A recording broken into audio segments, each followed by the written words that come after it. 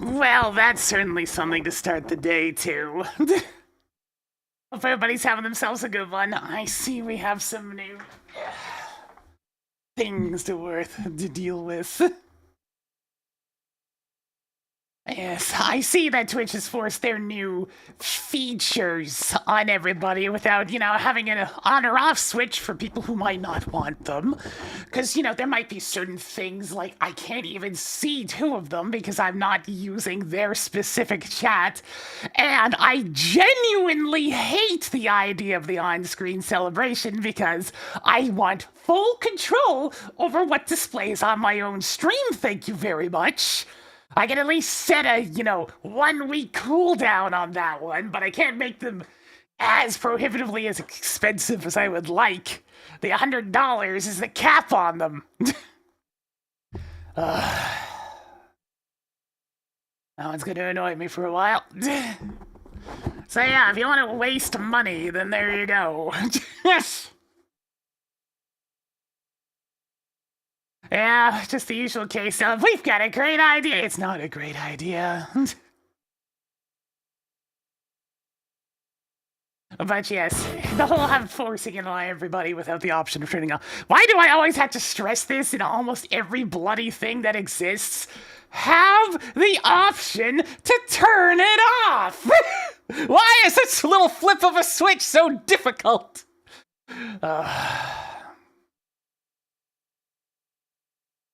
Hey, that's just me. Alright, let's go ahead and play some video games, though. Ugh. Companies, am I right? The shareholders, yeah, the shareholders, fuck them.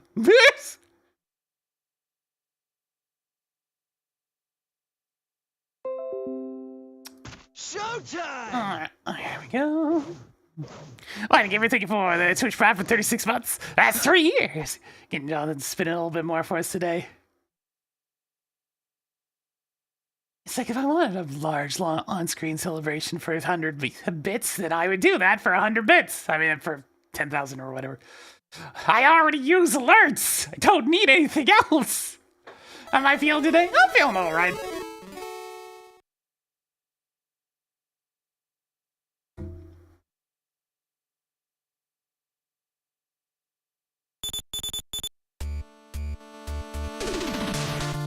We return to MAGMML3.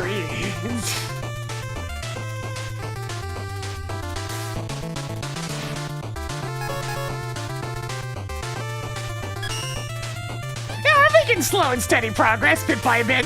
Actually, I almost have enough tokens to go ahead and take a look back at the casino, see if there's anything I want. So, let's get to it!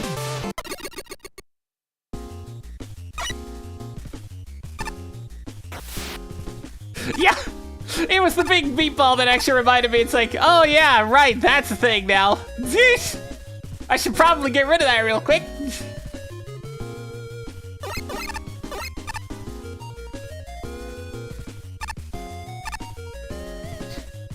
I think this place is safe to host a gauntlet in? This isn't exactly a swimming pool. You think humans can get down here in these simulations? Who's in charge of this place? Wiley.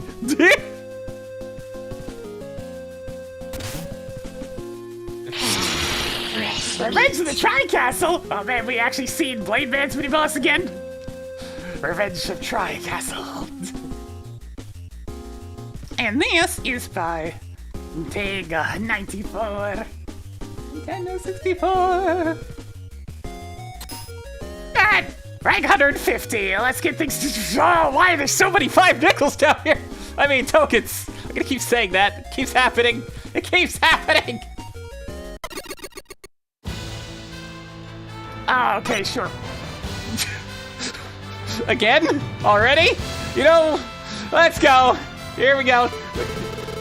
Okay, I have a full weapon selection, so that's different than last time at least.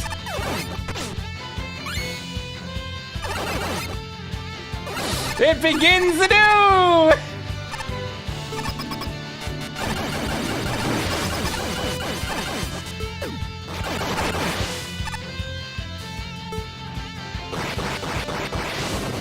Can I still kind of slide out backwards? Yeah!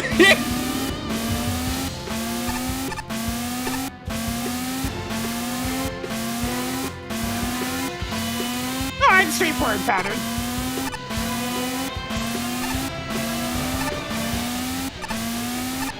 Also, the music is mixed too loud. Surprise, I know.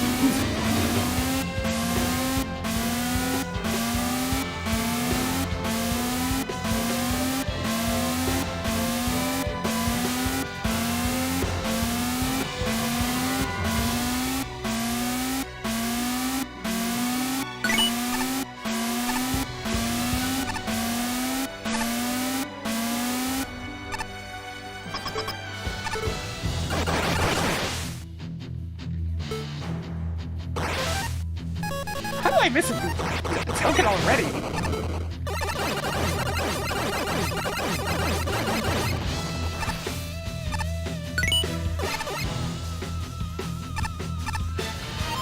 On the bright side, it means it's like in the very earliest screens.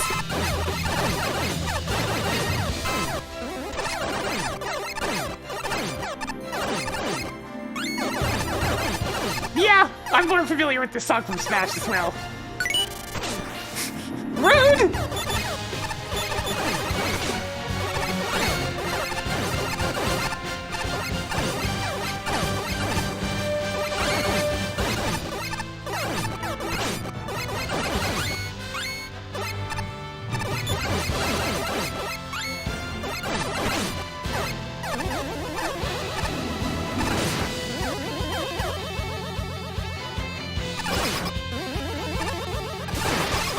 I mean, I can kill with the buster.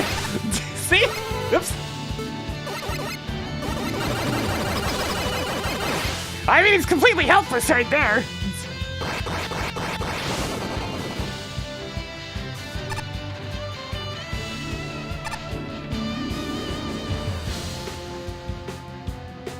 Oh, does that platform come back? Does that platform not come back? Gee, fantastic! And of course, you're stuck in the room! That's a big oversight!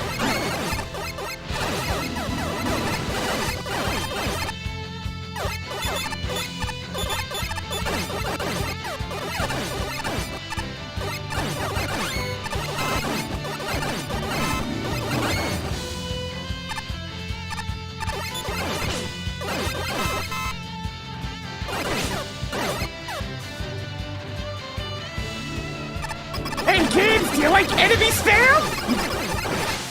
Cause that's the entire level so far.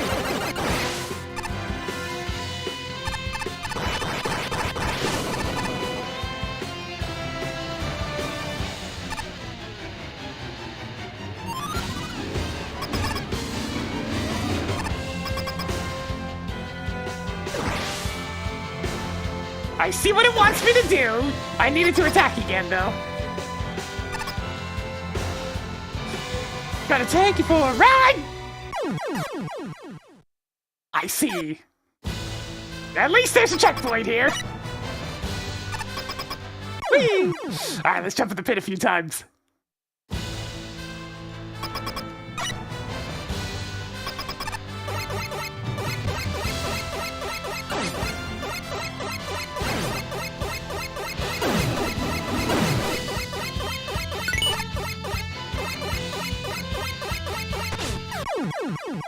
Wow, this is annoying.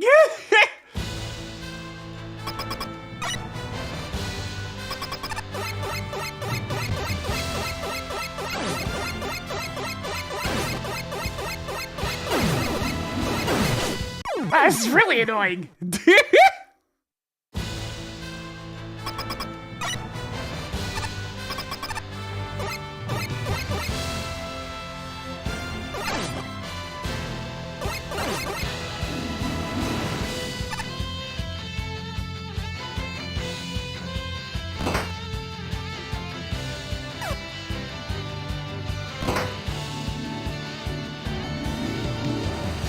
Yeah, the tokens are out of order as well.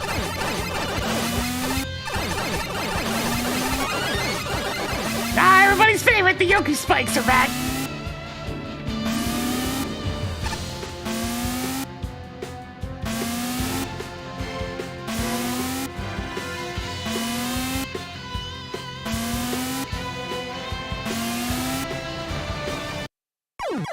I was wondering when that was gonna happen.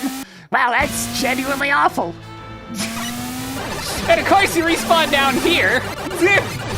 Oh boy, we're starting off with a real bad one today. Hey kids, do you like needless tedium?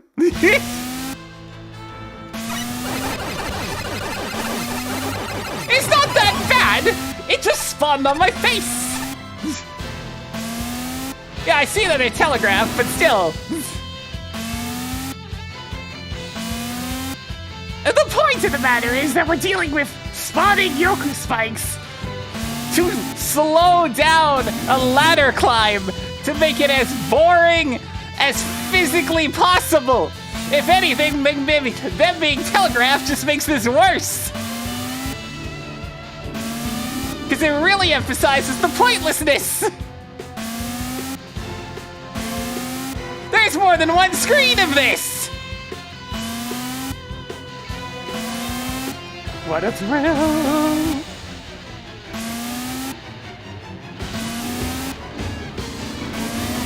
Gameplay! Really?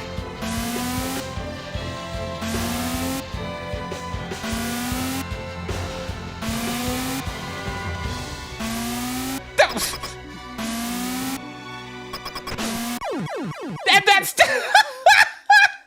What the hell was I supposed to do there? It's not like I could get out of the way of the spawning platforms. Wow, this might actually be my least favorite level so far. Through the power of sheer tedium.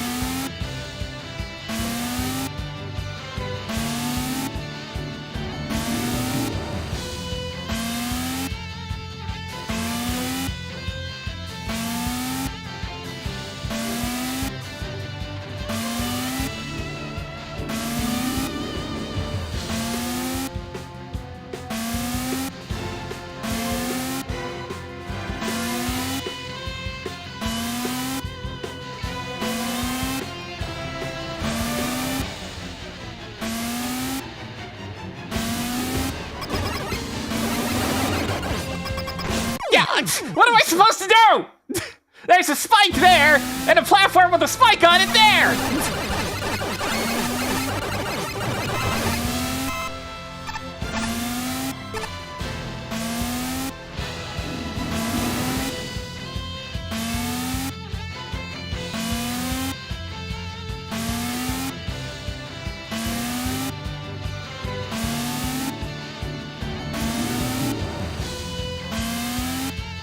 The problem is I gotta deal with the platform, because if I don't, then this freaking spike's gonna happen.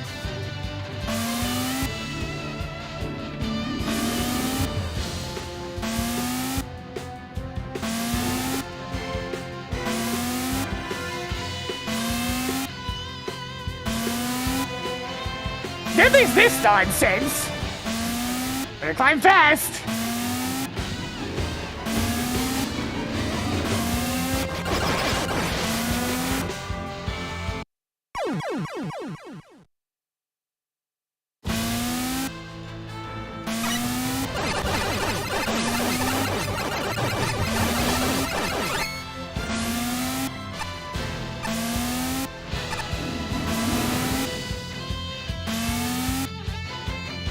How am I gonna get by those spikes afterwards anyways?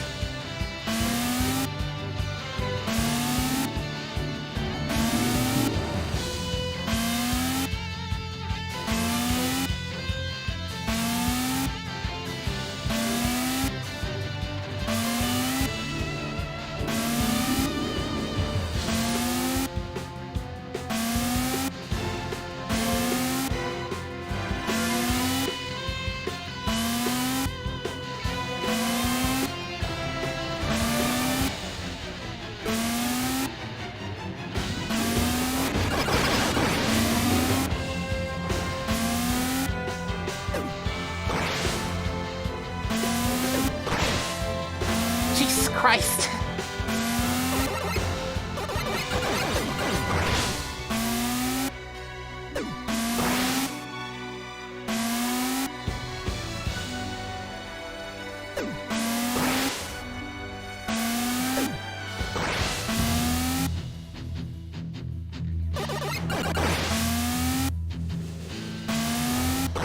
see what I had to do?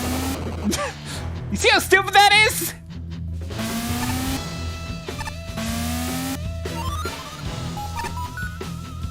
Oh yeah, and now underneath the one here is something. Yeah, fuck, right off with that one. The other one was death. This time, it's this. Hey.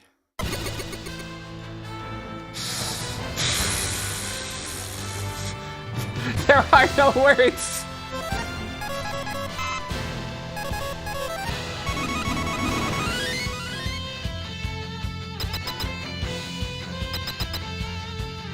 Are you allowed to go back in?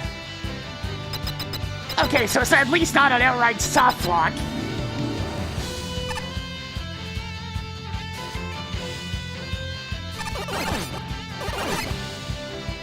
Now we have this! And that doesn't even go back down properly! Oh boy, there's a lot of decisions in this level!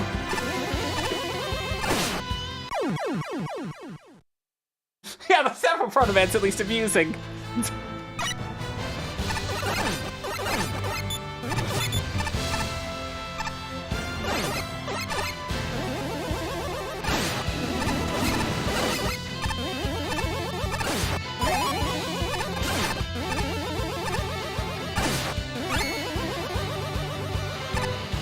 I have multiple tri-castles! Deal with them like the rest!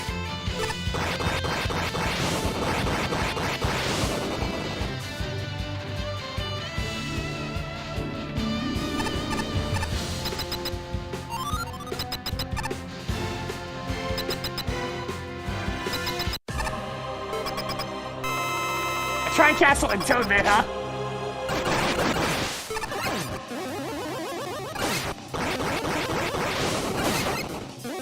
I mean, it's slightly different, Toad Man. He'll jump on his own. But he still can't attack. So at the end of the day, it's still just Toad Man. Just requiring a couple of extra steps.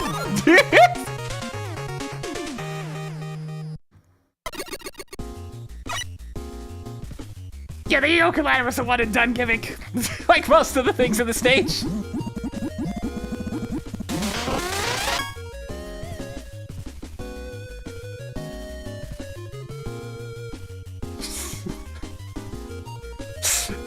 Damn, that is some harsh text.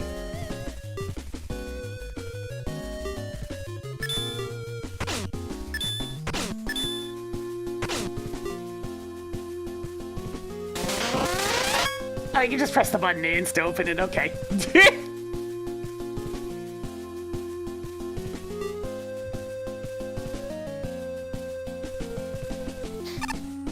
Alright then! I'm gonna lamb past this damn thing.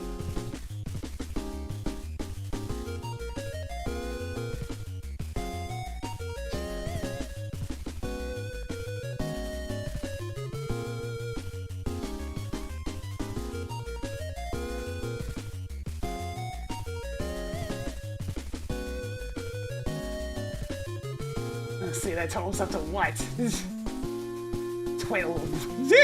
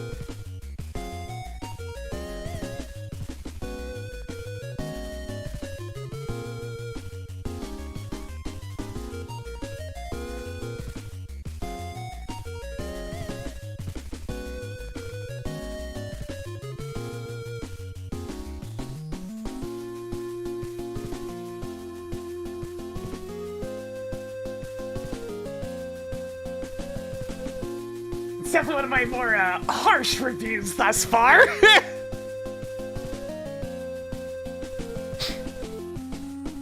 What happened? I was typing a review. Exclamation point MAGMML3 in chat. On the YouTube side of things, if you look in the description, the link to the spreadsheet's there too. I was writing my own blob of text before we move on to the next one. And by that I mean the judge's blobs of text.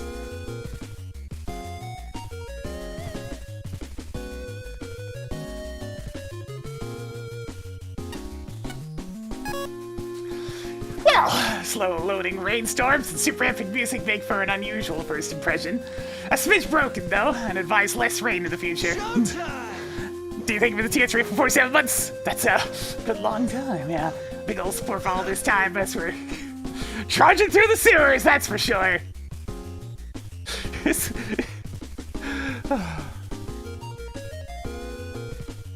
As for the level, I'll grant the many varieties of Tribe Castle is an interesting concept, and some of them, like Toadman's Castle or the Ride Over the Abyss, can be interesting ideas, albeit very awkward. It's a lucky thing that Tribe Castle struggles to Kaiser you. Unfortunately, the majority of unique ones are placed badly. Most of them lose their cannon fire to a roof, which makes them complete non-entities, and others, namely Twin Tri-Castle, are a bit of a mess to fight. Combine that with the rest of the level doing nothing memorable, plus a very dull visual aesthetic, and this largely misses the mark. That being said, there's one sticking point I had to discuss that goes beyond being just boring. The ladder castle was especially poorly executed. The fight has a ton of desync issues, which can make it difficult just to hit the thing, and if ladder castle hits you, you're dead! And you had to redo that entire super long ladder climb just to get another shot. It's excruciating, simply put, and I strongly advise anyone fighting this castle to break out Spark Chaser or Tornado Blow. It is unfortunately the most memorable part of the level, and combined with the other issues already present, it's a huge blemish on something that could have been interesting. Yeah, you missed the ladder climbing, guys. I did not have nice words for it. I don't think I've seen a level that goes from meh to frustrating for like this in quite some time. Everything starts off pretty basic, with the only major sticking point being a somewhat tricky jump required to get the token, and not fall into the pit afterwards. So far, it's nothing really worth writing home about. And then the platform riding section, and most of what follows happens. Using the Tri-Castle's platform is more than just a method of hitting the mini-boss is a neat idea. However, the execution here leaves so much to be desired. It's basically one straight shot peppered with a few enemies that are guaranteed to knock you into the pit unless you keep shooting, while also staying to the left of the platform to avoid hoo-hoo rocks from above. Immediately afterwards, we come to a long ladder section with yoku spikes, which, while I'm thankful for their indication via the yoku blocks on the side, it doesn't make this part any less tedious. Yes! Yes, that's the problem. You can broadcast them all you want, but it's just so goddamn tedious for no reason. And then we have the Tri-Castle fight at the top. It's this part right here that pushes the level overboard into becoming frustrating.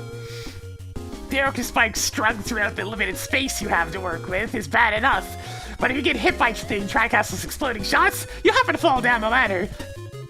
You die! And have to redo the entire ladder climb all over again. Granted, you can sort of cheese this with a combination of Magnetic Shockwave and Spark Chaser. It still doesn't change the fact that this part is overly punishing and quickly turns tedious thanks to the checkpoint placement. And after that, the stage just kind of fizzles out. Past that high point of frustration, the rest of the level doesn't really have any major noteworthy parts to it. Since the rest of the Tri-Castle don't add much to the segments they're placed in, they don't even do that much for the boss fight. And while I can at least appreciate the gesture of wanting to spice up Vanilla Toadman's fight with gimmicks to make it a bit harder, at the end of the day, that's a really tall task to pull off successfully, even for a seasoned designer. It is Toadman after all. He do be toadin'.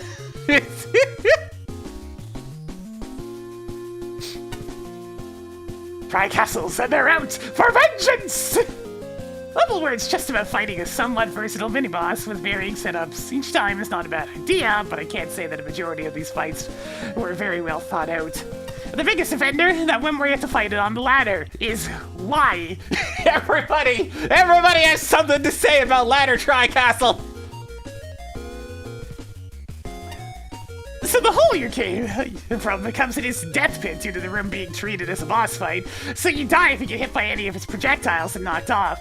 And if that's not enough, there's also the yoga spikes placed precisely where you had to shoot the other two eyes from.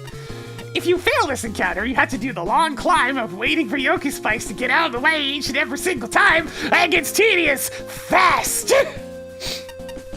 There's also that awful section where you need to ride on the Tri-Castle platforms across many screens where the small platform size pretty much means, you guessed it, instant death from any damage source knocking you over. At least that one is over quick if you know where all the hazards are coming in. The boss fight is okay, I guess. It's not offensive or anything, just Toad Man with a little more going on. A series of increasingly involved Tri-Castle battles is a fun premise. I especially like double Tri-Castle and teaming up with Toad Man.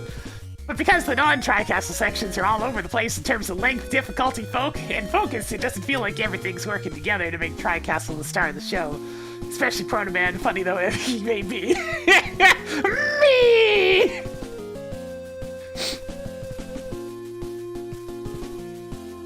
The bombastic music makes that even more apparent. Battles guarding a ledge are hardly epic. The visuals are functional but monotonous. I would have liked a progression from bright clear sky to dark ominous thunderclouds. There's also a more distinctive tile set to give it the level of a better sense of place. Rain appearing on top of the health bar is indicative of the myriad minor polish shortcomings. Riding a Tri-Castle platform to some other destination would be brilliant if it were A, clear that's what you're supposed to do, B, impossible to strand yourself by destroying Tri-Castle with special weapons. It's a good thing I noticed that that's what you had to do. And C, a more interesting payoff than standing around doing nothing for 25% of the total screen count. I'm sorry, but the latter segment has to be one of the most poorly conceived challenges in this contest. Damn! Spending forever memorizing the timing and placement of untelegraphed instant death across... Oh, you didn't notice the Yoku blocks? Flashback, no! No! With no distinguishing features whatsoever than fight a mini-boss that at the very least needs a boss gate at the entrance for safety's sake. I can only assume that Susie's wasting your time at the checkpoint or there to refill your magnet beam energy. It's a shame that these issues are so prominent because I can see a mini-boss-centric level being really successful. The creativity is there, and honestly, the challenge design is partially there. But much more planning and playtesting needed to happen. Yeah, he didn't get the telegraphing. That's very unfortunate. That makes it even worse. I'm gonna keep this fairly short. Most of this stage is mediocre. It's all very dull, rather ugly, and for the most part, it just exists.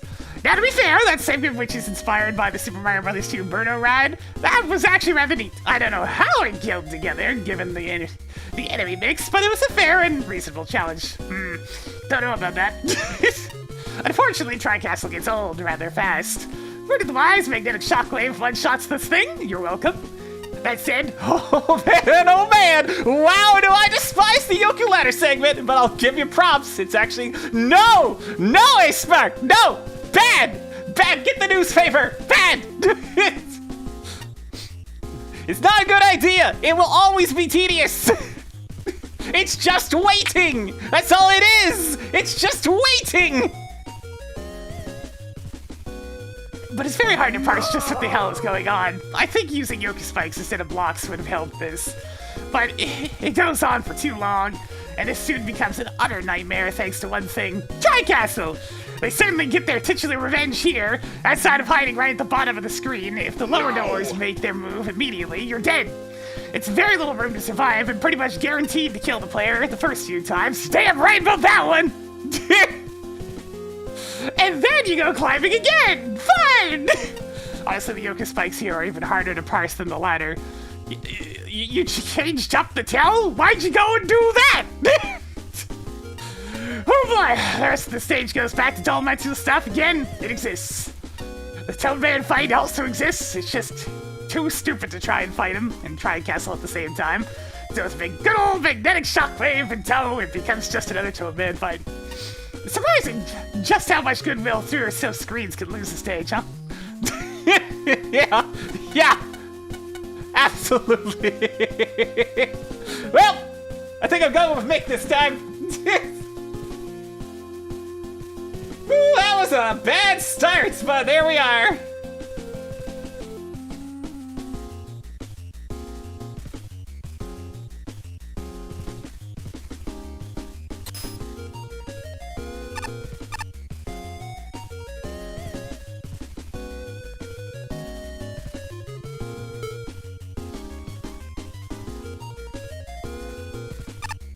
Alright, first things first.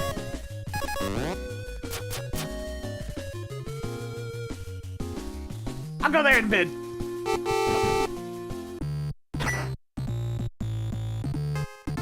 Actually, I'm not for sure. Can I just go straight to the store?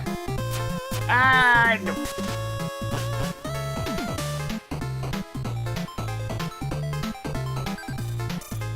Yeah, thankfully you don't have a like stage, but unfortunately... Sorry, Neil. I really want to finish up the sewer real quick.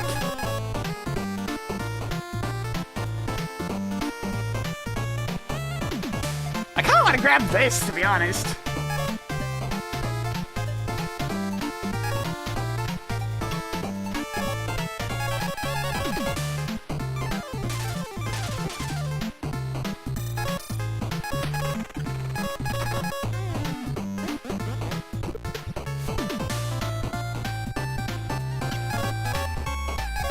Iframes on the slide actually sounds pretty neat, I must say. But I'm gonna get a mini-map just for coolness. Step Booster.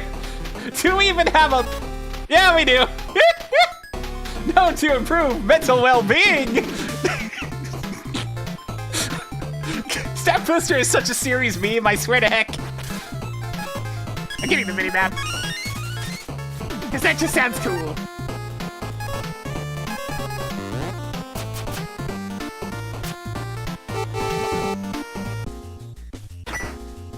Nice, it actually goes up there in the HUD. Oh, would you look at that? We got more stuff on screen. Yeah, Step Booster is from an official game. It showed up in Mega Man 8. And from that point on, Step Booster was a funny little thing. Discharge!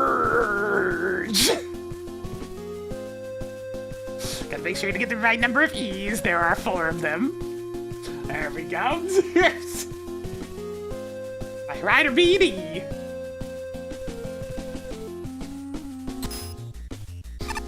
What's that weirdo?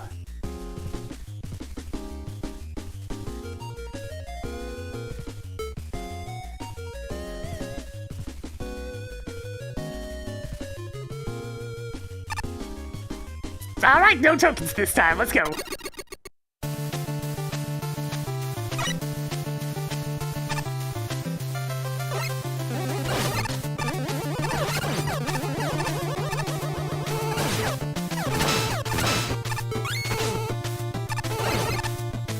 I'm somewhat concerned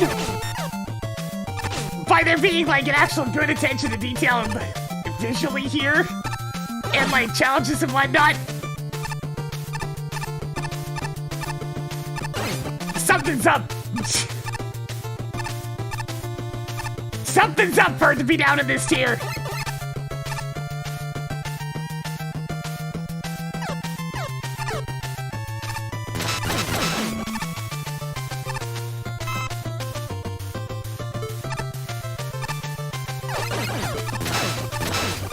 Yeah, 25% penalty is definitely so low. It's okay, I can save it, I just gotta... No. It's a lot harder to just jump and place a magnet beam and immediately land on it in this engine. Because it doesn't snap out at the same time as it used to.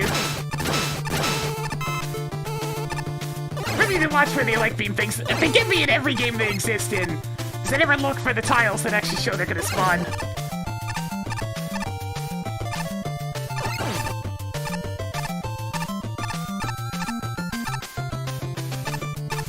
Called Rock Band in Japan because his sister's name Rock and Roll. Just like Protoman's name Blues. The entire series is music puns!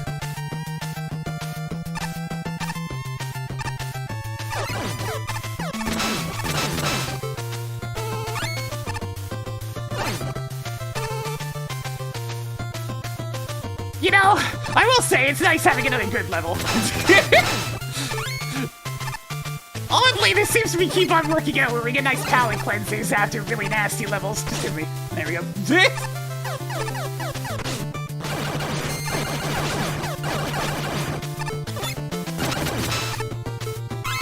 Oh, it does fall on my palate. That's cute. I've been feeling a lot of these big jumps lately.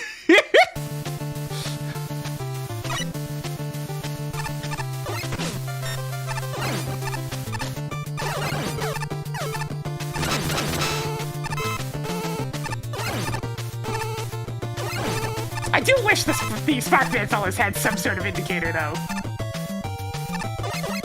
They're just kind of appearing out of the wall.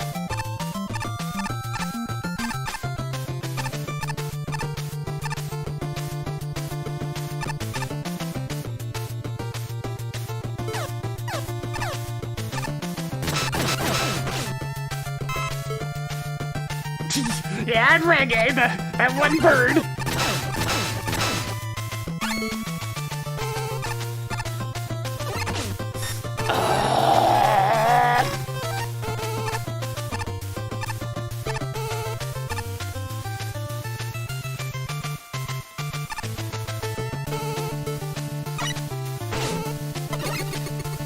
I saw one twice as fast. Forte means loud, essentially. And how there's double forte. There's even triple forte in this forte. Which is medium loud.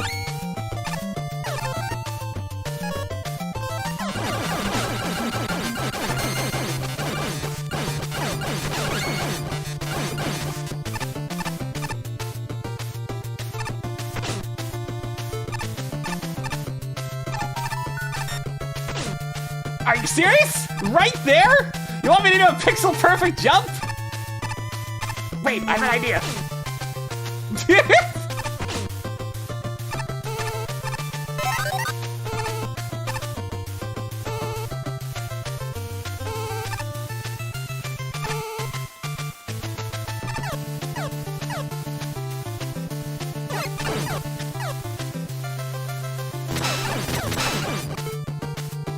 Wait. It's a shortcut unless you go this way. Because now I can't go back! So why is that screen scroll allowed? Because now we're back here!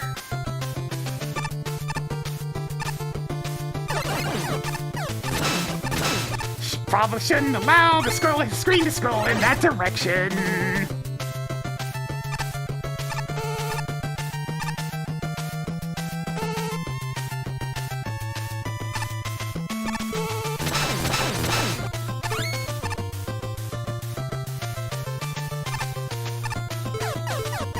I really found a good way to deal with these guys.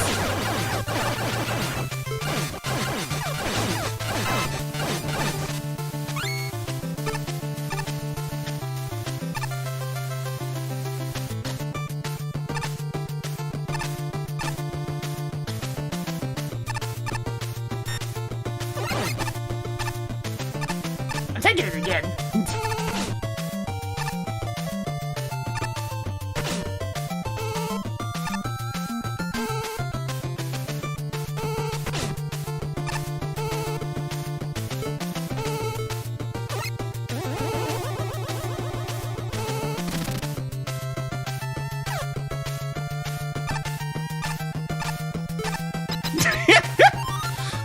So, does this stage actually have a mid-level checkpoint at all? Like, did I just shortcut past it?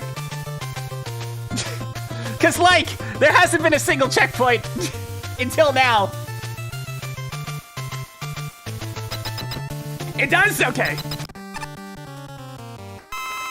So who's this guy?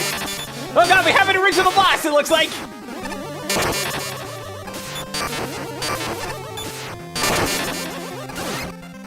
He spends most of the fight invulnerable. Oh, baby.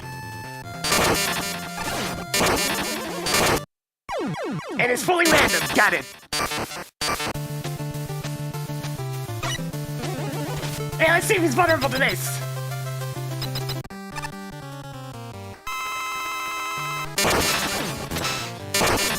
Ah, laser time, my beloved.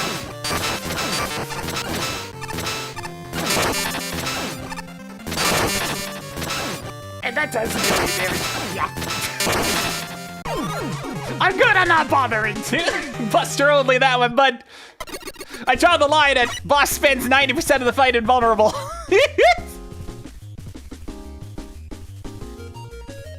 It's cool that it's there, though. It's one of those things, definitely getting the bonus points for having a custom boss. And it's fully functional. I mean, the boss is tedious, but I mean, cool. Alright, this one's gonna score pretty well, not too surprising, because, you know, it's mostly got smacked by being too late. And something tells me the custom boss has something to do with it.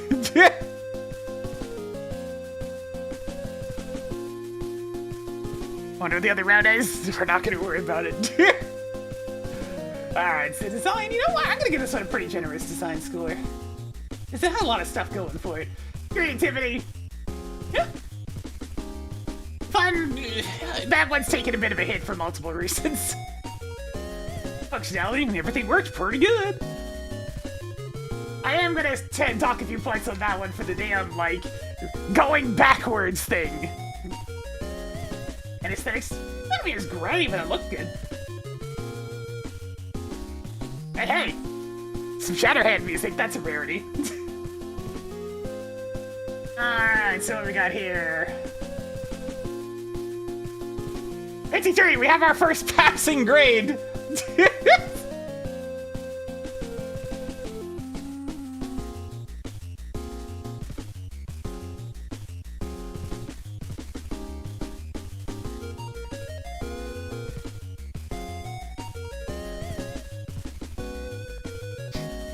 Okay, lots to talk about with this one.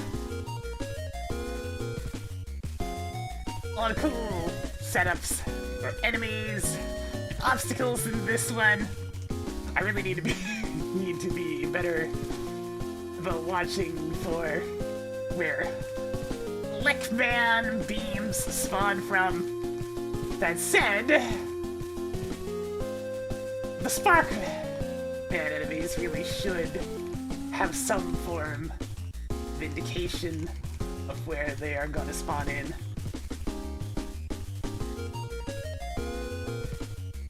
I ended up skipping a portion with shortcut. Though that said,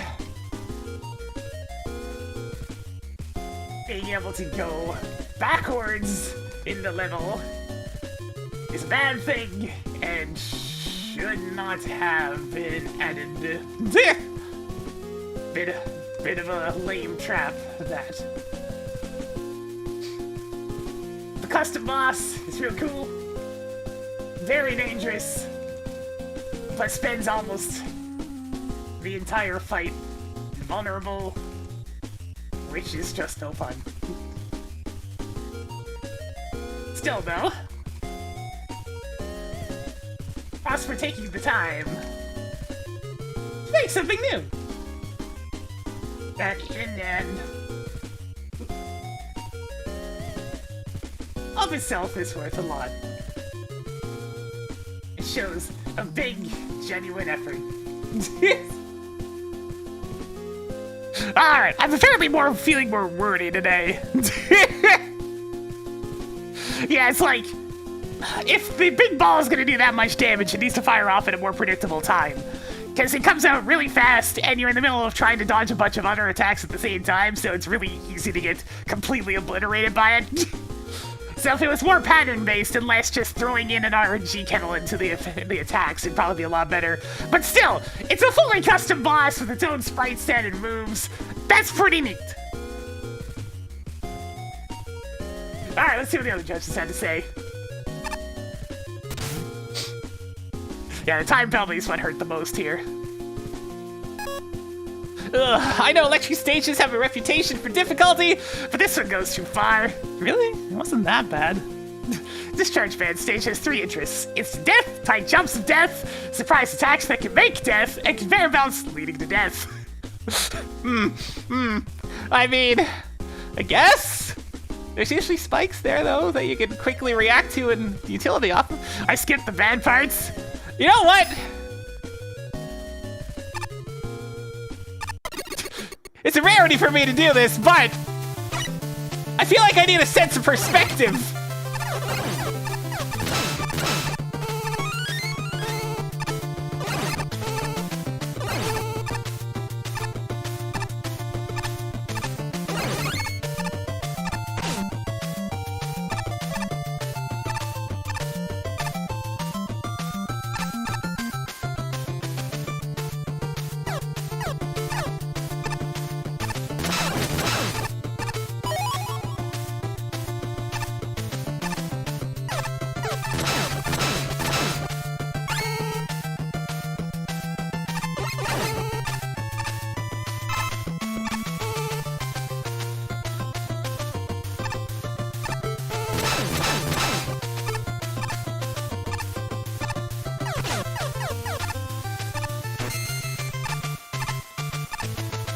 Man, it goes a lot faster when you know what you're doing, huh?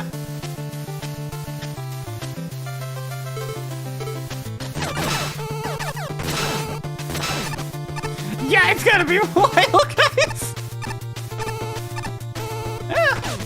You gotta be... Oh!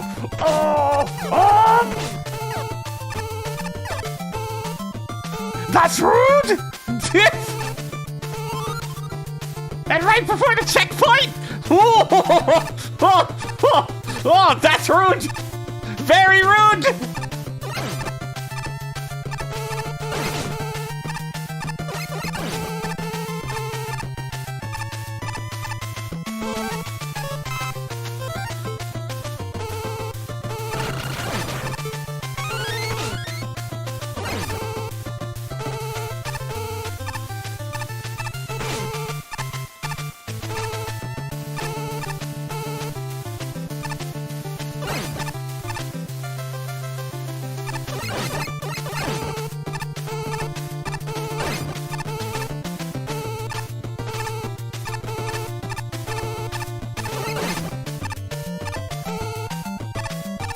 That's a tight little jump.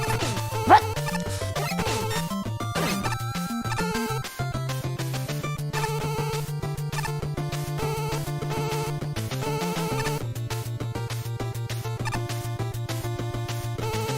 I see it.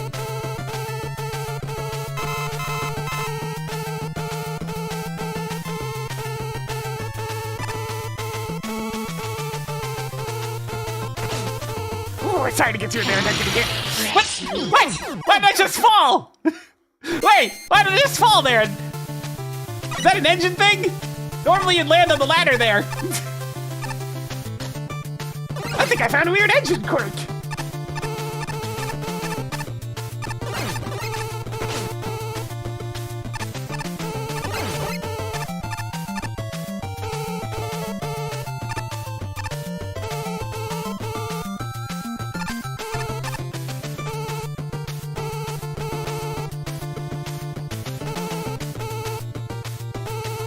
Yeah, because I was expecting it to behave like the normal Mega Man engine, but Apparently that was a mistake. I wonder if, like, that's what those things have to be like. Is that a level thing, or is it the engine?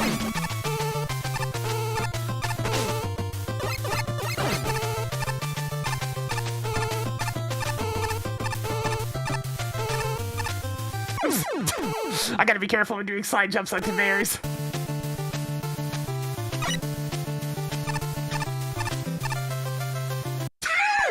And sometimes, you know what? I'm noticing something from these levels. I have a very big weakness to making jumps while moving forward.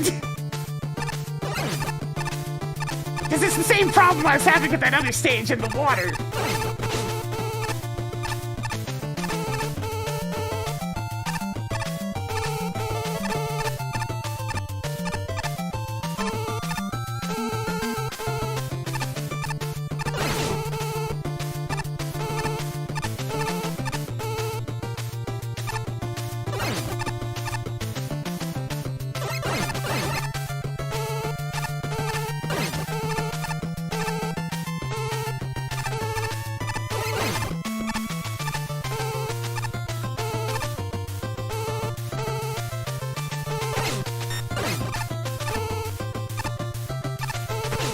Honestly, the Sparkman enemies need to have an indicator is pretty much covering the majority of this.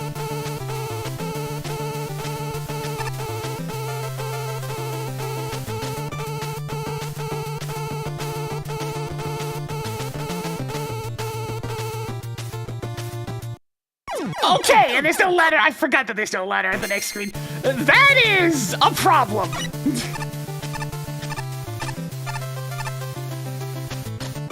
That's the only thing I can go to so far and be like, yeah, that's not good. That's bad.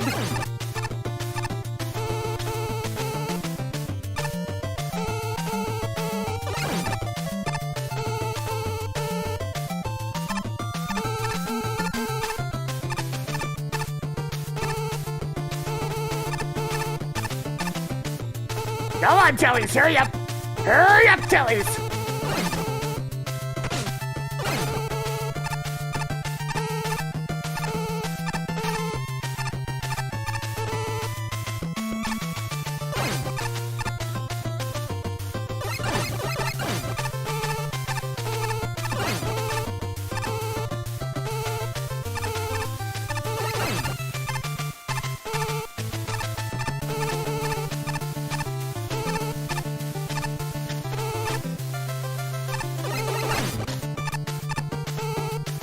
Yeah, but the minimap. I just figured it'd be a cool little power-up, and it is!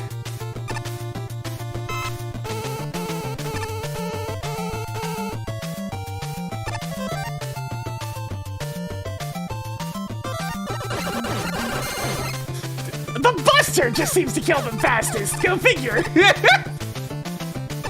Not Magnetic Shockwave, not Laser Trident. The gosh darn Buster.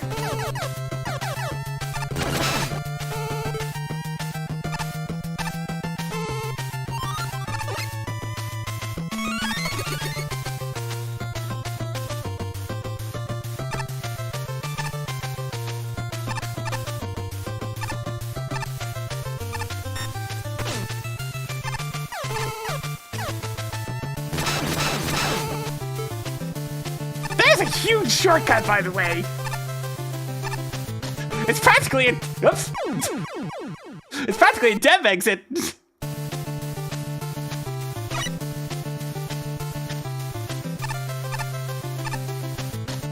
Oh, those spikes, those are reactable.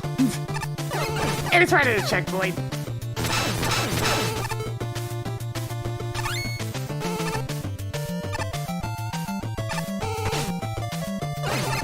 Oh, that's got a few things to time up there. Oh, and he's funded. Nice. Got him with the old Mega Man 2 strats. Okay, there might be a few too many enemies in this room.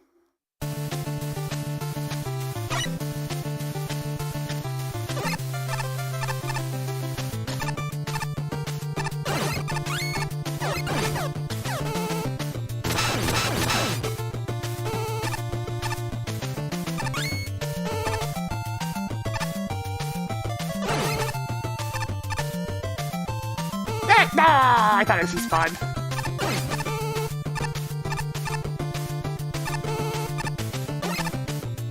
This one in particular, there's a lot that has to try and line up at the same time.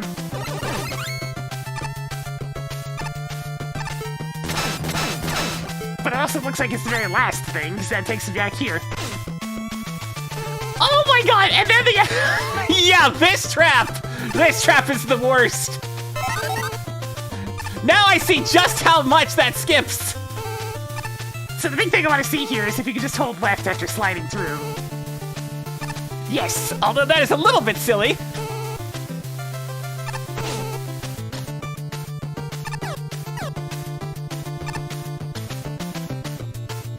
Alright, we've now seen the whole stage proper.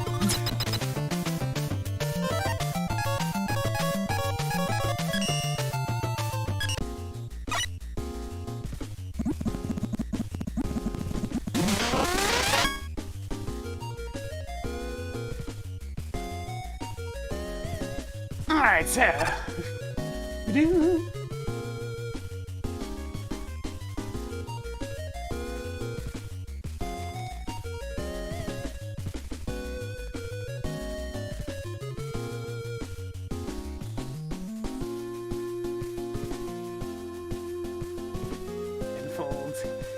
latter half. Also, maybe a few too many of the electric gate enemies in that last Bayer section, as it causes way too many things to need to time correctly to avoid damage. I don't really feel the need to revise the score at all, though. Just a couple more comments. Alright, now that I got the perspective on that one, I can see how people get a little bit more frustrated in that second half.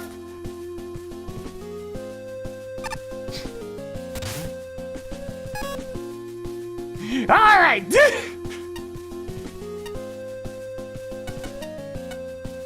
Let's actually see what's going on. The challenges are doable, but they're all high punishment paired with sparse checkpoints, meaning a lot of retries. Also means there's not a lot of variety, so the whole level blends together. That's not to say the level's thoughtless, as it definitely tries to do interesting things with what it's got, such as a slide tunnel up dodging lick beams, or having 2 different varieties of electric gabules. But when nearly every section kills you on failure, the majority ceases to be memorable. The only exception is when the levels go for cheap tactics. The elections are one thing, as they need a better telegraphs, or really just telegraphs at all. Yeah. There's also an invisible spike or two, which I really hope is an accident. But the real issue is the power-up traps. Ye goodness! The lone 1-up met serves no other purpose than to waste your time with a risk And the Yashishi sending him back to the beginning of the stage for sliding a pitch too far is cruel and unusual. Thankfully, this is a shortcut partway through, which I also figure is unintentional. The tanks of the stage don't have any nasty traps attached, however, it doesn't do enough to alleviate the frustration from anything else. After all that, Discharge Man is an improvement? Somewhat. I love the establishing shot of his boss gate, and I'm so glad the level has delivered on the boss fight it promised. It's a pity that the boss himself is a mixed bag. The main problem is typical shield issues. Discharge Man spends too much time behind that barrier for how much damage he does. Combined with his speed, the end result is about as frustrating as the main level. But then he discovered that every weapon except Thunderbeam and the Buster ignores his shield. What? All of them? All of them? Murdering him an odd issue. On one hand, the surprise breather is nice. On the other hand, it really feels like he's just punishing Buster usage, not rewarding intuitive weapon usage. Still, he's better off than his level. A little rebalancing and I think he'll be fine. Let's get the good out of the way first. The aesthetics here are pretty decent. There's nothing visually outstanding or unique, but for the most part, everything looks and sounds alright. Hey, yours was fine. There was a lot of cool stuff, like when you were towards the top of the tower and you had a little peek of the outside. It definitely captures the sort of Shatterhand aesthetic as well, based on the background music. Unfortunately, that's where most of my praise for this level ends. The actual design of this stage is very rough. Once you get past the first hallway, a lot of the remaining rooms feel too cramped and cluttered for their own good. The tiny sections wouldn't be that bad if not for the fact that nearly every platforming challenge is surrounded by spikes and pits. I guess I have a higher tolerance for this sort of stuff. Maybe that's me. I also didn't play 200 levels yet, so there's that too. The frustration factor is very high here, partly due to the lack of checkpoints, but more so thanks to the sheer amount of gotcha traps. The Elections are among the worst offenders, since they pop out of thin air and tend to appear while you're in mid-jump, that's true. Yeah, remember there's levels that also didn't get submitted, didn't get added to the list and probably had revisions and whatnot, and they had to play them multiple times! Another one comes in the form of a fake 1-up, which is placed in such a way that you're guaranteed to take a hit if you go for it. The spikes surrounding it would also be a problem if 2 spikes to the right of it actually had any collision. That, along with a set of invisible spikes at the end of the hallway later on, is where the functionality took a hit. However, the worst moment of the stage has to be involving the one the one involving the Ashishi at the end. If you slide through the gap to collect it, you'll end up transitioning to a much earlier screen in the stage.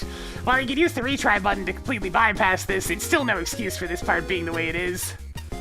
Beyond that bit of frustration, not much else of this stage has actually stood out to me in the end. Since the level doesn't evolve beyond slightly different variants of dodge react to this or get punished into instant death, most of it comes across as pretty samey and boring after a while.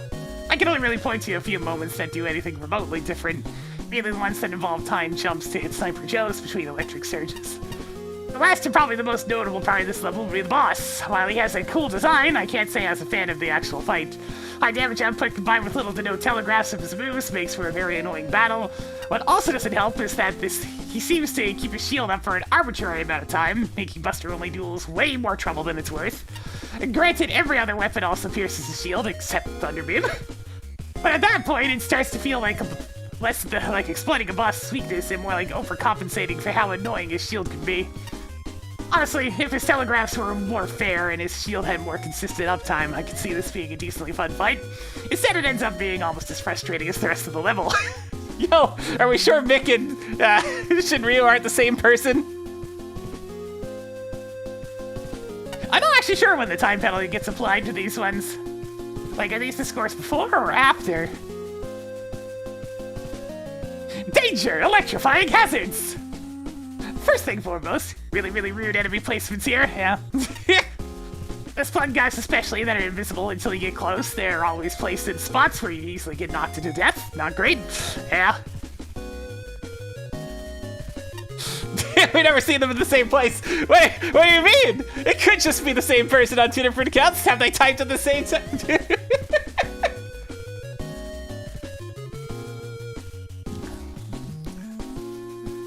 It gets quite nasty near the end as well, with the telly spawns and electric beam traps being in the way, and the conveyor belt means one hit and you fall. Strange shortcut with the secret that isn't too hard to notice. I guess it does let you skim the nasty final section and straight into the boss, but it's weird that it's there? There aren't any collectibles to get in this level. Stage is thankfully short enough with the semi-rough difficulty. Guess it's to be expected as an electric theme Robot Master stage. I thought it was a pretty good length. I wouldn't call it short necessarily, but at the same time, it might have something to do with the perspective of how long some of the stages get in this contest. I do enjoy the use of Shatterhand music. Good choice there. Pretty good mix and match with the MAGMML3 tile sets there too. And I like the dark blue background paired with the yellow caution tiling color scheme. Discharge Man himself couldn't do without the whole being shielded for a long time deal. It's a fine boss otherwise. If a little punishing on the damage department and the ear department. That sound is gonna be in my nightmares. I wonder if she's trying to go for the of the thunder beam Of the elect band beams. I really like his sprite work though. Very stylishly designed. The aesthetics are definitely the highlight of this stage for me. If you're gonna catch the player off guard, do it in a way that's relatively harmless. See the first fake floor in Mega Man 2. Or that makes the player suspicious before the trap is sprung. The first kill. The curse camouflage patels in Mega Man 9. Hey, those got me good the first time. I was in a state where I really needed those one-ups, and then it got me. I'm on board with the surprise spikes at the bottom of a fall, because there's enough time to react, but especially when checkpoints are so far apart. Elections need clearly marked spawn points, and Elect Man blocks need a more gradual build-up to becoming brutally sneaky. I'll let the other judges rage against the Shishi trap, which might have worked if the big shortcut back to the room were more convenient. Just that moment of, you know what? Everybody else is gonna get mad at this one. I'm just gonna move on past this one. Take away all the gotcha moments. There's a lot of coherent theming, energizing music, tile sets that look great together, nice use of sky, and several interesting challenges that combine tired old elements in fresh new ways. I appreciate the need to really examine your surroundings and keep track of multiple hazards at once. Although this level caters too much to one particular playstyle, take it slow, use the buster except in the toughest situations. It's satisfying to play this the right way. It's almost satisfying to fight the boss. All the individual attacks are good. I especially like the short hops and small projectiles. But the randomness is sudden and brutal, and the fun fizzles due to excessively long and frequent periods of invincibility. Yes. I also managed to get the boss stuck jumping endlessly in the corners. So that was an engaging fight. Well, damn, all right. Additional playtesting and polish would do a lot of good. Visually and functionally consistent spikes, unmistakably distinct pits and vertical transitions, especially at a twisty level like this, and more consistent use of ceiling shadows are a few smaller examples of where things can improve. Fairly positive overall, honestly. But exact same score between these two, alright. Oh wait, never mind, I was looking at the overall score. Never mind! Meet the first level that had me swearing out loud. Are you shitting me? I said that out loud! Congrats on that achievement! Was it due to the Yashishi or the Elect Man? Or the Spark Man enemies, I wonder. The level itself is your average electricity-themed stage with an electricity-themed robot master. The design is, at best, just kind of average. Nothing too impressive. Wow, high standards. Nothing too memorable. A nice piece of music, a few portions where you really had to be paying attention. Almost overabundance of Sniper Joes. But you did manage to be memorable in one way. They're the dirty moves. Enemy spawning literally out of nowhere. Check. Spikes littering the floor of the screen below as you drop. Check. A boss who's invincible for most of the battle and said invincibility is turned off by the RNG gods. Check. Whoa! A boss who also has attacks with an absurd damage output. Check. A bloody trap that sends you back to the start of the level. Check. Yeah, okay. I think we know which one caused the swearing. You get unintentionally stuck in dick moves! What with pits not being indicated as such and even invisible spikes in places. See, any one of these things would be bad, but all of them in the same level, sheesh! So you annoyed me. That annoyance persisted every time I'd go back to this level. I'd clap my hand to my forehead and go, oh yeah, there's that dickish thing again. This level's a mess, and yes, I even found the skip, and that goes straight to the boss. Too bad I didn't like the boss, I guess. Damn, alright. I'm not sure who I'm actually gonna go with on this one. I think Flashman, honestly.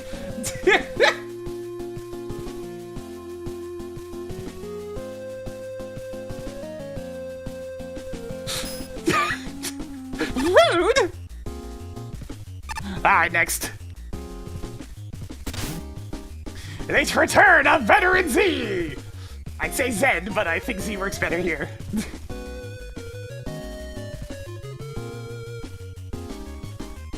The Mega Man. I am off my home row keys, big man. I look down, there's a whole bunch of random characters. It's like, yeah, Home row has been left.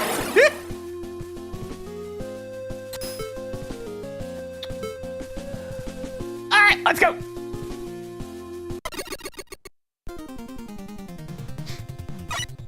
How does this keep happening? Why are there so many skip portals? Why are there so many skip portals in Tier 3? Alright, here we go. You!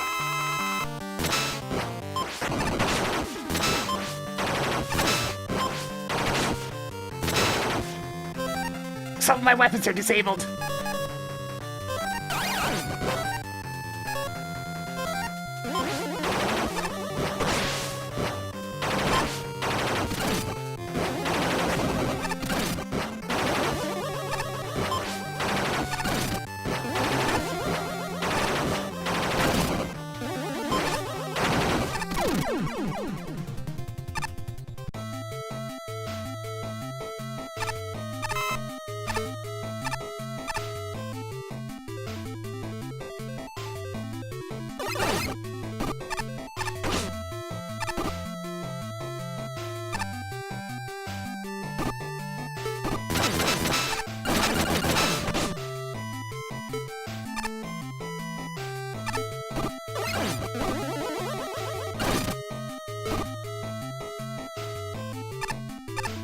Can I at least have a checkpoint? No? Alright then, time to chug!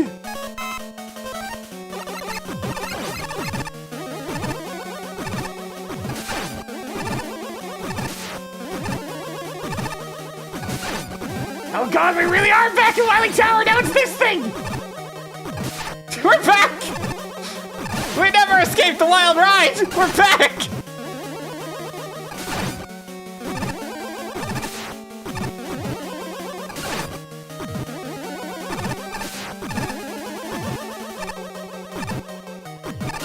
The ride never ends!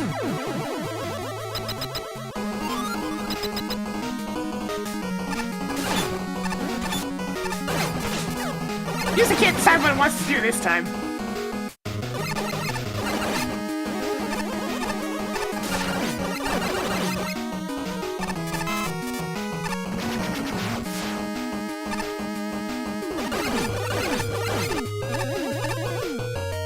Hopefully it stays on this song for a while. This is the best one so far.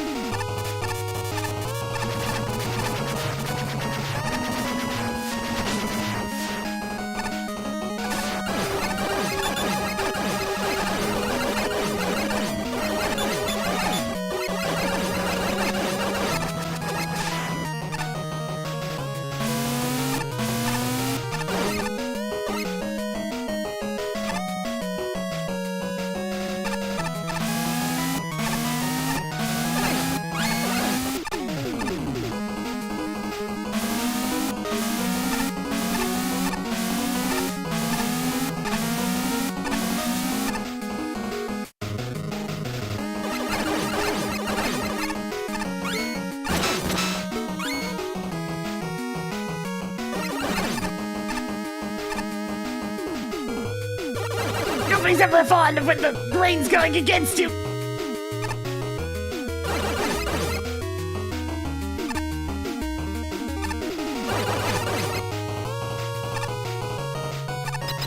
Over here.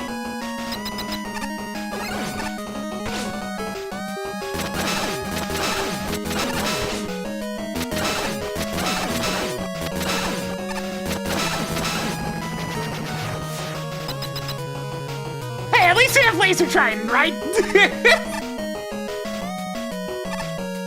Okay, the minimap says go down, so down I shall go.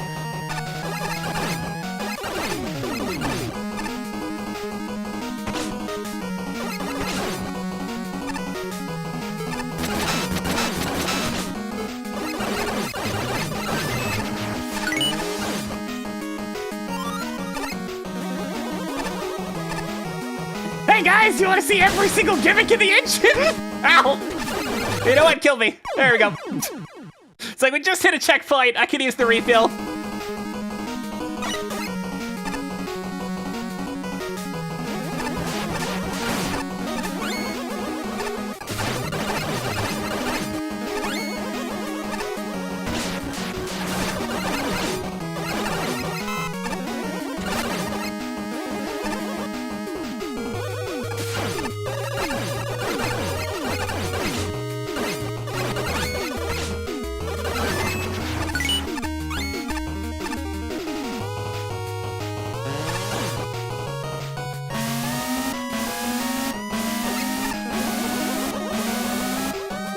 Wait a minute, I really need to kill the hologram because I can't see the spike. Oh, that's mean!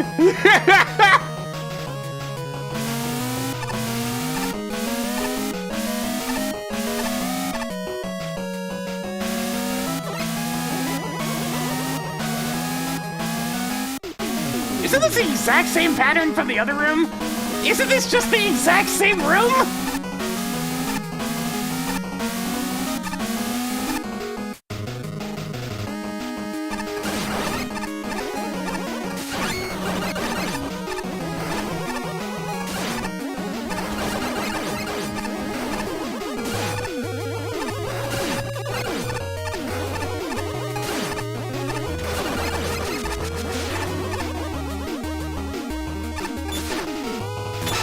Darn.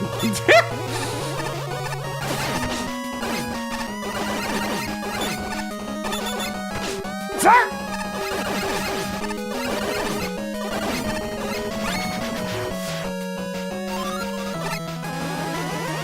Oh no!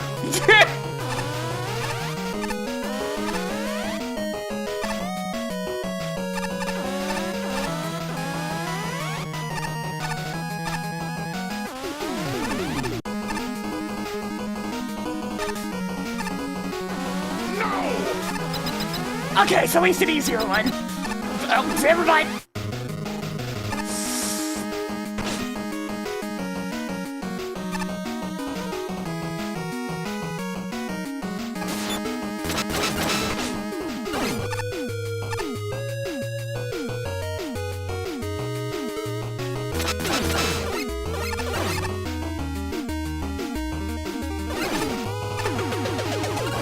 That's what I was hoping for. Okay, good. What? Thunder Beam?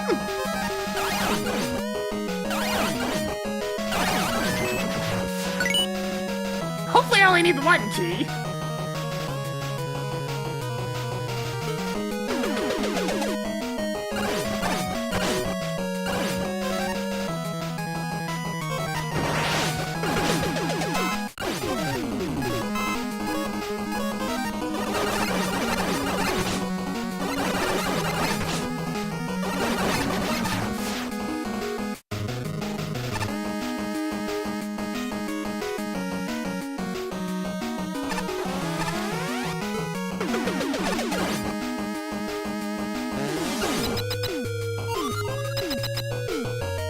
I have exactly which weapons I need, at least.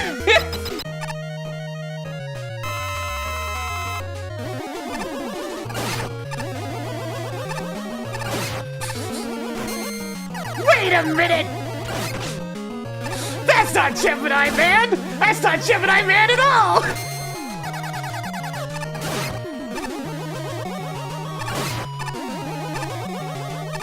It's freaking Flash Man!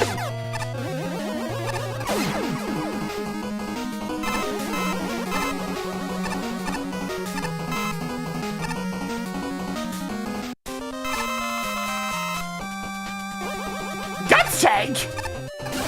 Oh no! He's in a guts tank! Whatever will I do?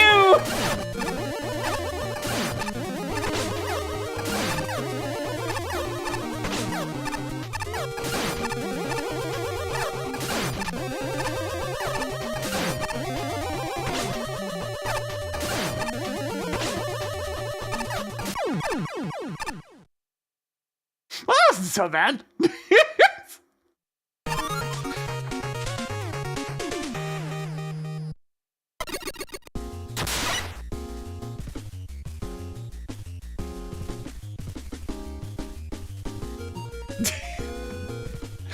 Why to skip? Probably because a lot of those sections would be very difficult for a lot of people.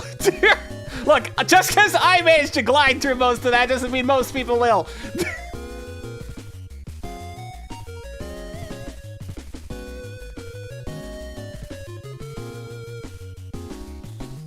You want to see what the skip teleporter says? Alright, sure!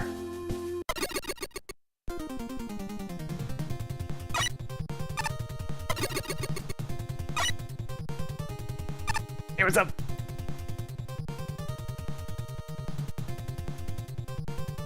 I kind of lack checkpoints. It's a little bit long already, but if you die, you're getting sent a ways back.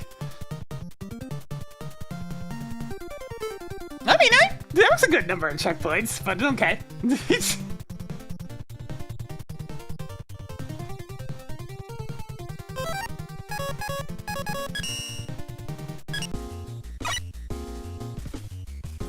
Alright! Yeah.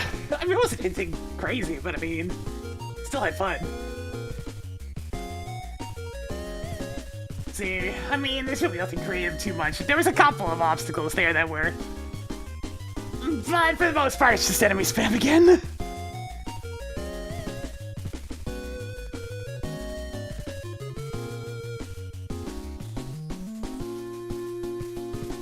Everything seemed to work just fine. Or maybe one or two more checkpoints would have been good. Maybe some more power-ups. Aesthetics, definitely nothing to write home about. I'm gonna give it a 5. Well, let's see what we got. Calculating. Calculating. 32.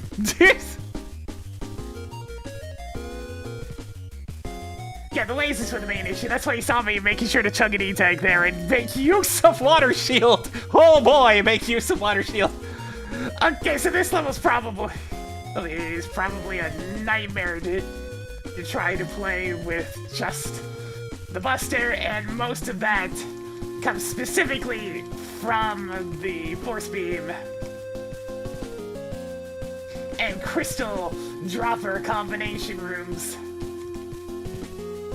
Without using Water Shield, those would probably be absolute insanity to hope everything times up perfectly while you are also being harassed by multiple enemies, including homing missiles from from the two squids at the top. I did not have too rough of a time with this one. That is because I made use of what weapons were given. Not the wildest stage in terms of ideas or design. I had an okay time.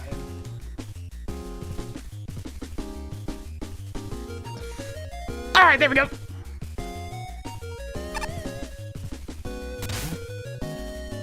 Oh yeah, I suppose I'll leave a small bit on that. Also the usual 100 ideas and 99 of them only show up once. There we go.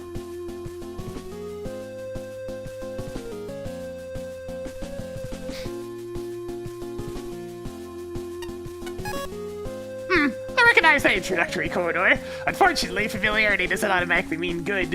On the plus side, this will has a nice aesthetic variety. Yeah, it all feels generic, but it manages to avoid being terribly boring. Likewise, Veteran's End is a halfway interesting fight. Sure, he's just Flashman followed by a Guts Dozer, but that gives him a degree of uniqueness that isn't always present in dev kit reskins. No, I haven't gotten to the pagoda yet. I will after this boss, though. Unfortunately, Veteran's End is behind a long level with a ton of bloat to get through. The core issue is the sheer amount of things in here, creating a strong quantity over quality feel. Yeah. The rain and the quicksand sections stick out a little more, but that's due to their penchant for cheap shots or alarmingly easy deaths, thanks to a lack of proper telegraphing on the cases. The rocks those brown bars are not consistent markers. I also remember that key climb with a double squid on before the boss fight because it felt a tad excessive. And there was also a difficulty curve mishap with the squid on. The conveyor one felt noticeably harder than the quicksand one. Otherwise, this was long, padded with filler, and overall very generic. Speaking of excess, though, there's a good 11 different bosses / mini-bosses in here, plus a metric ton of spikes. And we have 4 checkpoints in the entire level. That combination means that this isn't very fun right from the outset, with fake difficulty that pushes things a bit too far for my tastes. I'll grant this isn't horrifically dull, but I can't say it's good either. It's a bit more intense than I'd go on this one, but that's just me. This feels like less of a fully fleshed out level and more like a segmented showcase of various gimmicks and enemies. Yeah, that's about right. Sadly, that ends up making this stage pretty indistinct in the grand scheme of things. There's only a few parts of this stage that actually stood out to me. The ending section with the gut slave platforms and crystal generators was one of them, as it's the only part of the level that combines gimmicks, even if the lifts and crystals in the first room weren't really synced up that well.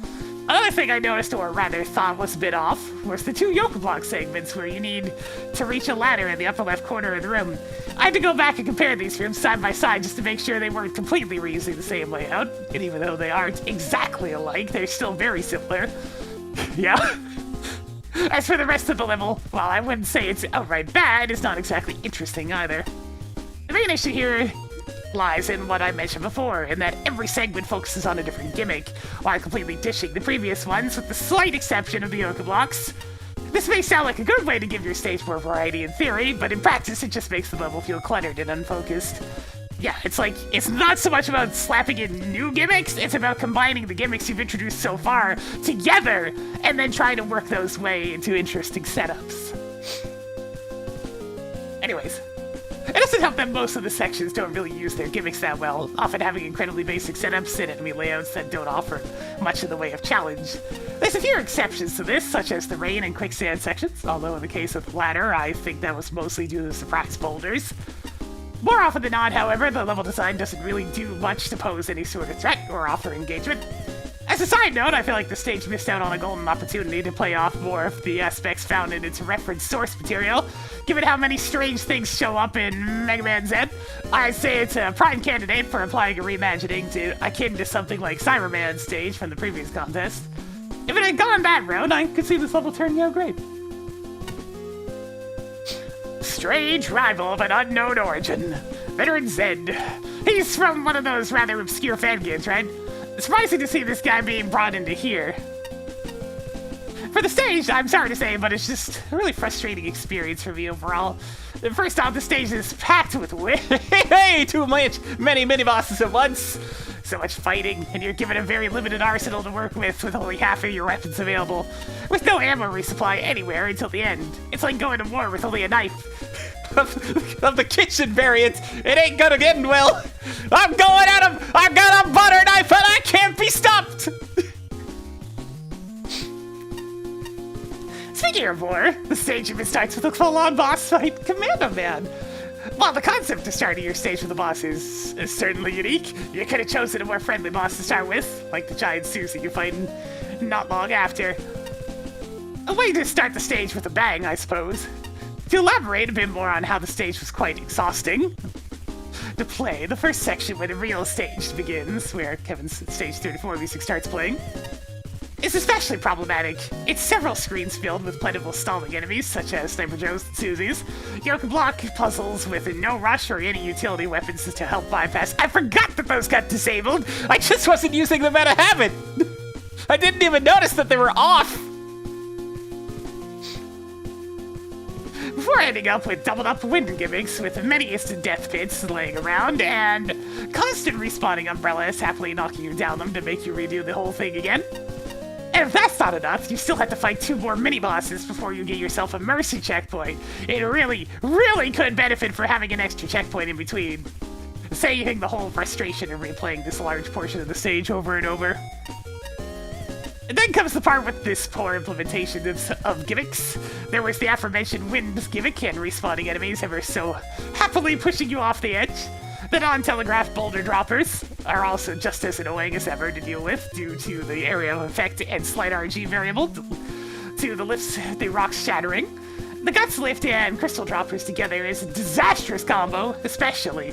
The platform itself is too narrow for Mega Man to dodge the double-layered crystal drops. Yeah, probably only needed 1 on each of those. The 2 elements also rarely synced up for any jumping window, making the whole section essentially a bunch of waiting time, and unfun to traverse, so let's just throw in 2 more of the Squidemy bosses at the end of the section there. And also make you do the beginning lift flash crystal jump 1 more freaking time to get to the key door. Watch out for the laser and pit in that same room or do the whole darn thing again. Patchy's not happy. Patchy is not happy. Watch out.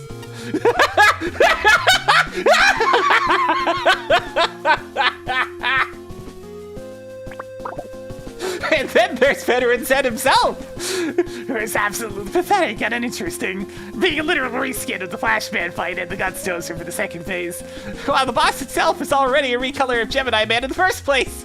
I guess that's the whole joke. Why did the stage start out hard and end with being so easy? Am I playing the whole stage backwards this whole time? Is this supposed to be a satire reflecting on the quality of the game, which this gosh diggity darn boss originated from? I'm left with so many questions! Look, the way this is typed out, this is somebody who's partially losing their mind. It was time for a ridiculous laugh. I'm of the opinion that every level should tell a story, whether that story is told through gameplay, aesthetics, dialogue, or a combination of elements. There should be a clear thread leading the player from premise to conclusion. This level tells me a story, but I have no idea what it is.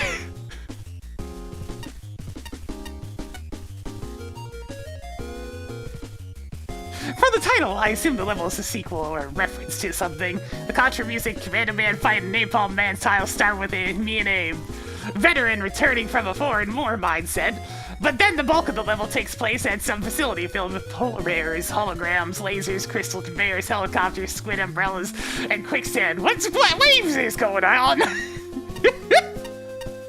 Each section is somewhat cohesive in terms of challenge and theming, and the tile work is commendable, but I can't detect any thread connecting them all. Even the music selection feels disjointed and occasionally grating. The 2-part fight with, I'm assuming, Veteran Zed offers no insights though it captures the essence of a decent final battle. What's this level trying to accomplish? There's some noteworthy creativity surrounding conveyors and gut slips, but most of the level uses familiar setups without any significant twists. You see big eyes, giant Susie lasers, Yoki blocks show a little promise, Gittery is a nice touch, but there's so much waiting involved, especially for hologram to scroll itself off screen before proceeding. Hey, I went for it! There was only one of them that I felt the need to kill. Other problems include uneven checkpoints / power-up distribution, how boulders and crystals are introduced seemingly arbitrarily, weapon limitations, climbing down a ladder to your death during a mini-boss fight. I didn't even think about that one. And using Rush Coil to avoid a key door, which potentially circumvents the final challenge if you save your key. I wish I had more positive things to say, because I can't get a handle on the story. I have a hard time enjoying this level. Sure, whatever floats your boat, Flashman. This is a stage that had Loenya in as a proxy. I felt like I should recount what happened during the play session. After fighting one of the harder dev kit bosses in the first room, Loyena, accidentally dying to a big eye and starting from the beginning, I decided to throw down my pen and leave the room. Why is there no checkpoint after the boss? Oh shit! Oh dear, Ace Spark's mad again. This has been a very angry Ace Spark day. Why is there a second boss before we see the first checkpoint? Why does a stage that lasts around 15 to 20 minutes only took 10? Have 3 stage checkpoints in? What's the obsession with the mini-bosses? All questions yet to be answered. This is a level that's trying to be a Wily's level, but these are one of the hardest level types to get right. In the base series, these are often the most generic of stages for using previously seen level assets willy-nilly. This leaves the level with almost no identity and cohesion, especially when you keep changing between tile sets and gimmicks. The level appears to be structured quite well, and the quick band laser segment was a highlight, but there were a couple of places with tight jumps due to low ceilings. There should also have been some visual indicators for the dropping boulders and crystals. Having 11 boss fights in the stage is frankly overkill. There were a couple of ideas on the verge of working, but when the 6th boss of the stage is the only one doing something clever, it's quite hard to notice or care. And the final encounter with the twin Squidon is just horrendous. There's no reliable way to dodge on the moving platforms, being bombarded by crystals. I'm not sure which one I'm gonna go with on this one. Honestly, probably Patchy. Patchy this time.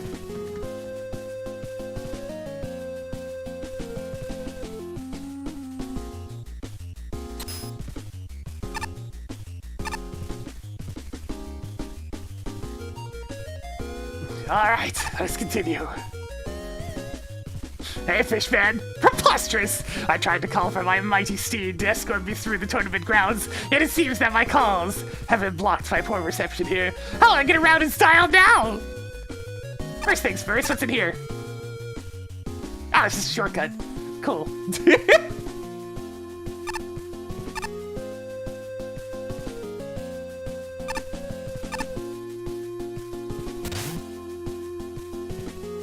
Airman's ultimate weapon! Oh boy. They didn't even capitalize it properly whatsoever. Oh boy. Tarkan 809. Just that title fills me with worry.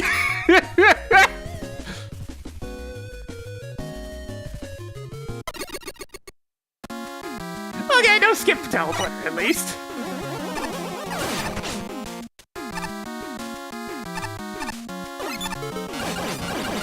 I meant to use laser trident, but that works too.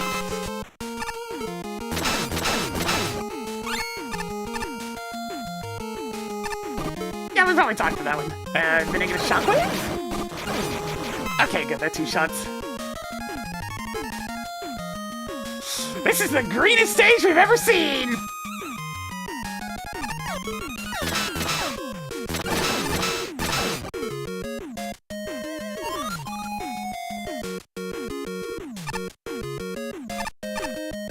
Hermes!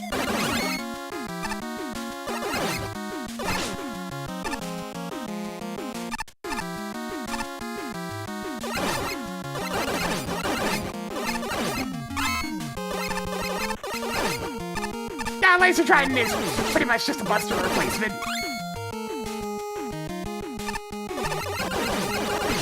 Wait, I'm gonna stand right here, right? Yeah.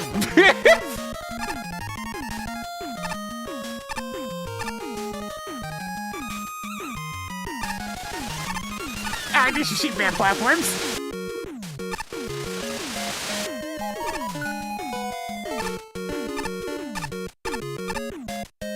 Boop, boop, boop, boop. Hey, who are you? Oh, I didn't see you here, but anyways, you found an Easter egg in this entry. I know that somehow really do some mistakes. I had to read that 3 times to realize, yes, that is definitely not phrased correctly. But at this stage, Airman's gonna attack you with his dab. Yeah, weird, but yeah, you can take him down. I get the feeling English is probably not the first language.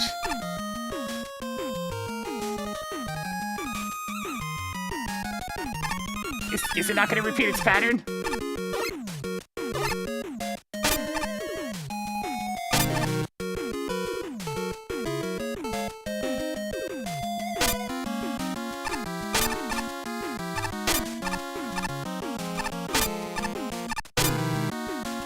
Oops.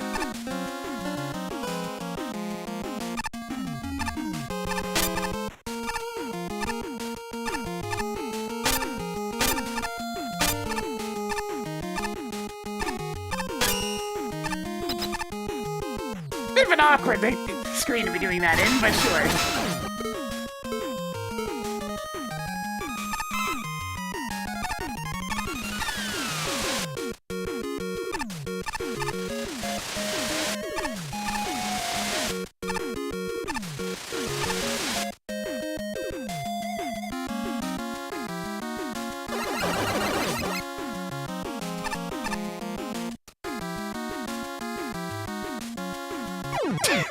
It keeps happening, chat. It keeps happening. Deceptively big jumps. They're getting me today.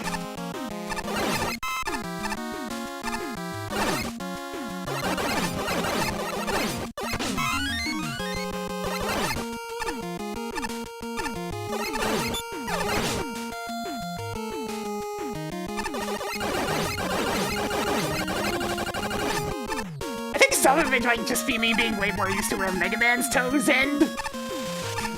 I haven't gotten used to roll here yet. Her feet are much less big than Mega Man's.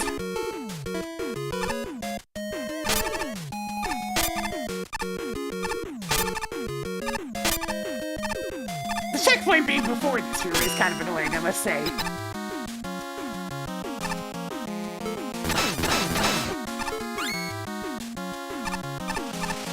Probably should put another one after this.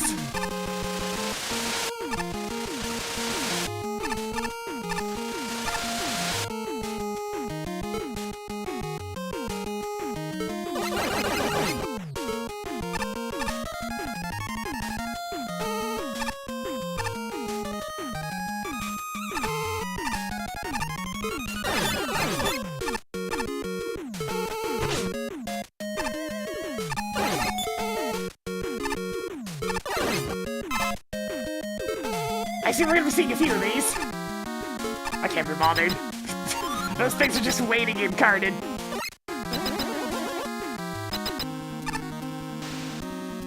There we go!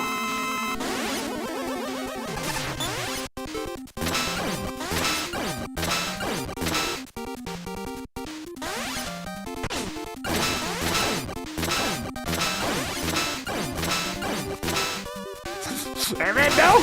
Ow! What the?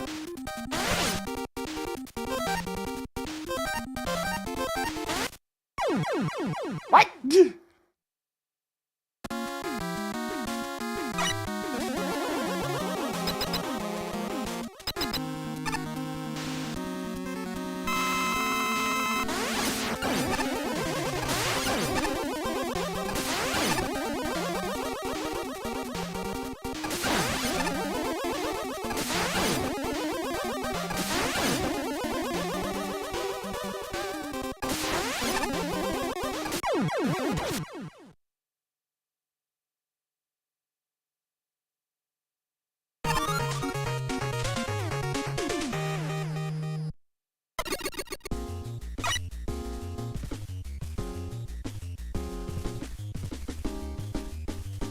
I have so many questions! What? Was there supposed to be attacks? tricks other than the one where you go flashbang and he insta-kills you?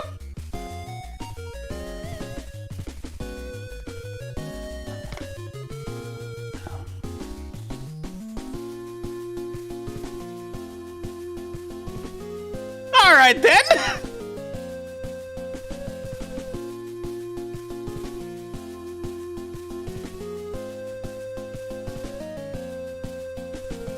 I'll get this around that. There were some few nice setups here and there. Let's see, fun. That's alright. It's a Mega Man stage, you know. Function, everything seemed to be working mostly fine except for the boss. Also, there's probably another checkpoint that could have been used there, and aesthetics, well, it was very green. Very green.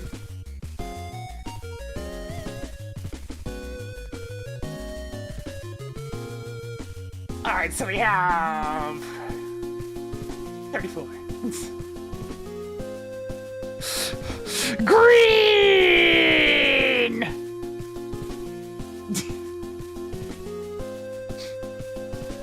You unbelievable! Pretty normal stage overall.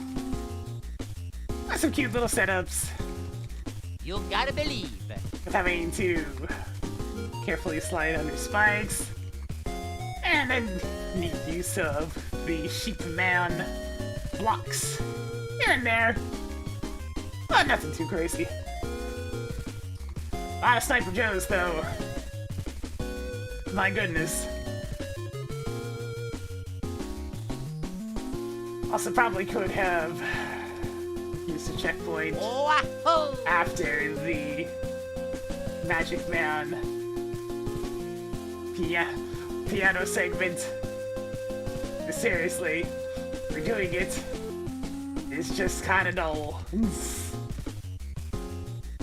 I'm not really gonna comment on Airman since he was just ripped straight from MAGMML3. Alright, what we got?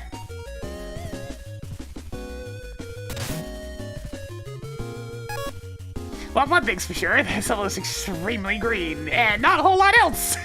Green! There's a few kind of unique moments, if only because I've never seen a password lock without the actual cannon, meaning it's absolutely no threat. But the level is primarily encounters with generic goons or Airman's regular goons. Unfortunately, this is nothing we haven't seen before, and even when the level ends on sheep blocks, it continues to be unremarkable. Probably the only thing I need to remark on is the absurd amount of green. Mainly because green spikes and green all the other solids equals readability havoc. Green! The boss, however, is borderline unplayable nonsense. His regular attack spawns and dies immediately, so he's basically just dabbing uselessly. Okay, then it wasn't just me then.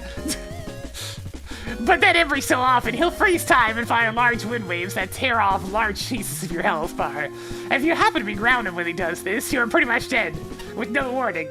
When the most prominent element of the level is this thoroughly broken, And it's got nothing else going on? It needs to go back to the drawing board. during the process of judging these levels, we were tasked with giving each a personal difficulty score.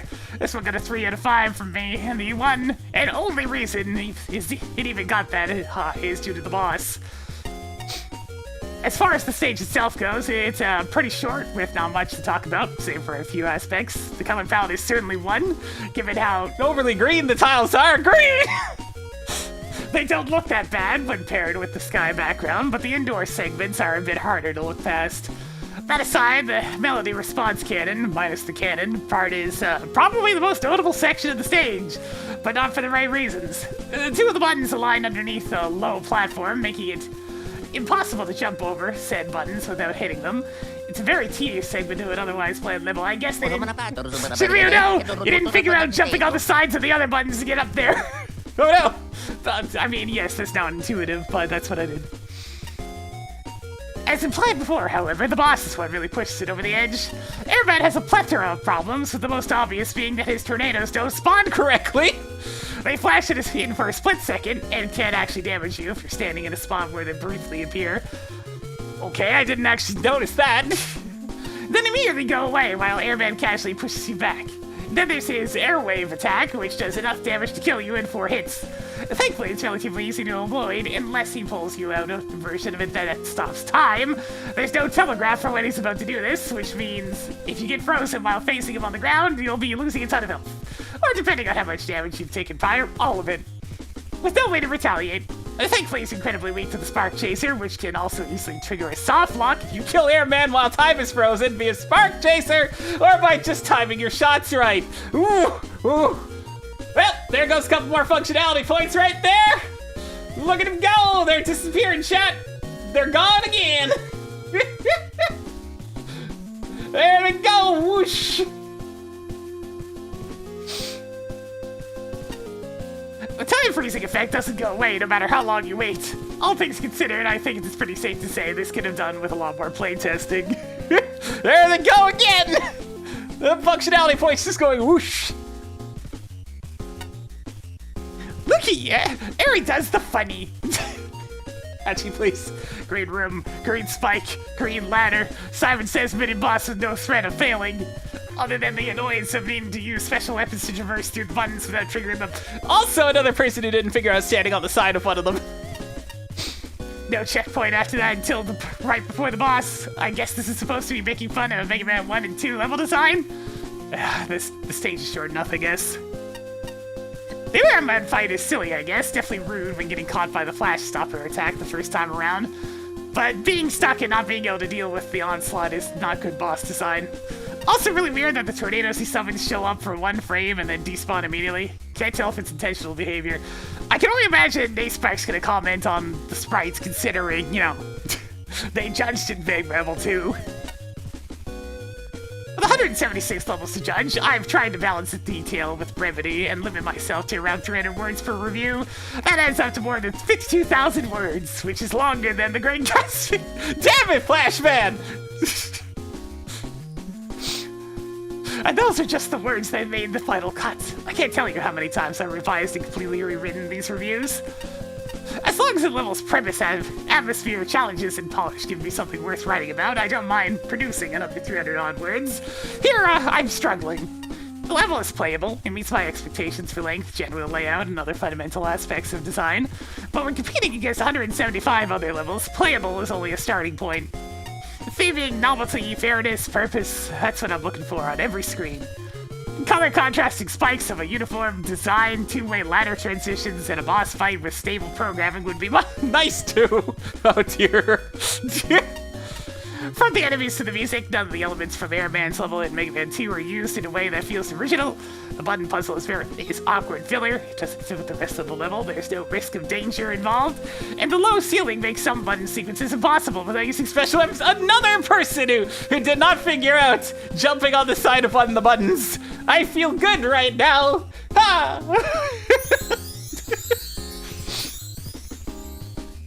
Sheepman blocks are a rough surprise for players who haven't encountered them before, and it's a shame they never combine with any enemies.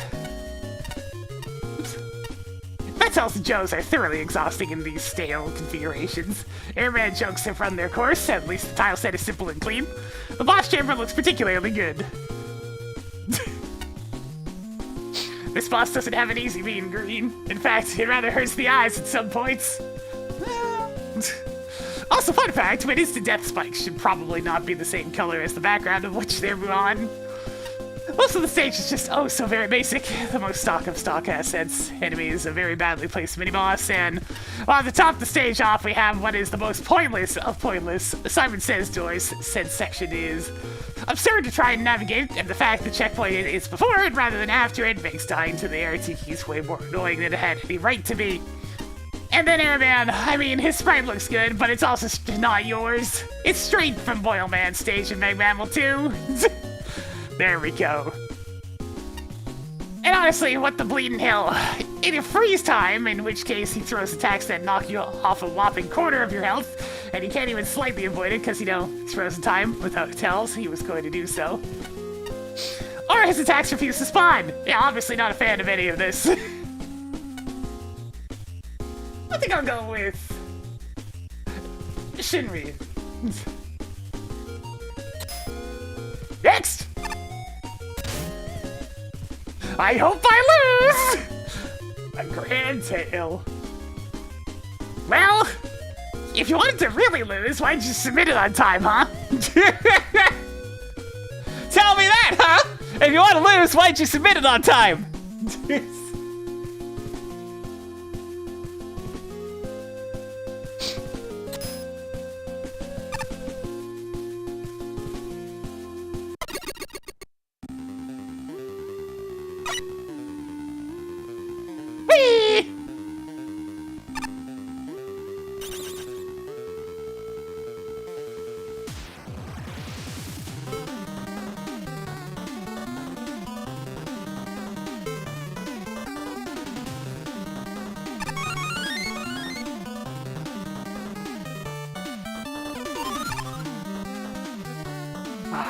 I see you were having a stage where everything's just all screwed up. No!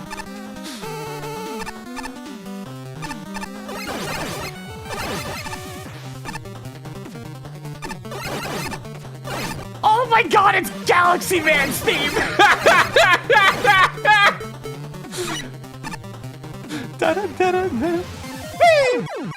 Sorry, I had to check. With how screwed up this particular level is.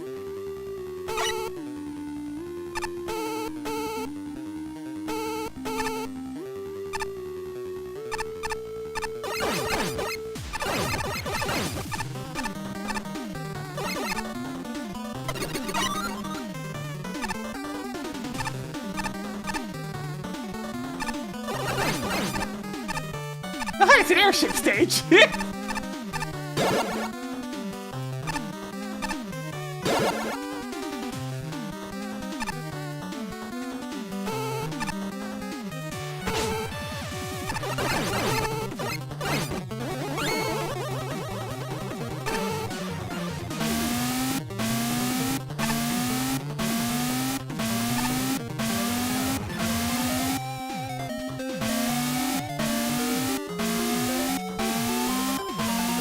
That looks like lettering of some language I can't read.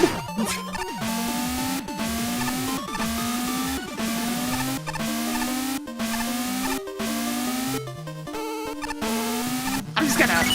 Whoa, Lily! Alright, so that was a good idea.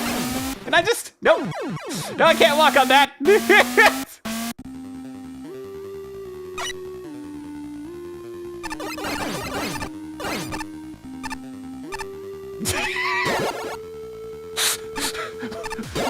We're in for quite the level there, chat. Hope you're ready for a wild ride.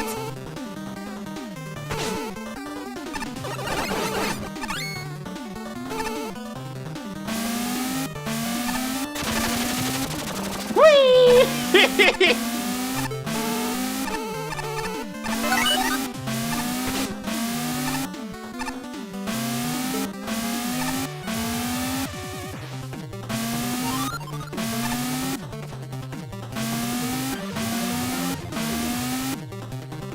I mean, that seems reasonable.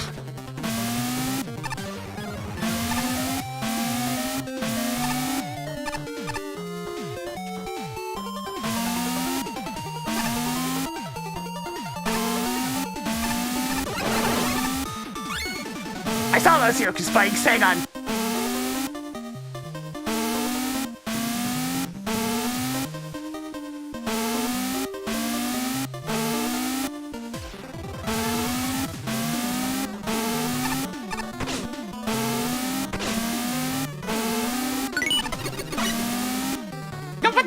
There's a teleporter there that takes me up here. Alright, sure. Works for me. Oh god, camera. Oh god, stretched out one of those. Help. Help. Smiley face.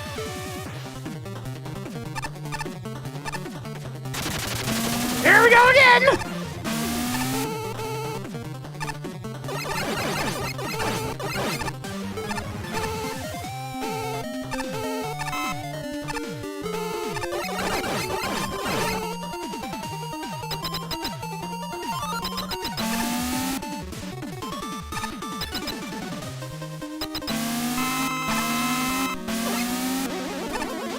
You've been trapped! But why? Please tell me I can at least kill them with a charge shot. Okay, good. Alright, never mind. Never mind. Woo, baby! Hello, sir. Let's go through an adventure. You deserve it. What are you close? You have an adventure, adventure, adventure!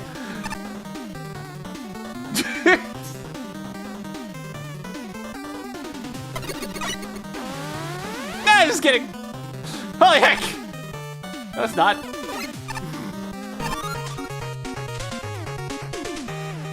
Oh, wait, it's on the previous screen. Okay. I mean...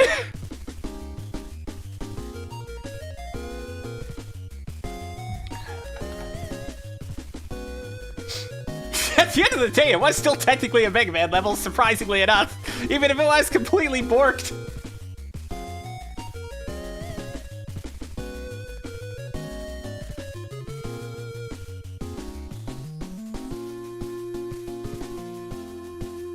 Function, I mean... I'm just gonna give him a 10 on function. It all works perfectly, right?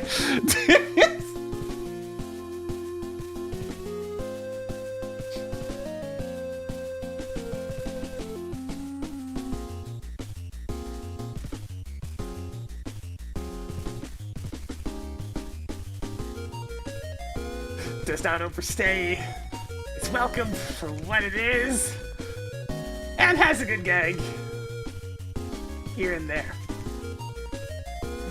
Definitely not gonna win anything. But this was obviously made to inspire a couple shortles. A couple were had.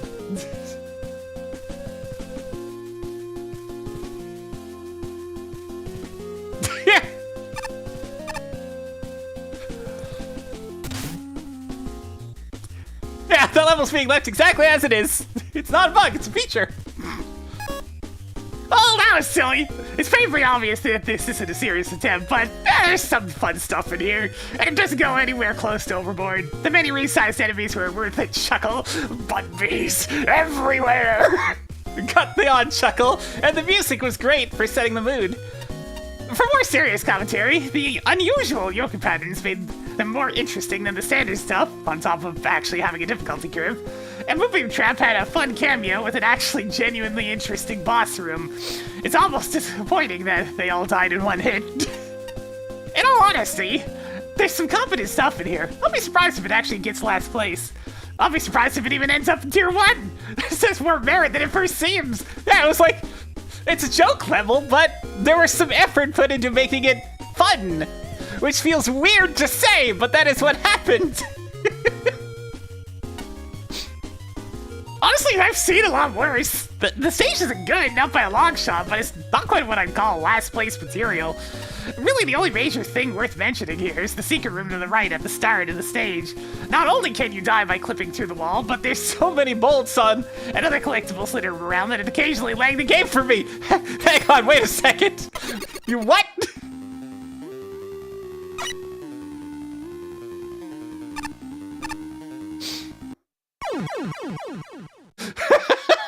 I see.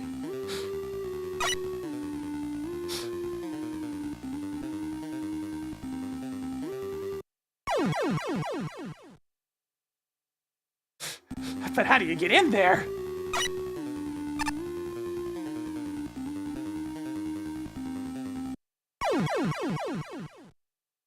I wonder if I can, like, quickly turn around and finish the clip in there somewhere.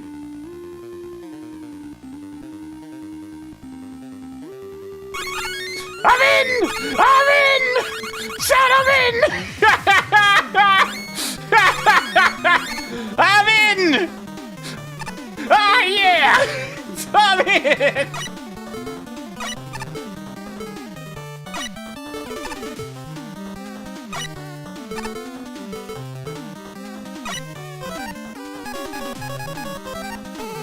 Ah, this is roll. I'm in.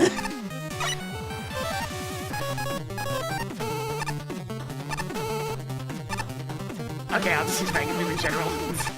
I was trying to be overly fancy. Yes.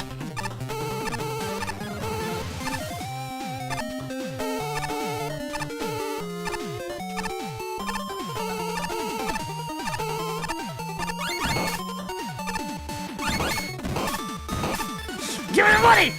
Give me the money! Give me the money!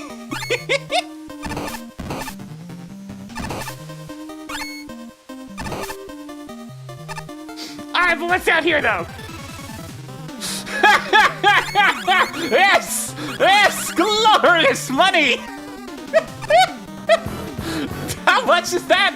I don't know, we made like 4,000 bolts. Yeah, that's a good level balance right there. Alright, the other thing I need to see real quick.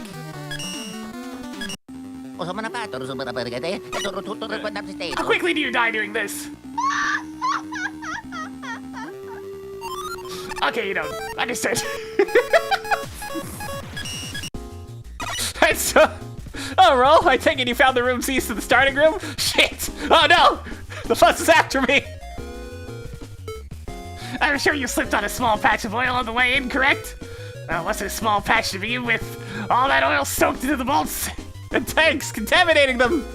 In the interest of public safety, I'm gonna have to confiscate those items. You son of a bitch! No! It'd be highly dangerous if those bolts went into circulation, or worse, if someone drank from those oily tanks! You son of a bitch! You son of a bitch! No! No! My profits! Damn you! Damn you all to hell!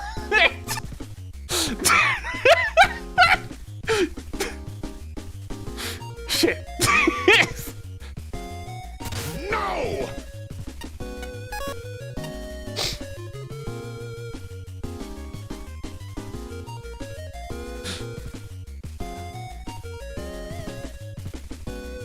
No!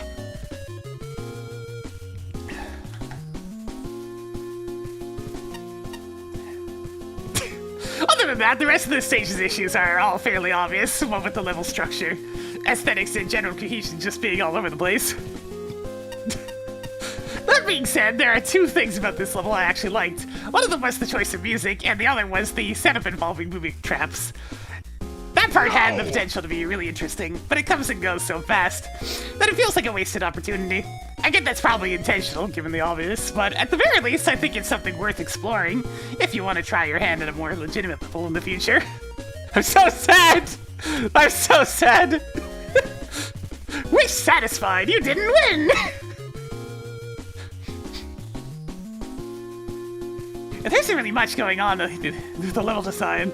Straight linear rooms and then some Yoku blocks making funny faces. Not really much of a grand tale. I like the part with the grabbing enemies falling in varying sizes. Hilarious, though it doesn't really add to the level design. And the other jokes I either don't get or they go by so quickly, especially the ending funnies. This is a level design contest, not a magfly and make a good funny level guess. Can't say I'm impressed with this one. Oh. But Patchy, it's just for the sillies. I'm so sorry. I was really hoping you'd lose, but you just didn't make your level bad enough. No, says Flashman. Why did it have to be kind of okay? Maybe it's the thoughtful checkpoint placement and reasonably paced power-ups. Maybe it's the rocket music. Maybe it's the goofy weirdness of the resized and misshapen enemies. Whatever the case, this is hardly the kind of level to lose in a contest like this. Granted, the odd color combinations and mishmashy tile work are a little unappealing and make it hard to tell spikes from the rest of the foreground. Architecture and overall layout sometimes feels haphazard. Aside from a sharp learning curve, there isn't much of a challenge.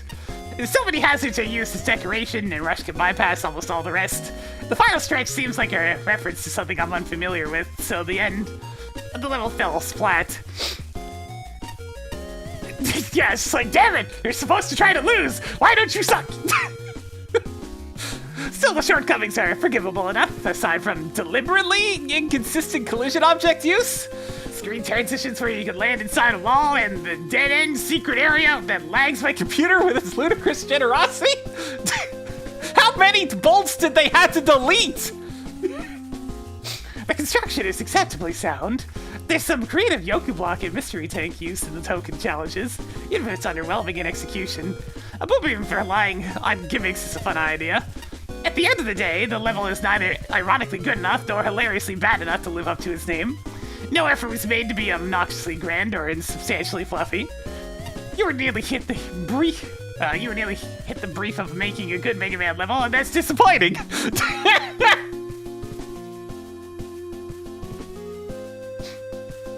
They have their efficiency improved. Okay, good to know.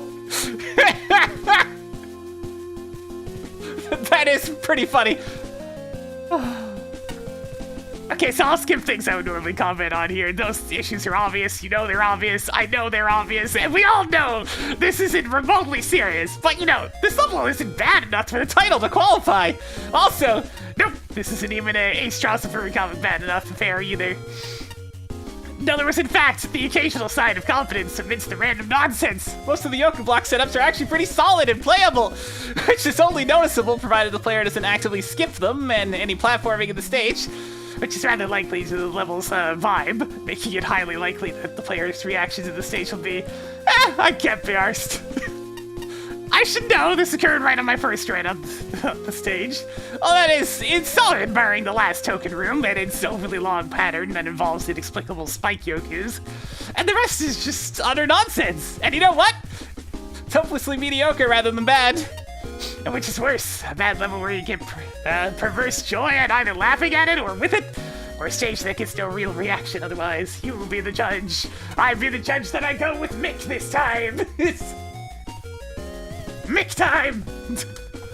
Also, I want to do one last thing.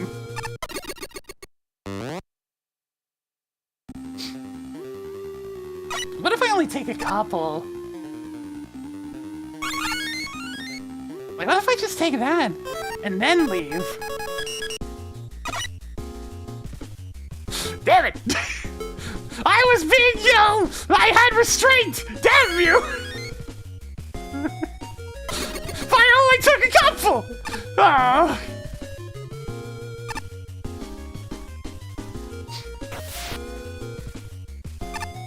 Hey, old man, what up?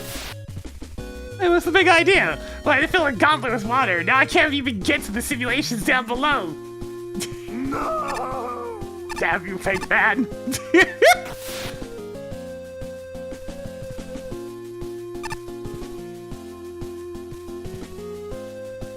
There they are again. Freaking predator out there watching me. Gilded Man! Alright, we just have straight up have a Robot Master stage name. By Rad Robot.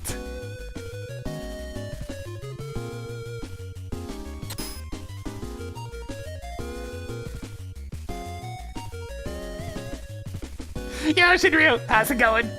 We've had some interesting stages today.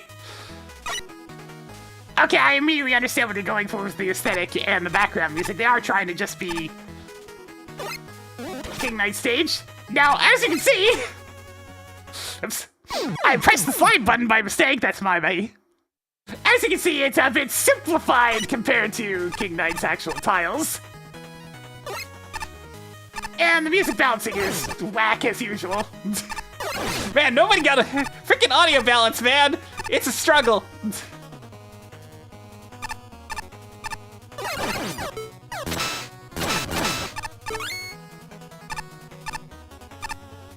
Alright, safe introduction to the gimmick. You like to see that.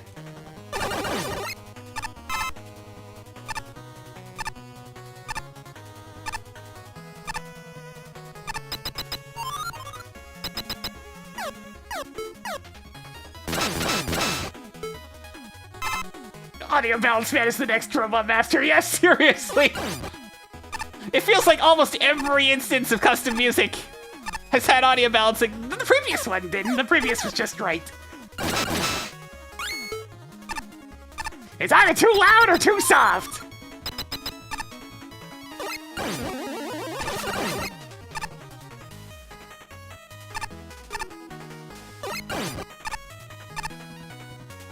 I mean, so far, this is just a nice little stage. It's a bit, you know, not a secret area. But why are the tiles different in that one spot? Was it just for variety? I just wanted to check.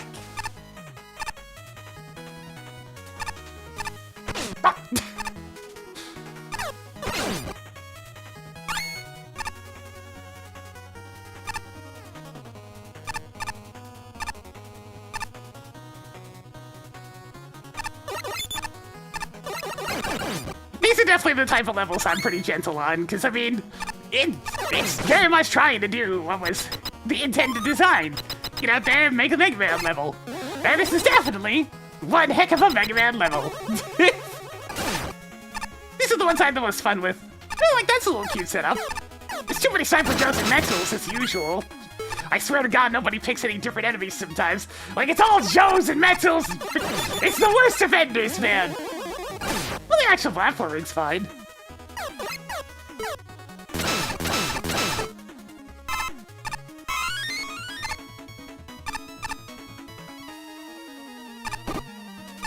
You have a big eye.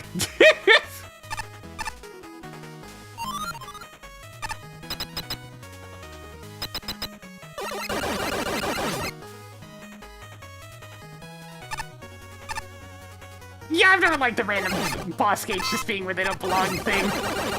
There's a lot of places that do that. Yeah, at least I have weapons available. Oh man, those crystals do a lot of damage, huh?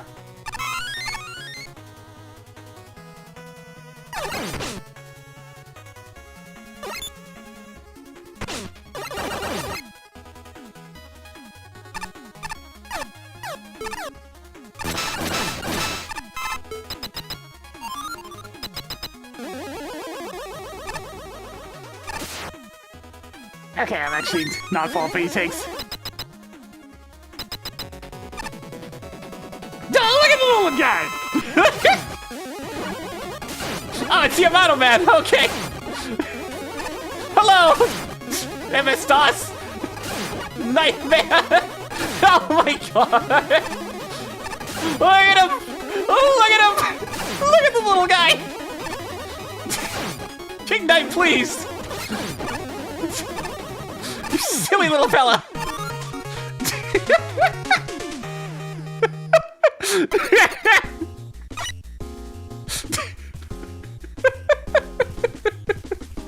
Oh, that was cute. That was very cute. Yes.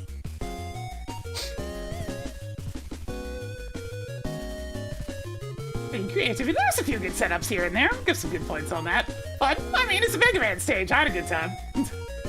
Functionality, everything seems to work just fine. The boss tour is a little bit odd. I'll dock a couple of points for that, but other than that, and aesthetics, I mean, it's so bright. But hey, They're fully custom aesthetics and they're cohesive. So, you know, even if it is just a MS-DOS style take on King Knight stage.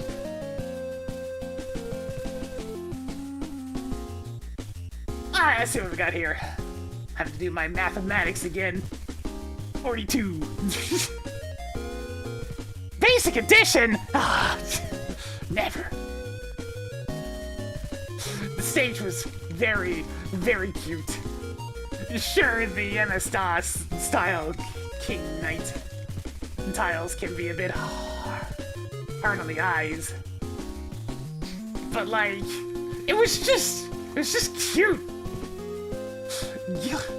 Gilded Man especially. It's just, my God, what a Yamato Man reskin. A very pleasant experience.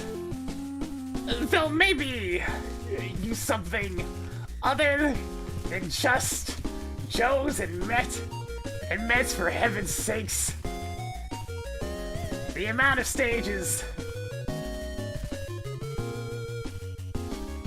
that use primarily defensive enemies is insanity. Alright, there we go. Let's see how the judges think of this cute little thing.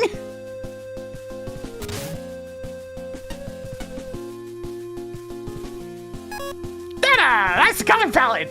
Point blank, the biggest issue with Gilded Man is that it's Absolutely garish. spoilers, that's actually part of the point, because it was King Knight's stage. There's far too many bright colors and not enough darks to go with it. Things are visible at least. It's not like there's isn't any contrast, but seriously, lights and darks, please. My eyes will thank you profusely. Outside of damn colors, Gilderman seems like an attempt to make King Knight's level into a Mega Man level. It's definitely heavily inspired by King Knight, considering the chandeliers, the music choice, and the boss design. Does it work? Not in this case. The enemy encounters are functional, but there's no real variety, so they get dull fast. It doesn't help that the enemy set itself is rather dull. Dellys, Mets, Joes, and Big Eye. About the only one that isn't common is Top Fiend, and he's still not that uncommon an enemy. And he was on one screen! In a situation where he doesn't do anything. The chandeliers are a bit better. The climb downwards is the most interesting part of the stage, and their introduction is well played.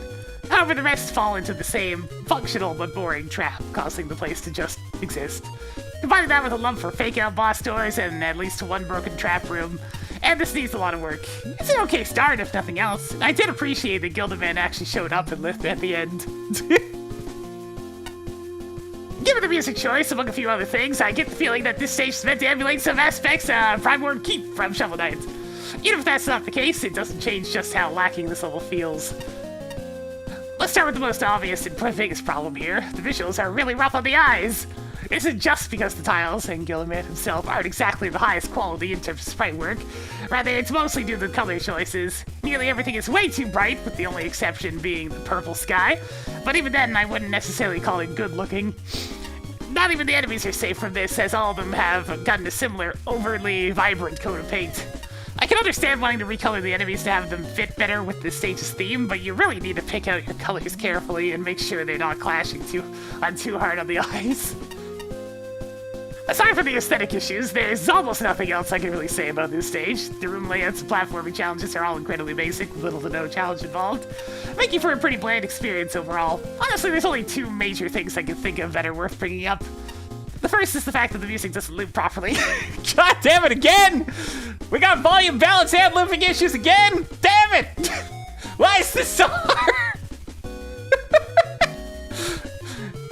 This goes for both the stage and the boss themes. The other is a far more glaring issue involving that one boss bonus room with the sign that tells you not to touch the items. Regardless of whether or not you take the items, there's no translation that it lets you go back to the previous screen. Meaning your only way to get out of that room is to throw yourself into the pit below. Unfortunately, this is probably the most memorable thing about the stage, besides the overly bright color palette, of course. King Man, now with 100% fewer chess references. This is a weird one, I guess. The theme this here is to, what if King Knight was a Mega Man Robot Master instead? Or the joke here is it's supposed to be a bootleg King Knight? There are definitely similar elements used here. The falling chandeliers, for example, tile set resemblances, and the most obvious, the music choices. The visuals could have been done better. A lot of sharp and flat colors being used. The yellow especially can be pretty eye-piercing. Enemy reskins are mostly a change in colors. None of them immediately made me realize what they are representing in the original King Knight stage either. The architecture is a little weird. There are many weird openings throughout the stage that don't really lead anywhere. Or sometimes they even lock you out of the exit because you forgot to put a two-way screen transition object. Oops. You know what, I'm gonna actually talk a few more points for functionality. Because that is kind of a major issue and it's popped up in multiple judge reviews now. I'm taking a few points back! I'm taking it back! Music's also a bit crusty and inconsistent in volume between the stage and the boss music. Also, like they were taken from separate YouTube videos. Ooh, who didn't buy these? Who didn't get the actual soundtrack files? It's like, what's that stage theme supposed to sound like? Well, you see, if I go on over to this here thing and I scroll really far, I can find this and...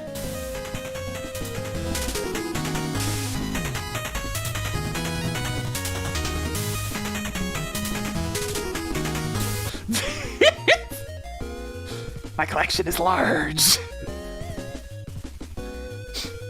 I have no idea where the bonus room even is, so...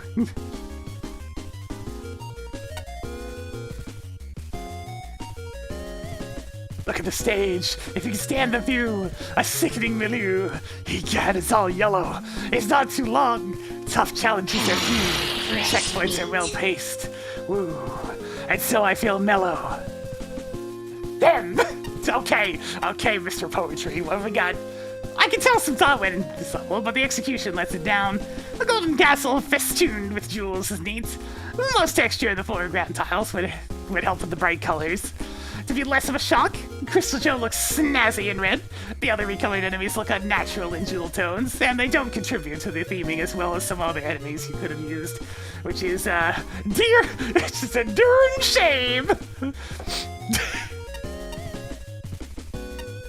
The reskinned Yamada Man is fine, but underwhelming. Oddly, his hitbox is slightly higher than Laser Trident. Can reach from the ground. The music selection is good, the looping and volume need attention. Although the custom graphics can use more polish, the tile arrangement is on point, striking the right balance of repetition and pops of interest. However, the architecture is logically and aesthetically confusing, with inexplicably empty rooms, suspicious spike-line passageways that go nowhere, and overall layout that makes no sense when viewed on a map. Screen transitions are rapidly unsafe, leading to distant death if you enter from the wrong angle, or attempt to backtrack. This makes the chandelier introduction especially rough. Unlabeled telespotters and a couple of deceptively low ceilings contribute to unwelcome surprises being the most dangerous part of this level.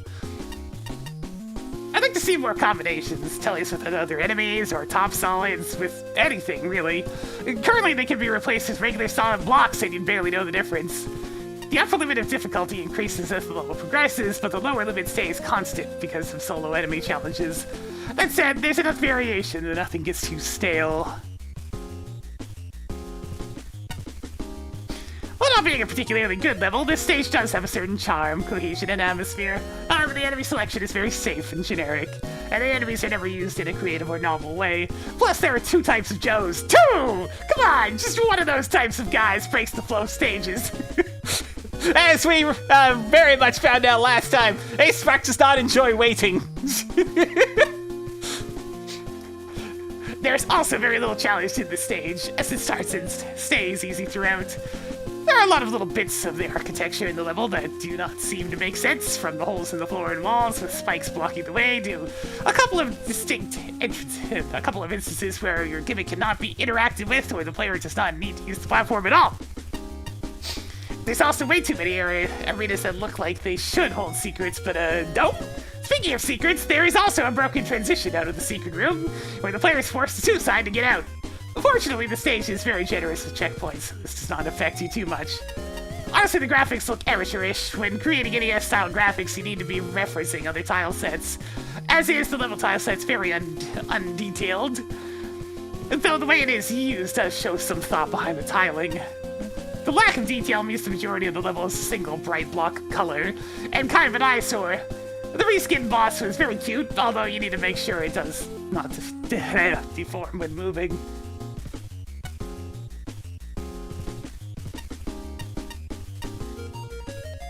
Yeah, you know what? I'm gonna go with Pink. Right. Next!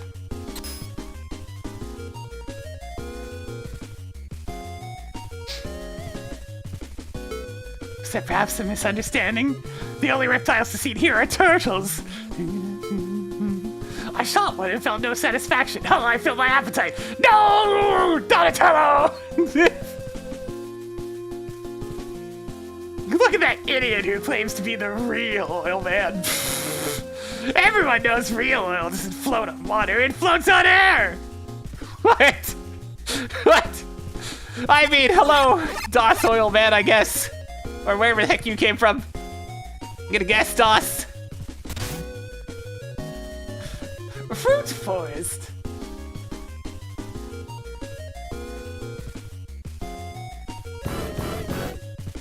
By red, blue, gray. Remove it. Ah, another one with a huge time penalty. Well, let's see what we got. We got 4 tokens, is what we got.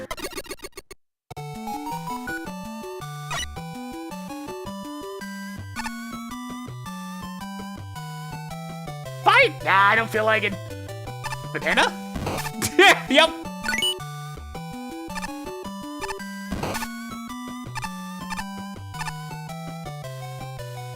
Time penalty means it was submitted late. 25% means it was submitted really late. There's quite a lot of 25% time penalties, to be honest. People not be getting things done on time.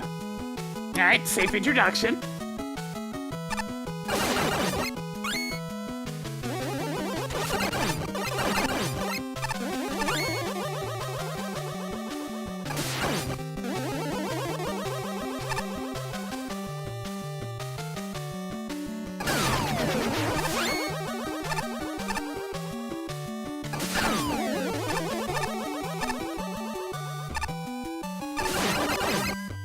This is very much Woodman in terms of tile sets, but hey. Ow. Speaking of bright colors, you know, I actually find this harder on the eyes than the previous stage. Once again, can I reiterate how nice it is having the compass?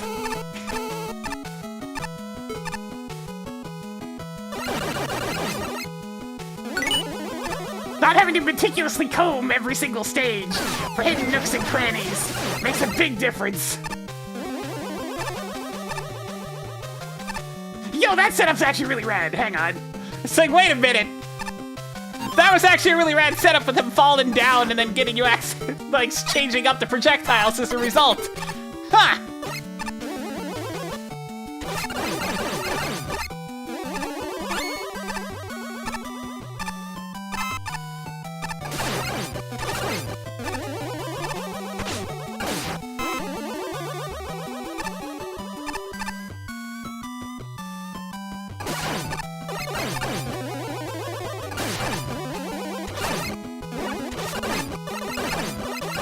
Wait a minute, I can just...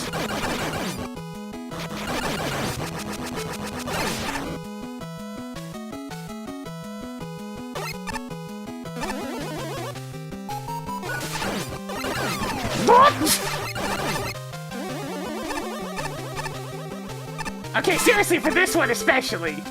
How was I gonna find this?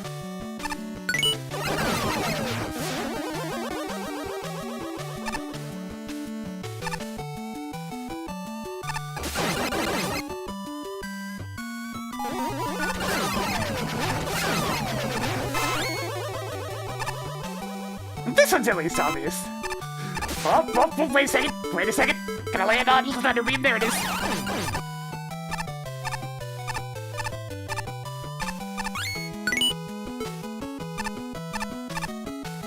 Yeah, the tokens are also on the map. You can see them blinking.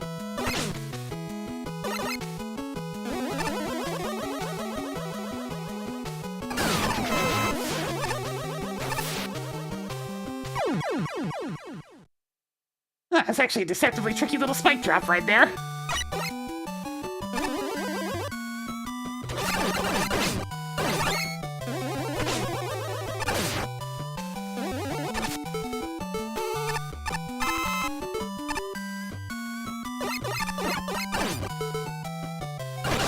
Ah, the classic. No checkpoint. After the mini-boss.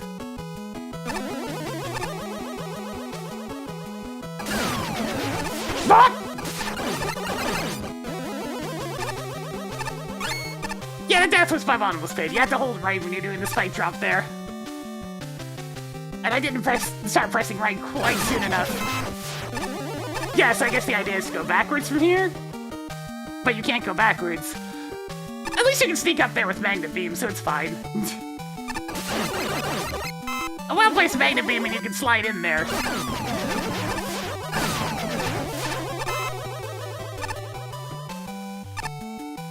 This one's definitely fine. I like this one. It understands what it's doing.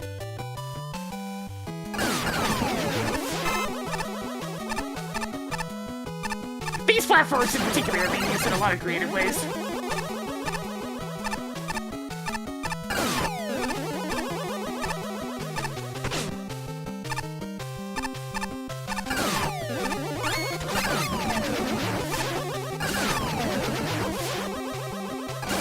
Yeah, admittedly the input display thing is causing some problems here and there.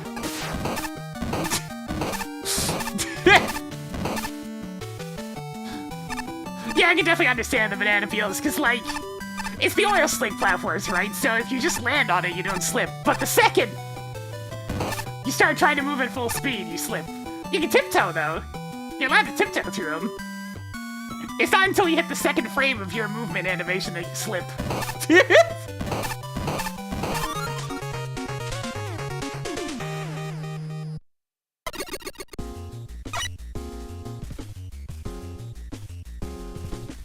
I'm gonna get the elephant now! I slipped into it! Ha-ha! Let's see what we got. Got some good setups here now. I'll give a little points on that one. Few points creativity, because of the setups. It was decently fun, yeah. Fairly functional MAGMML stage. Nothing seemed out of place or weird with this one in terms of functionality, so I'll give it the full score on that one. Well, maybe knock a couple of points for could have used one more little spot for a checkpoint. And aesthetics, it kind of gives me like really old NES game vibes, but still.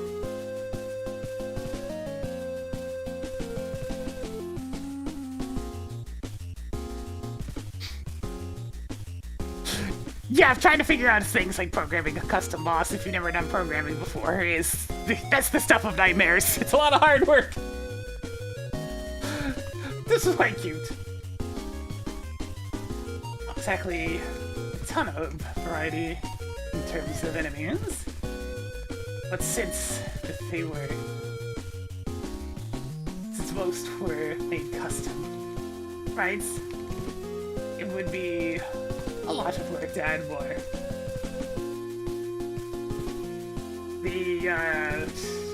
I forget what planet they were from. Uranus? Those platforms were used in a lot of creative ways that I quite enjoyed.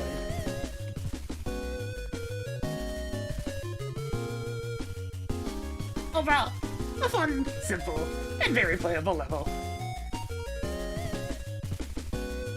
Alright, now I gotta do my mathematics again! 43.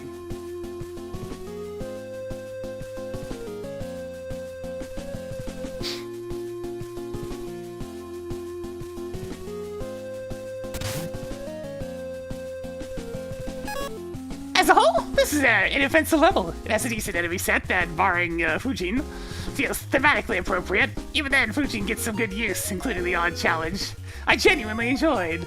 On the other end, Uranus rollers make a good gimmick throughout, and the level has some fun challenges near the end, including a climax that very much feels like a climax, even without a boss fight. That's not to say there are no issues. In fact, outside of a few moments, most of the design is completely unmemorable, even the good parts. And when it stands out, it's not always the best for the best reason. For a specific example, that water spike drop can be a bit awkward to maneuver, especially given how far back the checkpoint is, you know. Besides that, the core issue is the aesthetics. The near pitch-black forest isn't the most interesting background and creates a garish contrast when you reach the skyline. There's also background tiles being used as foreground and a random ladder in the middle of the stage that doesn't quite work. Other than that, the stage, it's not memorable. I've seen better, but I've also seen worse. It's got unique elements, at least which made it more entertaining than the most unmemorable experiences.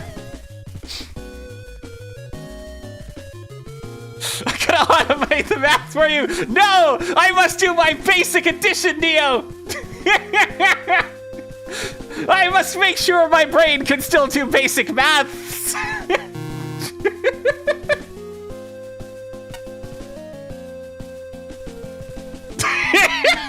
What? We have the technology. I know, but you know it's good to train the old meats, like the meat and the brain, some too. You know, it's good to make sure it still works instead of relying entirely on automation and calculations.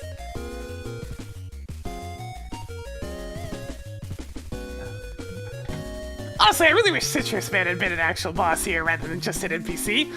It certainly would have breathed more life into this stage, that's for sure. There really isn't much to this level. You get down to it when you get down to it. The general idea is certainly there when it comes to the platforming challenges, but they end up being incredibly easy throughout almost the entire stage. The only part that I actually found to be somewhat challenging was near the end, where you need to drop off a rotating platform while maneuvering into a gap around some spikes.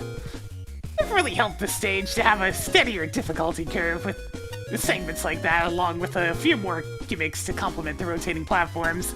A larger enemy variety would have also helped, since there's only about 3. Only one of which was actually fruit-based, and while I won't dock the level for something that's silly, I don't think it would hurt to have more thematically appropriate enemies.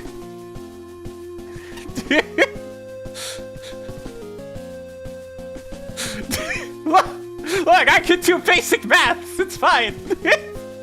I gotta shirk the bias that streamers can't do maths. They can't count. Or something. Like I said, the general idea is there as far as theming and platforming goes, but it needs a lot more in order to stand out. A corny Rock Band 7 stage entry text? Nah, I don't feel like it. It's a fairly standard and a bit of a bare bones level. Some of the reskins of the enemies are cute, made to look like fruits to fit the namesake. The PU oil reskin as banana peels is pretty funny and genius. It's a shame, you know, wasn't a whole lot to do with them. The stage looks very bland and the layout's very bland. Lots of empty space and rooms offering very little variety in the way of challenges, only having the sinking platforms as its gimmick. Not bad usage of it, but it's simply not innovative. Yo, Atmos Man, thank you for the 51 months in Tier 3! My goodness, it's a big old support for all this time, keeping Jonathan spinning away. I suppose this all does serve the stage as a nice break in a marathon playthrough. No boss at the end is a bit disappointing. There's clearly a boss designed here, but ended up as merely an NPC instead. Kinda a waste. Could have easily reskinned an existing dev kit boss. That's fair. In a contest full of levels that test the limits of my patience and gaming ability, it's refreshing to encounter an easy level, and one that's easy by design, not because the challenges fall flat. The simple graphics, effervescent music, and leisurely challenge progression help drive home the relaxed, casual feel. The length, layout, and architecture are all very sensible, with new challenges are introduced gently and require the player to demonstrate an understanding of how they function before being allowed to proceed. Checkpoints aren't too far off from where they're needed most. Challenge design is clear and meaningful, keeping the focus on testing what the player has learned. A few screens here and there allow the player to dispatch enemies, primarily Fujin, who belongs in a fruit forest, because before they become a threat, one screen next to the second token room allows an enemy to dispatch you before you're prepared to fight. One more fruity enemy type would have rounded out the roster nicely, and taken some of the burden off the ubiquitous grapes. I think they're grapes. Yeah, they're grapes. Don't worry about it. The banana peels are brilliant. Strategically placing a few more would have done wonders for the level. They want the peels! They want the peels! I had to dedicate a paragraph to the water screen. Dear water screen, it's unclear that your bottomless pit is not a screen transition. Water physics are a new element to the level. Players shouldn't be expected to immediately pull off a difficult, albeit satisfying spike fall, especially without a recent checkpoint to fall back on. And why is the water never used again? Water screen, you're an odd hiccup in the breathing pattern of this level. I'm sad that we don't get to fight Citrus Man. He looks awesome. Still, the excellent final stretch really ramps up the complexity and makes for a satisfying conclusion. This should promise of being a charming level, but in the end felt very unfinished. It feels like an alpha version of the level has been submitted with almost placeholder graphics, strange transitions, and awkward object placement. There is nothing hugely egregious with the level, but it feels several revisions away from being complete. The complete lack of background detail, very abrupt ending, and strange checkpoint placement makes it clear that you intended for the level to continue past the end that we were faced with. The two major flaws design-wise were the one screen with water, which was both sudden, difficult, and resulted in an instant death on failure, and a failure to place the checkpoint after your mini-boss, which loses its appeal on repeat fights. There were also minor issues, such as the fruit fly being on top of the player after leaving the diamond token room, a random ladder in the level being broken, both of which would have been noticed with some testing. I think the difficulty went as far as it could with the limited assets. I like the challenges the tokens provided. The two new enemies were interesting and cute. Finally, I wish we had seen more of the banana. Now there's a sentence I never thought I'd say. Oh, banana. I think I'll go with flashbands.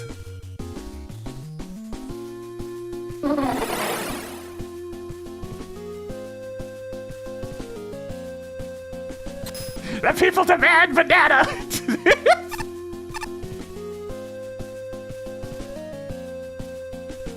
What's going on up there? Go Shark Man.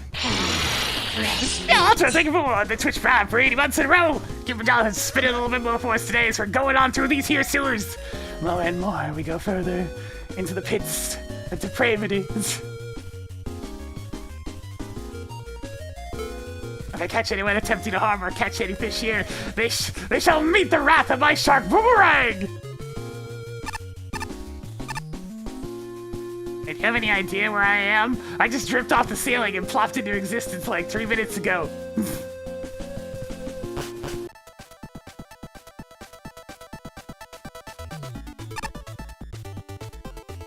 Official student for Bunny Shrine Dojo!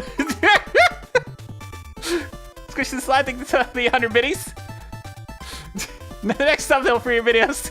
What do you got, Neo? What do you got? Neo, no! Why? Not the old banana photo. Ah, yes, bananas.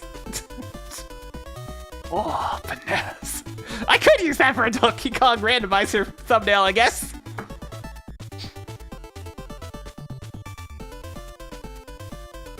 Destructible body, crushable soul, you're perfect. Oh no.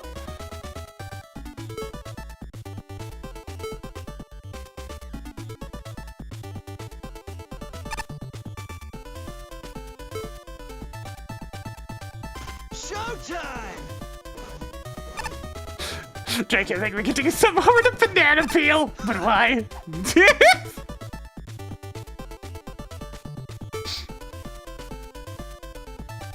Oh my god. Referencing various Famous rabbits.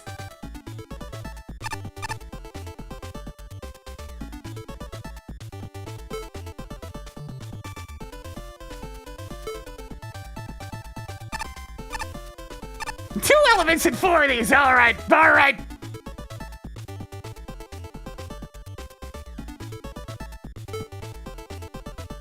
I try to become even more rabbit-like. Oh dear, oh dear, no! Wrong kind of multiplying.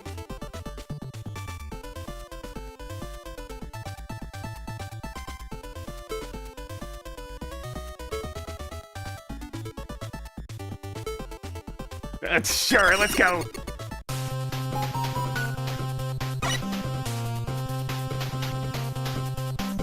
What are you doing again in the trash can? My judge application level is 6.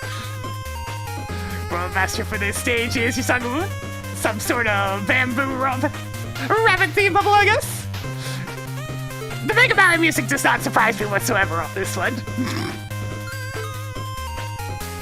An absolute loser. Oh god, all the people that ended up playing it. I hope I become judge. You did not.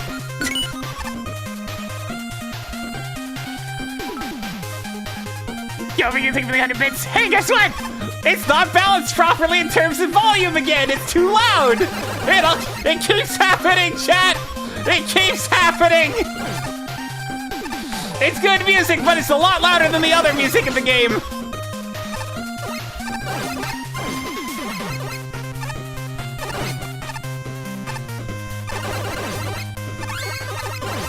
I'll be like today, thank you for the party, you too. Welcome to some MAGMML3! It keeps happening, chat! Maybe it's all those MSU packs I did over the years. But god damn! Rabid Ninjas! You know, it's funny I did this stage right after the previous one, because we kind of have a similar thing going on, but more refined. It's still a forest theme, with very specifically themed enemies and whatnot, except this time, it's rabbits!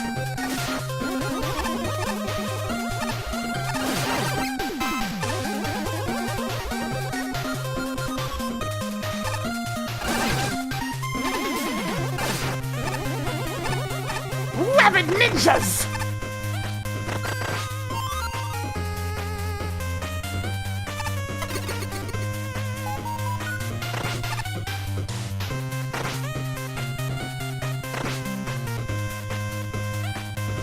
years old! Just... Actually, while I'm thinking about it, does this stage actually have, like, a name? Let's see, where did I put it on YouTube before?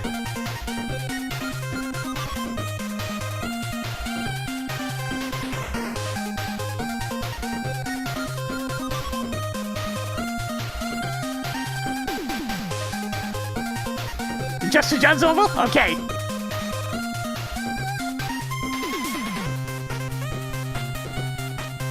Thank you, chat. And it's my fashion. I'm putting it in the spreadsheet. Give me a second.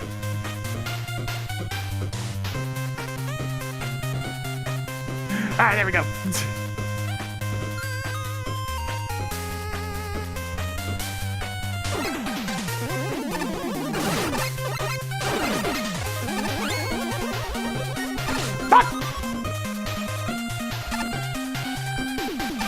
Oh, man, it's starting to get tricky to get through these second hit.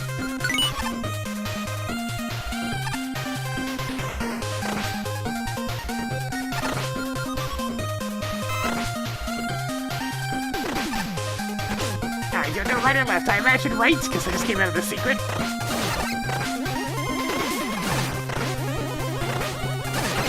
Yeah, it's one of those things. Audio balance is not something I'm really going to take very many points off for, like, maybe one.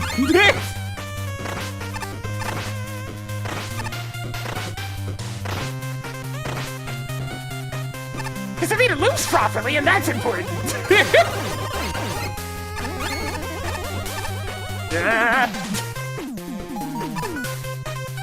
This compass, man! It's the best thing!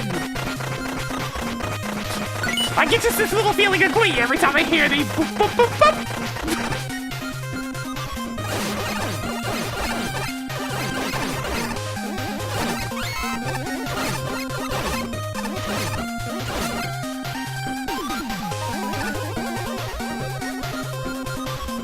Wait a minute. Wait a minute. Invisible ladder! Invisible ladder! I mean, I guess it is attached to a regular ladder, so you can stumble across it accidentally. What the?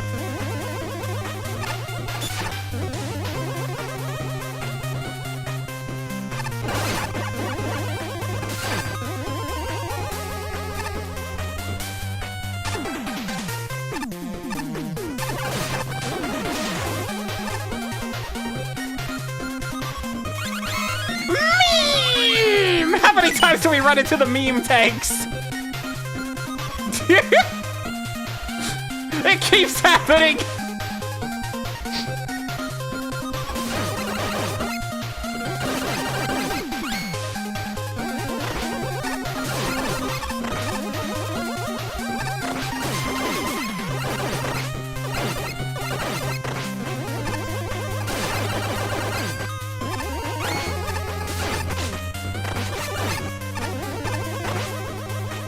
Surprisingly, we're playing a really good level. Shocker, I know, right?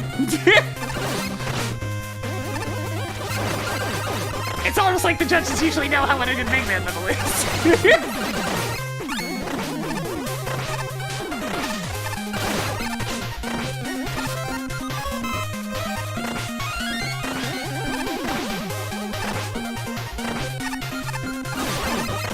No ears yet, no.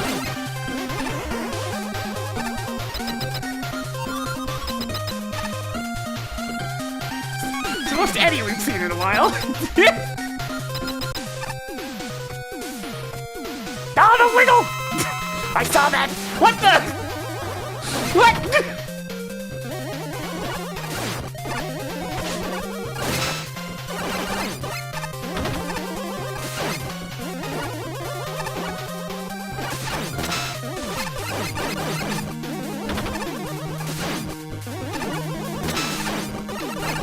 What's this?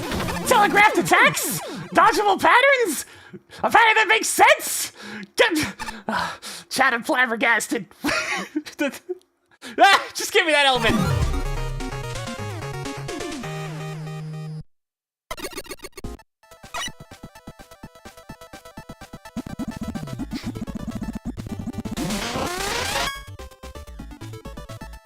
A morsel of Dinosaur Land's ghost busting equipment.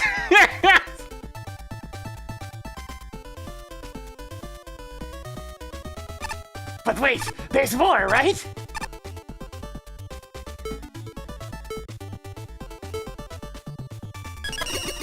Where's the second element?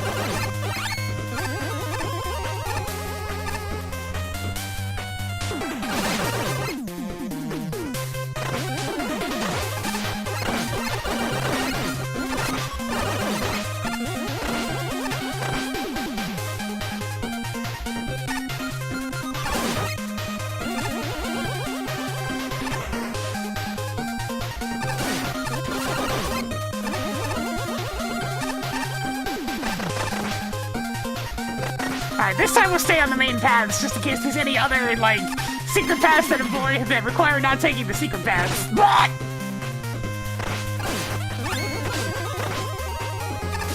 Boy, this room is dastardly.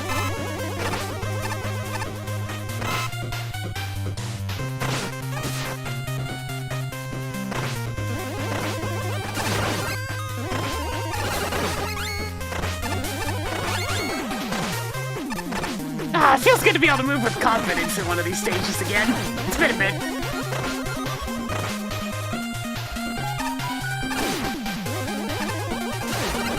Wait a minute. Boop, boop, boop, boop! Hi! Hey, how's it going? Hello? I feel seen.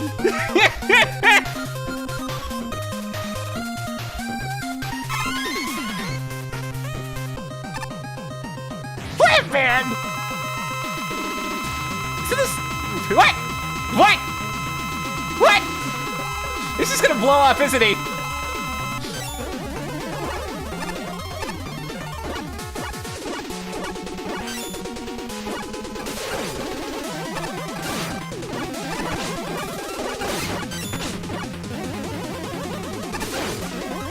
Oh yeah, he's taking all sorts of damage! He's got HP, but he don't really have HP for realsies, though! Look at that HP disappear!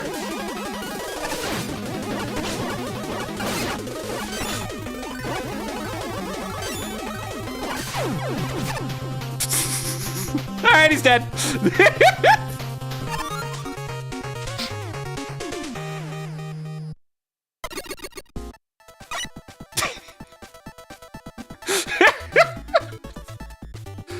Oh dear.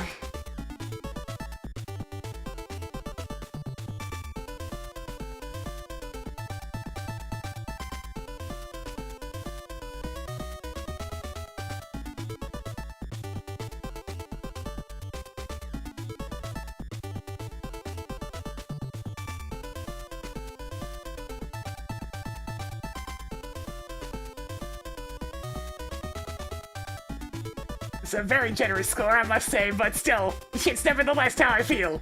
There we go.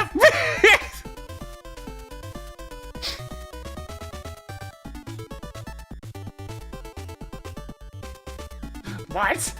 I judge for a competition about making good Mega Man levels knows how to make a good Mega Man level.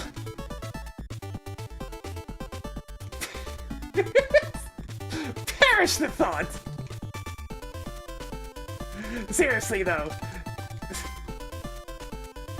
this was both adorable and a ton of great reskins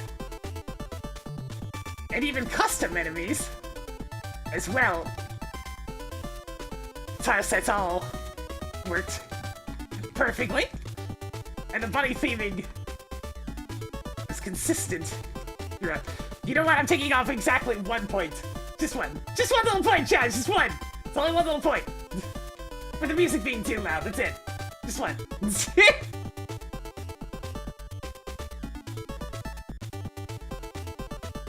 Difficulty was super fair, with some rooms being hectic, but there were power-ups strewn about, especially if you are hunting for secrets.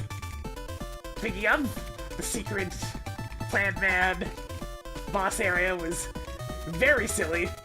Ain't gonna laugh. Ain't gonna laugh out of me. Soggy Woman herself is fantastic.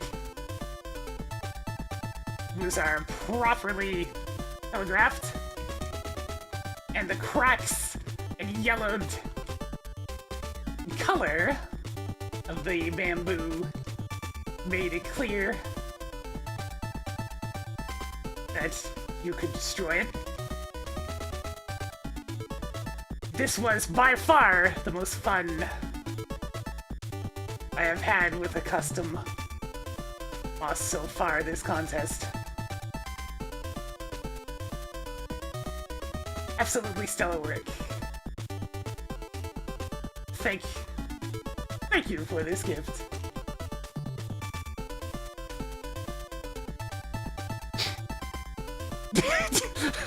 She's over there, you know, doing calculations. It's fine. She's trying to multiply.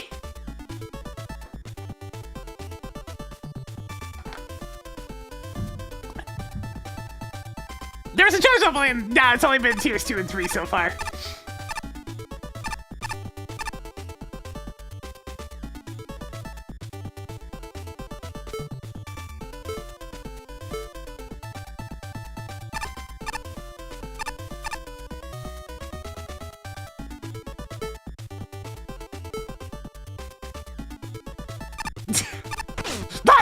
Fire bad!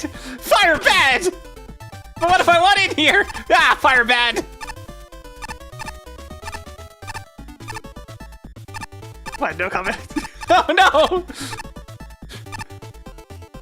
Oh no, it's Michelangelo! Oh no! I didn't even notice! Mikey, no! No!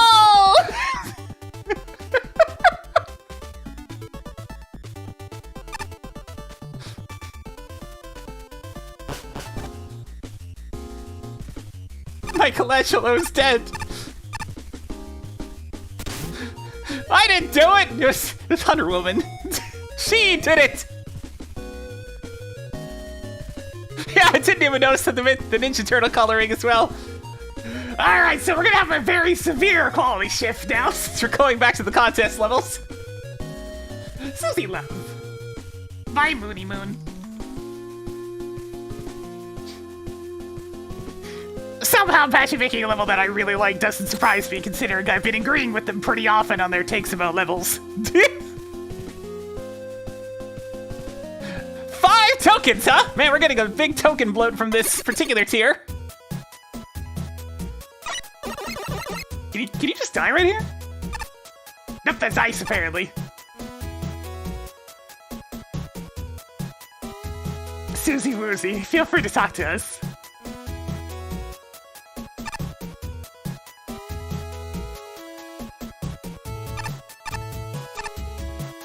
Is this introducing it over a death pit? Sure is, just checking, you know, just checking.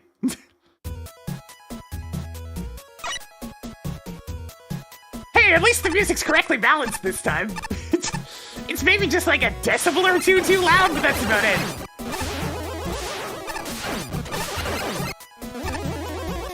It's pretty much perfect. Both sides? We're like a hive mind. I think we always think the same thing, move in the same direction.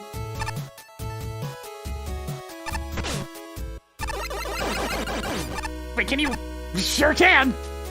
All right, this is gonna be very strange. Just be a good platformer, forehead. Been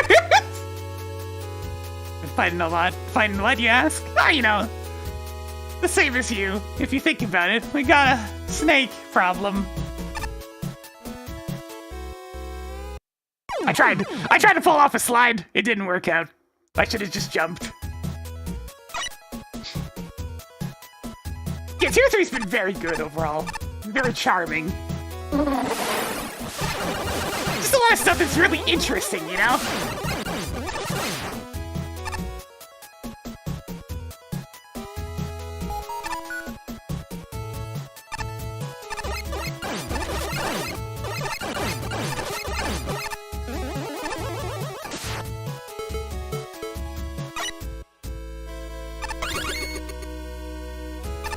I have to imagine I can't slide in there, right? Yeah, I can just kind of go in there if I want, but there's nothing over there.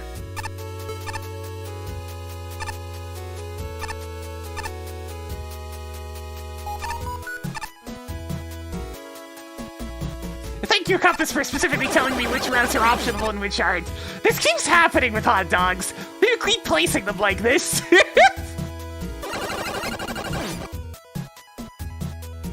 Thanks for scaring this guy off. He was making a real scene.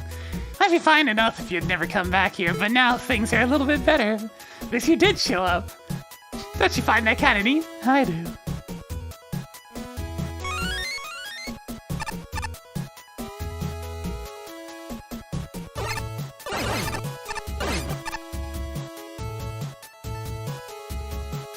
Is Susie gonna come back?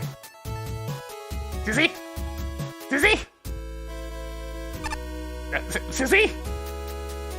I think it's probably gonna be better if I do it like this.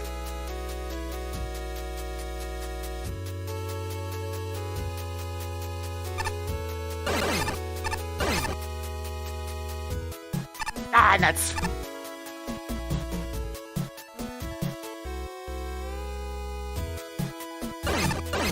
Oh, sorry, Susie. Didn't mean to do that. Anyways, let's go! Whee! I see you!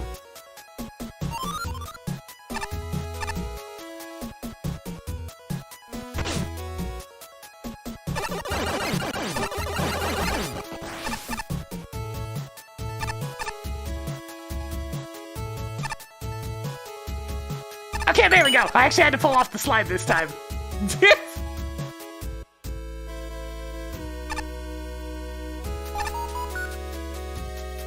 Hey, how about a joke?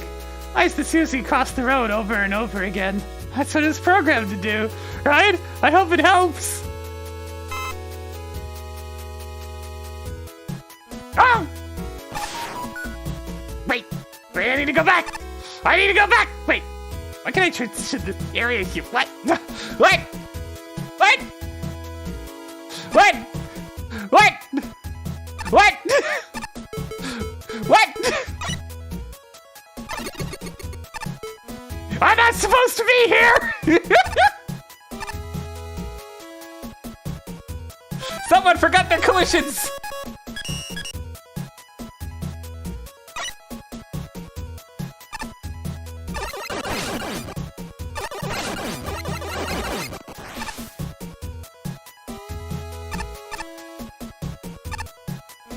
Hey, it's intentional here. Alright, lots of snakes down here. They're mean, but they're kind of cute anyway, don't you think?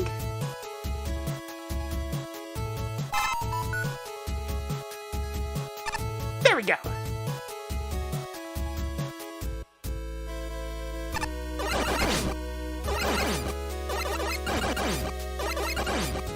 Susie, no! I need you to move! There we go.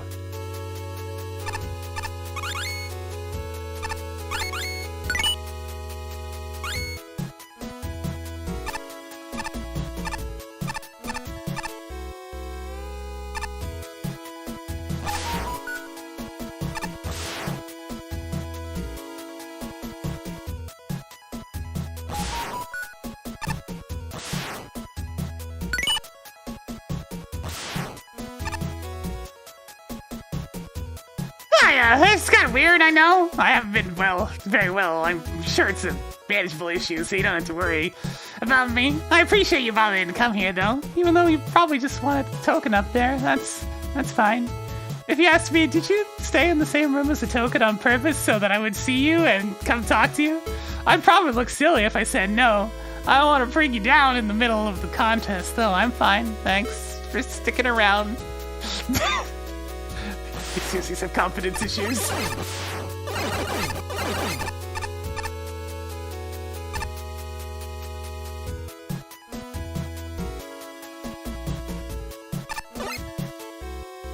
Our dad doesn't like you. What? Wiley! Ah!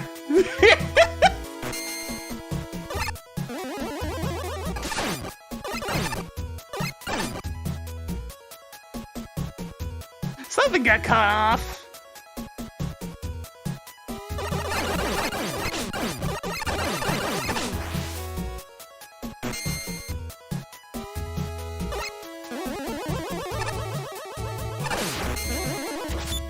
Now you are kind of stuck here if you decide to jump over and get rid of the snake like that. So...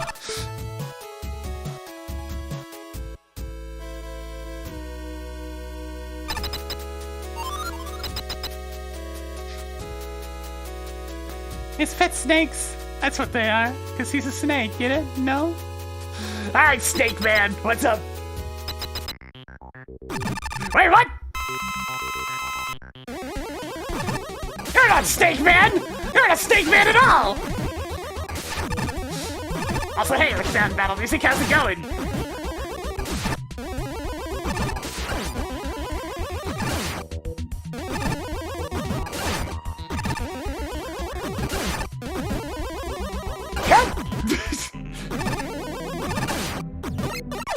I have controller rumble on, and this boss pretty much causes constant vibration.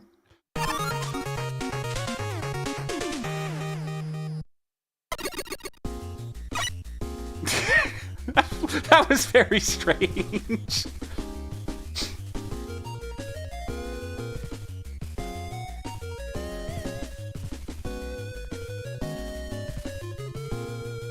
Some points for creativity, I suppose. A fun. I mean, there wasn't much to play here. Function, there were some collision issues. And aesthetics, it was pretty bare bones.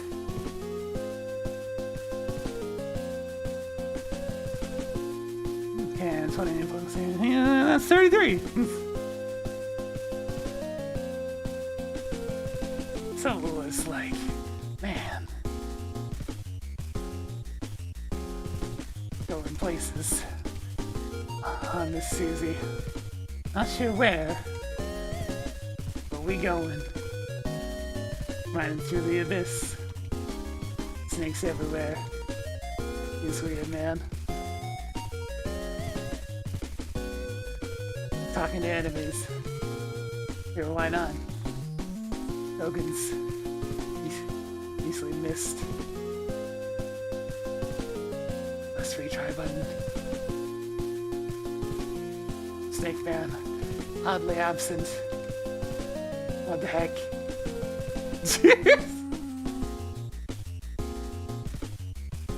Alright, let's take a look at the boss stuff.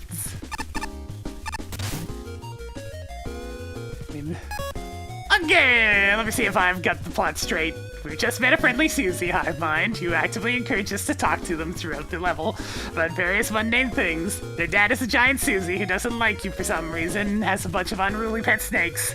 Considering the level's called Susie Love, my first instinct is that we have an overprotective dad on our hands, especially considering his hive mind of kids. So he's particularly eager for conversation, maybe?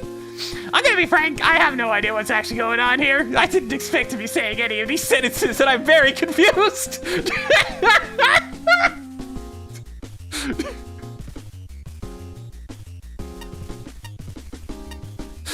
As for the actual level, while I like the concept of friendly Susies, by the time they start paying their dues, they don't really do a lot. Their interest level peaks with the first token. After that, it's pretty much just ride the Susie until you need to jump off. And if you miss, well, better hope you have jet or magnet energy. Maybe the occasional bike. It's an alright idea, but it needs far more variety, and also to be a bit less awkwardly punishing. As for the rest of the level's denizens, they're all just there. I barely remember any of the enemy encounters that didn't relate to the weird plot, which isn't helped by the largely non-existent and slightly broken visuals.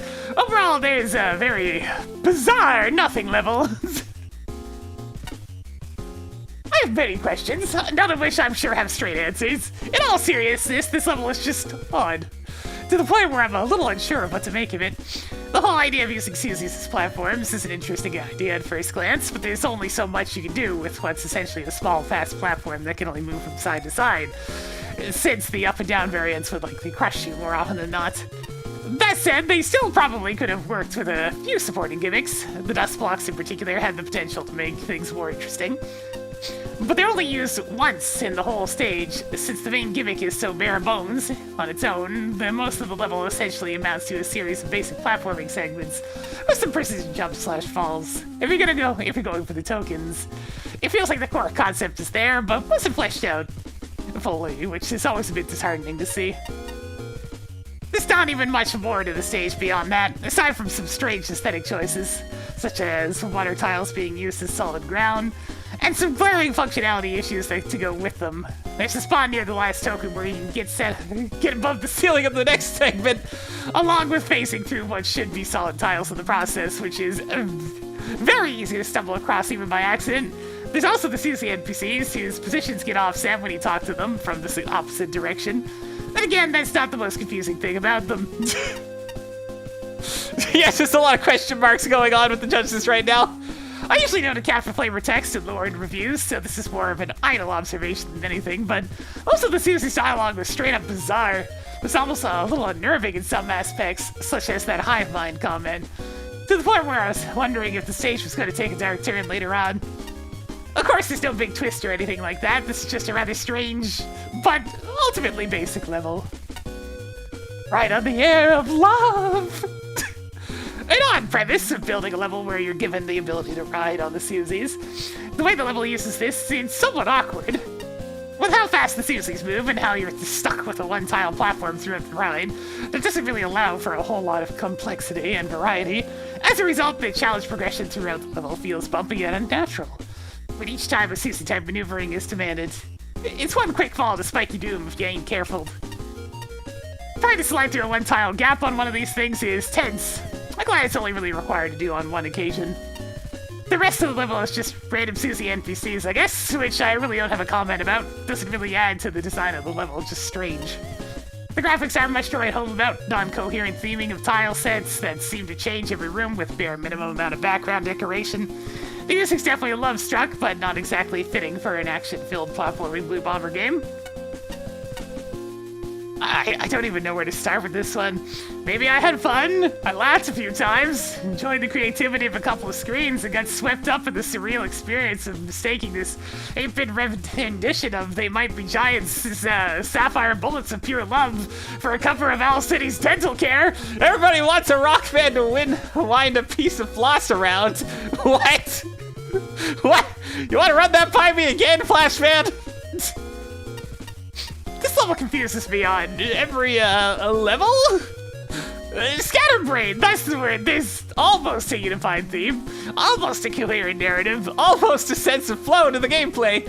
something always gets in the way. The end of the level is a good example. The last NPC tells a joke that doesn't offer any closure to the story, and to me doesn't make any sense. Susies have been friendly the whole time, but now they inexplicably need to fight one. The boss music's in a different style that doesn't fit with the They Might Be Owl City. They might. God dang it. Anything that isn't a Snakey or a Susie never sticks around long enough to feel like a meaningful part of the level. NPCs break the fourth wall in a way that makes me wonder if it's the dialogue writer or not the characters trying to communicate with me. Each area feels like it was constructed in isolation and then attached to the rest of the level wherever it would fit. I like the mini-boss fights. Any token challenge with Susie platforms, which should really be indestructible, is actually pretty decent. By my standards, Sniper Joes are used correctly. Thinking that Dr. Wily created these Susies, I got a good chuckle out of. Our dad doesn't like you. In retrospect, maybe that was referring to the boss. I thought Dr. Wily as well. I was gonna prolong this review by thinking of another song reference to Shoehorn, like tied with teeth. But it's old and it's totally over now. I think the level is best exemplified by the introduction of the main gimmick to the level, the titular Susies. It's fairly functional. It's somewhat confusing feeling, just plain wrong, with a smidge of random. Instant death out of nowhere. The Susies seem to get stuck on invisible blocks, warp around the room, and can inexplicably crush the player. In certain rooms, they can permanently despawn, leaving the player stranded and forcing suicide. Further hampering things is the unfinished nature of the graphics and tile work. This means that conveyance is non-existent, including moments where the player has multiple paths, but does not know where to go. Due to the background being black at all times, there's no difference between the pit and the path you're meant to travel down. Shout out to having an actual compass and map combo. There are virtually no enemies in the stage other than the 2 mid-bosses, which are simply time wasters, and the room layouts with those enemies is poorly thought out, making avoiding damage very difficult. Outside of these 2 encounters, there's no challenge to the level. The boss certainly exists, and is 100% expected. Kinda wish the Daddy Susie at least had a sprite edit thinking... Think of it! Give it a pop-up mustache! Hell yeah! If this review sounds negative, well, I didn't dislike playing this. I did like the idea you had going with the gimmick of the stage, but it was just poorly executed. It does have charm in its own way. It's one of the few stages of this contest to manage to maintain its charm in spite of the large number of NPCs, mostly down to some not cringeworthy writing. But charm doesn't carry too far when the stage's heart of is merely just below the average. Mustache and eyebrows, yeah! Gonna go with a spark. Alright, let's continue. Centaur Man, what are you doing here? Is it gonna be water on the ceiling, Centaur Man? And for specialized anti-gravity water from Greece, which surely adds spice to the battlegrounds.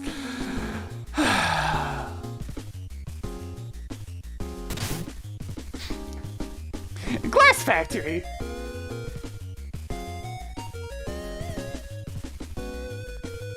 Bye! Game Trooper.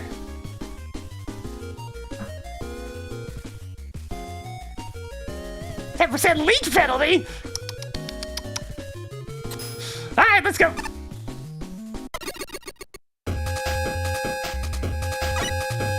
Hey guys, did you know the music's really freaking loud again? Okay, I'm actually turning this one down. For God's sakes! Balance your audio! Look how much I had to turn it down! Good lord!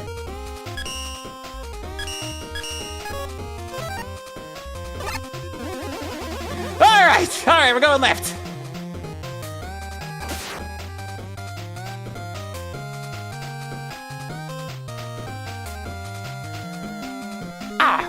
Fine, I'll go this way first.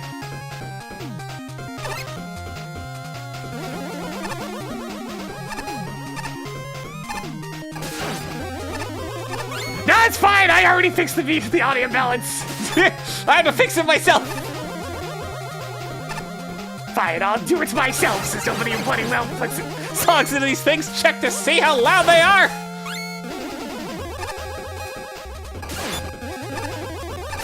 Please, Audacity is free, or just some other audio editor. What the?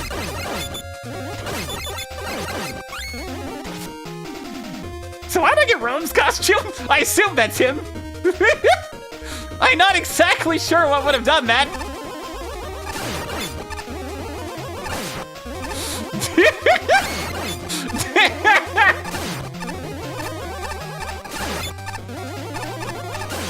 Fire 10,000 buster shots?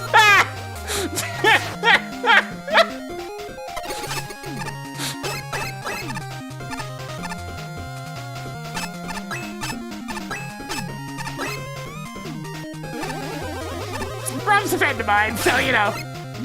Of course I immediately recognized the design.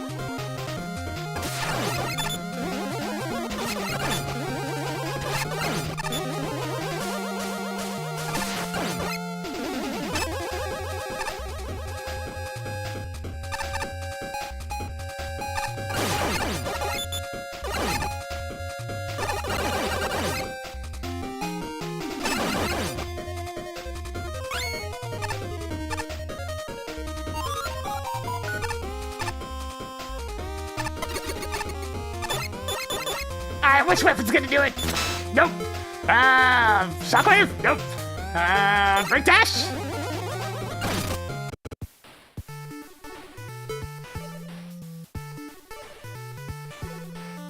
Oh, nice for finding this place. But I guess I shouldn't have expected anything less from you. Well, take a load off. and relax a bit. No? You look like you're busy. You're the kind of person who won't give up no matter what's thrown at you. I can respect that. Before you go, did you find the other route yet? If not, I'd start from the beginning if I were you.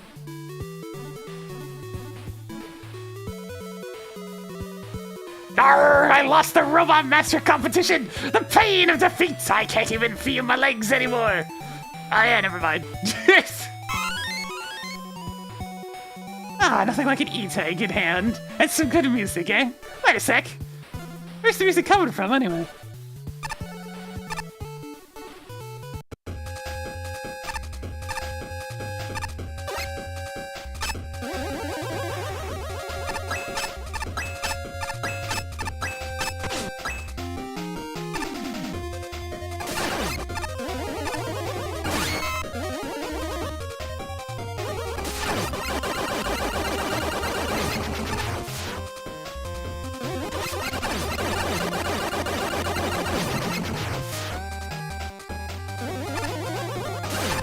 More costumes I want to check out real quick. I'm gonna actually switch over to Usagi Woman for a bit. Cause I mean, that's a really cute design.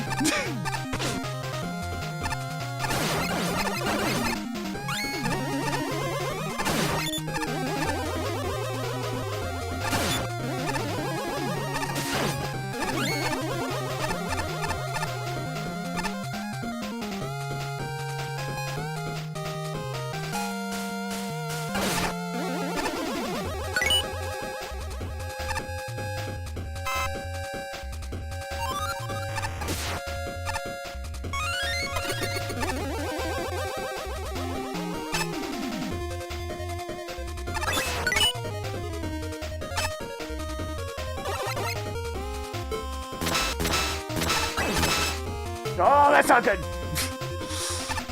Go, go, go! Hey guys, you like Crystal Joe? It's another level that mostly features blocking enemies.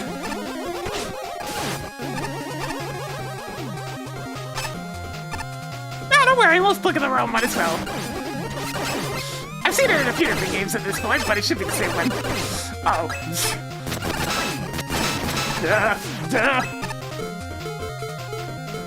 This is fine.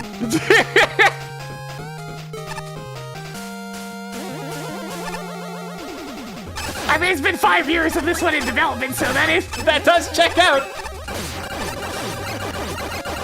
One of the songs I played at the start of the stream today was the exact version of Lively Tower 2 used for Undertower, and I saw the comment from the person who made that stage asking to use the music on the video, and it was 5 years ago.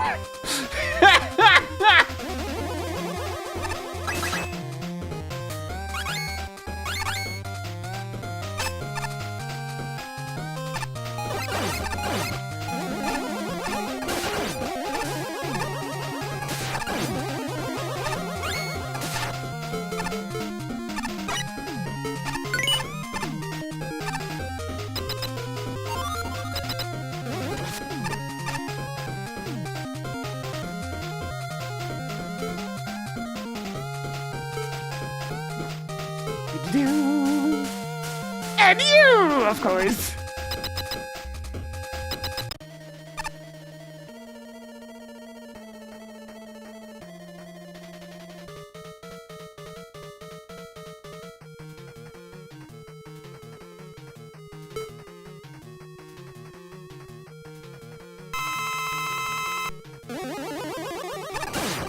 Oh, it's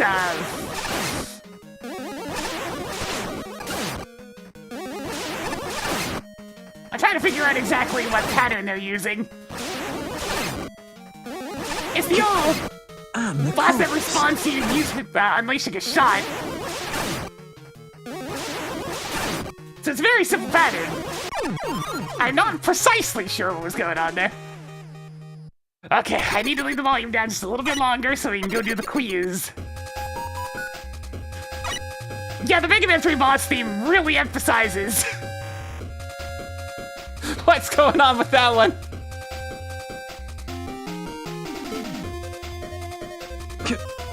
I'm the coolest.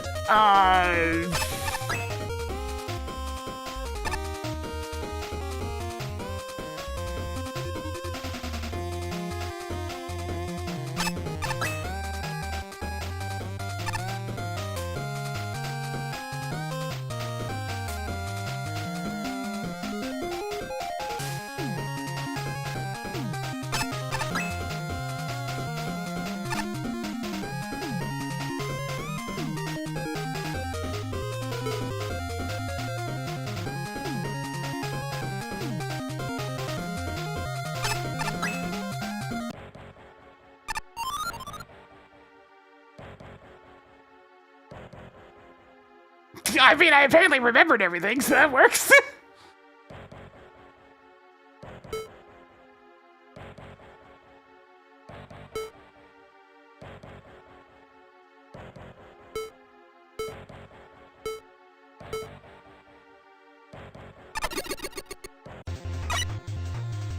Oh, hey, it's 2 levels in 1 again. This really needs to stop happening.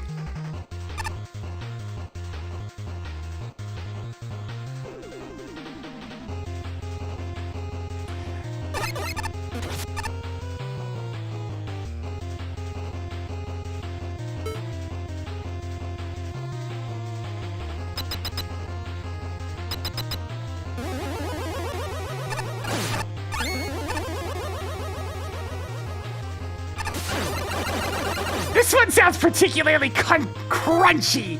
Like they had some bad YouTube rip quality going on. Like let me turn it up a little bit. It's got a very crunchy sound to it. Oh yeah, that is really compressed.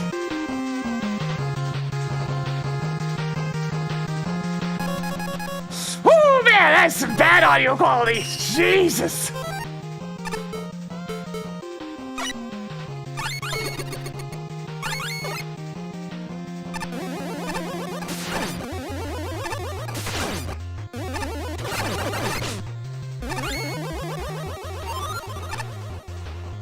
And there's an energy element in here, so it gets to be included in the judging.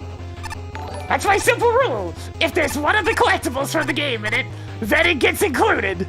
Yo, Reiko, how's it going?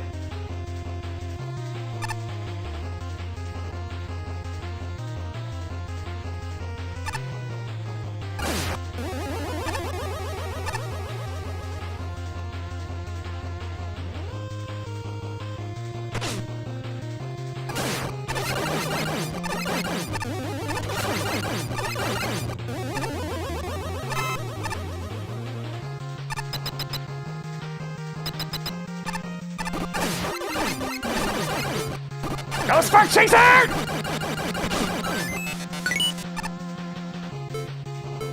You know, this is actually a good time for Ice Wall.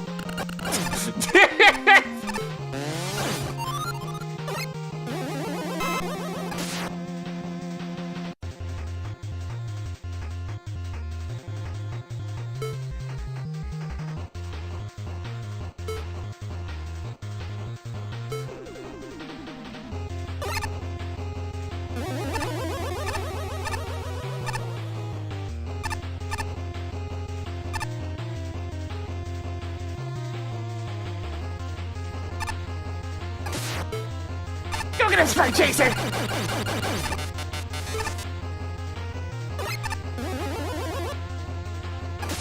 Giant Telly!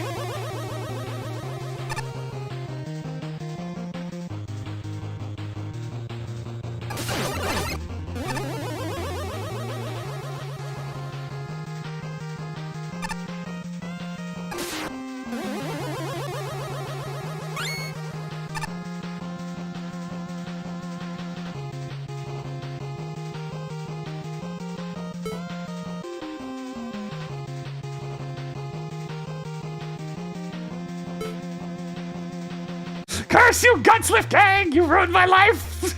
What?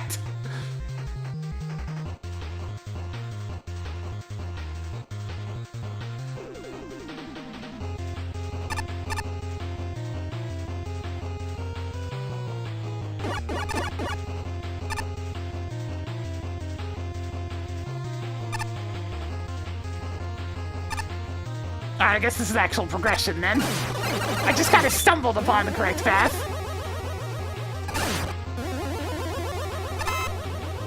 I don't think there was a compass chime telling me to go towards that particular... In fact...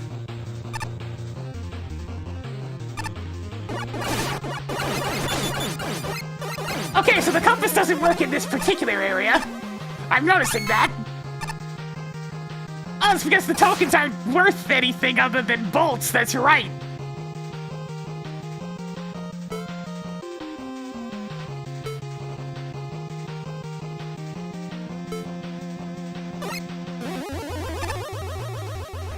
Leak penalty means that they made it obvious who made the level. The judges were supposed to be going into them blindly, you know? They weren't supposed to know who did what level. Get the new big level, Sam! Yeah. Yo, Widow! Think of the party of two. Ah, we got a compass for this one, though. What's over here? See, it's just a W tag. What up? What? How'd you find me? No one should know this place exists. Okay, look, just don't tell anyone I'm on break. And you can have one of my drinks, alright?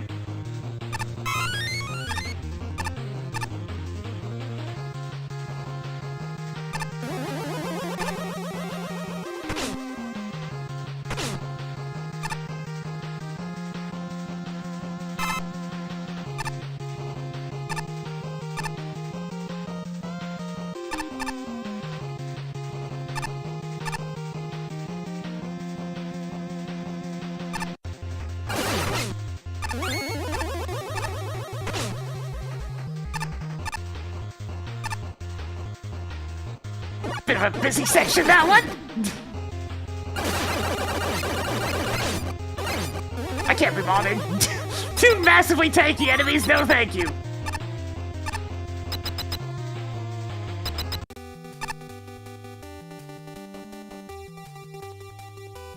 Oh, hey, Fireman, what's with the new look?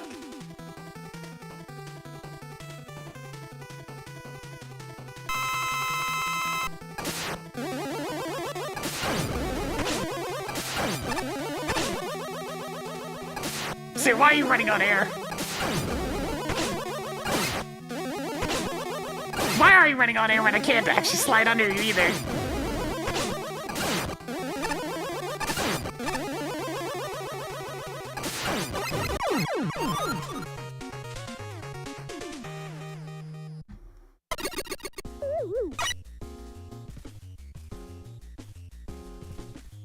Well,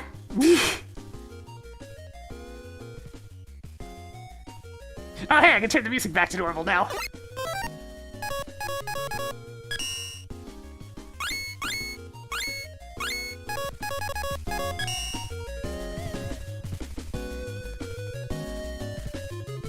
What we have here is a failure to understand the... Hang on! Let me just...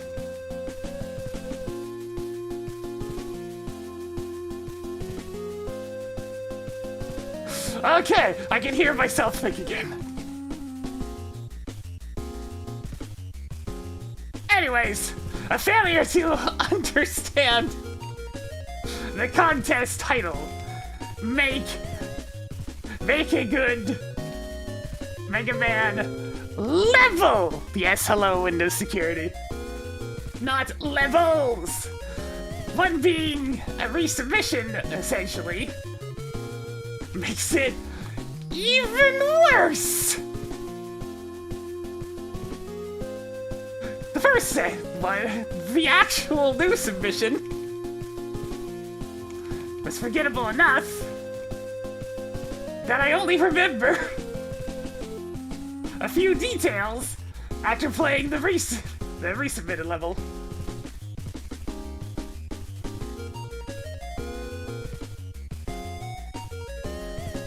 I recall some good setups with chill blocks. And about does it. Also a really simple Robot Master.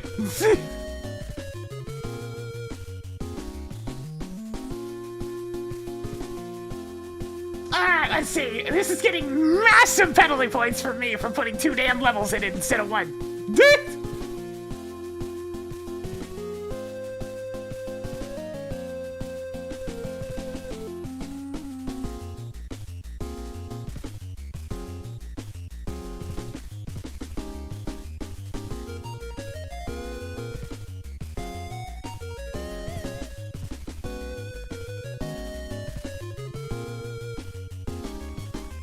There we go, big old 0 to 10 in function for having too many!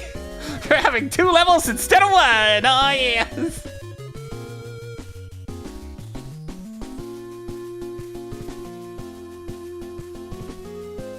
Next!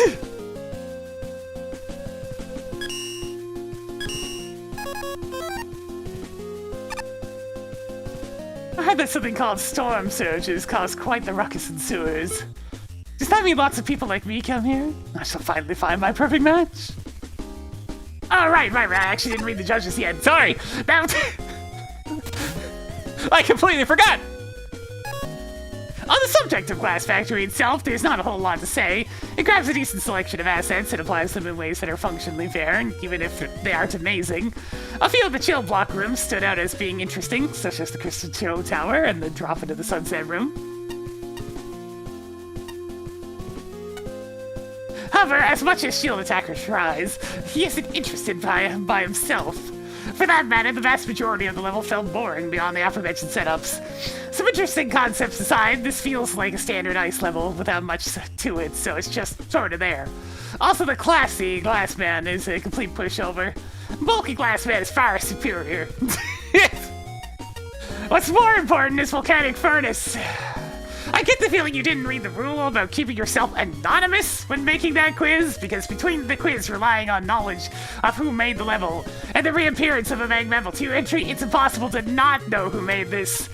At any rate, Volcanic Furnace seems improved from MAGMML2. The gut slips still have issues with desyncing, but the tile set is significantly better looking and the level is a lot more focused.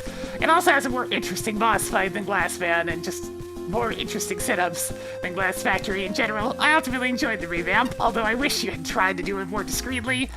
That may very well have led to a worse placement than the last contest, which is a bit of a shame. To quote Pyro from the previous contest, gee, I wonder who made this level, I can't tell! Putting aside the obvious for now, there's not a whole lot to say about the main stage itself. Enemies and gimmicks are introduced well enough, nothing very meaningful is ever done with them afterwards. Their placements are very basic and offer little to no challenge, which makes nearly every screen feel like an afterthought. There are two exceptions to this. The vertical room with Crystal Joes on both sides is one of them. And then there's the ice block room with a Crystal Joe to the left, plus a shield attacker floating right above. Both these parts actually forced me to pay attention to what was happening on screen, as opposed to just mindlessly going through enemies and occasionally stopping for a crystal generator. It makes me wish the rest of the level was just as engaging. This especially applies to the boss, who I'd honestly rank close to Toad Man for how stunningly easy he is. Of course, this is all just in relation to the main level. As far as the secondary path goes, I don't think I really need to go into detail on why including it was a bad idea. I think it would have been a better move to repurpose the concepts found here and use them for the main level, since the enemies and gimmicks tend to complement each other a bit more. It's not that much more difficult than the main stage, but it's certainly more engaging. Aside from that final stretch with the flame geysers and gut slips, I'd say it's a decent improvement over its previous version. With all that being said, however, I can't exactly ignore the fact that it's a rehash of a MAGMML2 stage. It doesn't make up for the main stage as a whole, nor does the other end boss. He's not quite as bad as non-MAGMML1 Glass Man, but his fight is still incredibly easy for how simplistic his pattern is.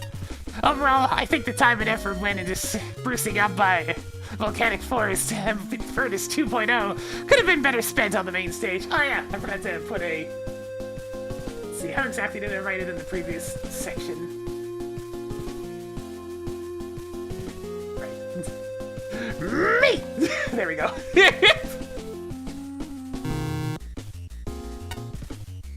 Instead of a man, it's a factory! This stage completely baffles me. Left me speechless and absolutely confused. The stage name, the stage theme, all pointing towards an expectation that this might be a tribute to Glassman and MAGMML1. But it's really not. It's more like a parody, a spoof.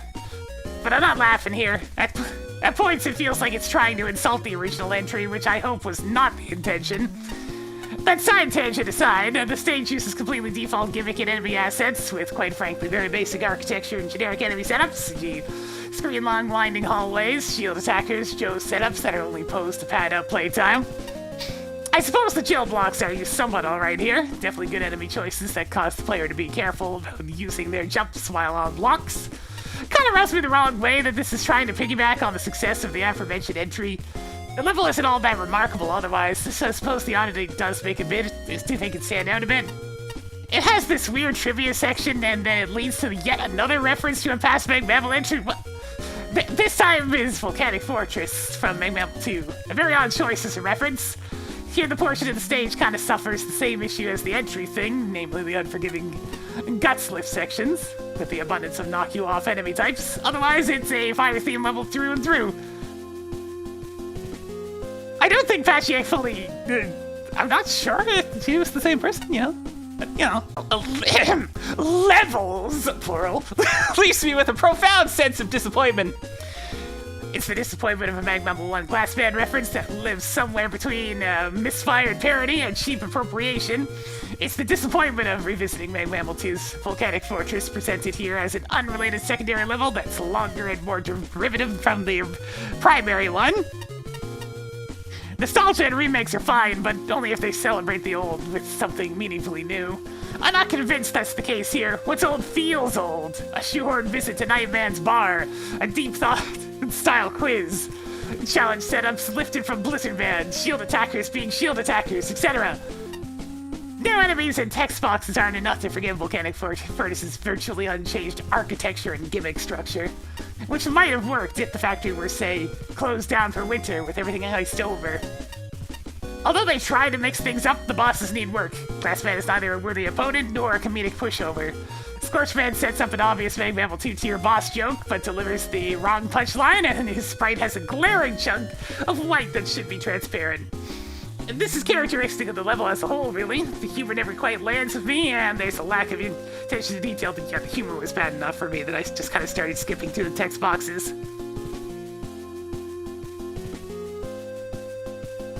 Dialogue that needs more proofreading, boss doors that don't lock, unbalanced music volume. Finally, somebody pointed it out. Cheese challenges, breakable blocks that look icy instead of glassy. On the upside, some elements are executed well. The quiz questions are totally appropriate, though the first question doesn't account for the fact that we're going left first. Volcanic Furnace looks better than ever. The ice block setups are pretty good. The reskin break dash block makes me happy. If this level were tethered so tightly to the past, and if it committed to a single premise, I think I might enjoy it. What the? Hi, Game Trooper, right? Well. Thanks for getting the shotgun. Hang on a second.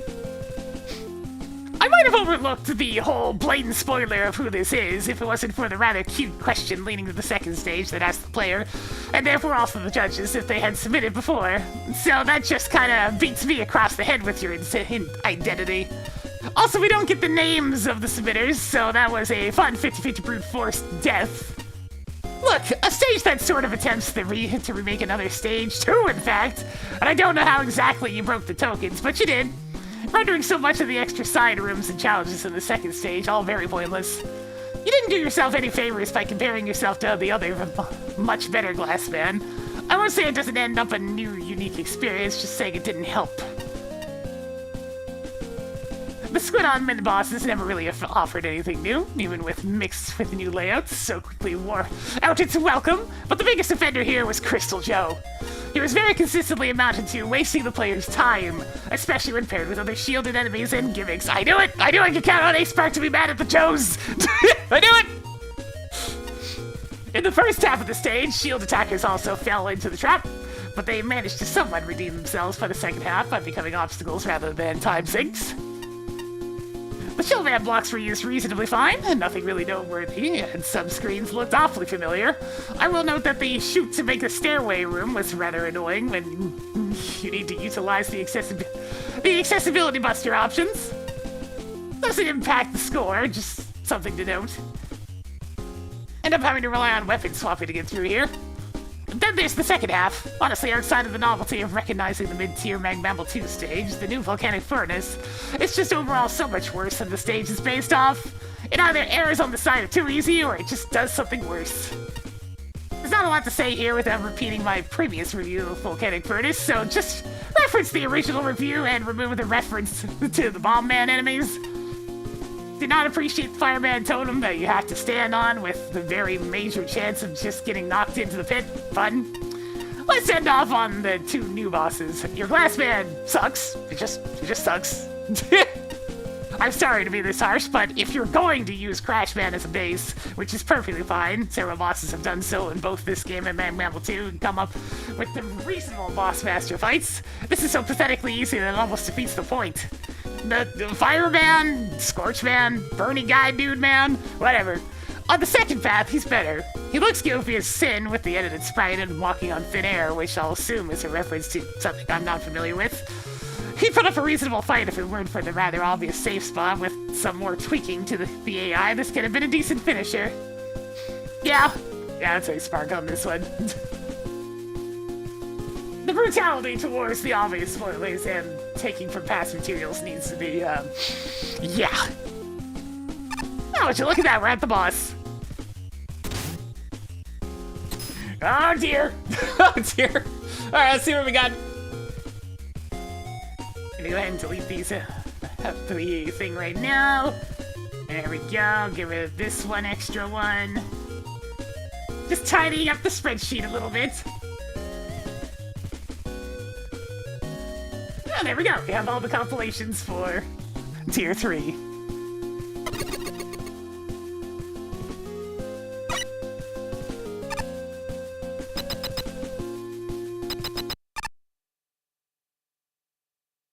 Thousand, 1,001, 1,002. Damn it, you made me lose count! Are you the tier boss I'm supposed to? I have your guts for that! No one interrupts a member of the great how long time? The what now? Muscle juggler, the strongest crime bot ever, and you just interrupted my practice. Oh, now I'll never get into the record books. I just want to juggle. Now I get Miss Red Riding Hood busting through my door when I get nothing.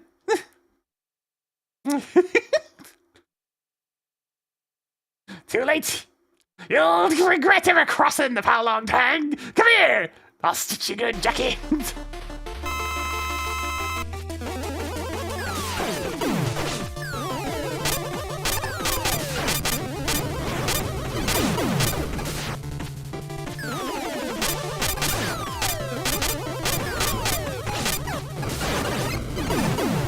Dear God!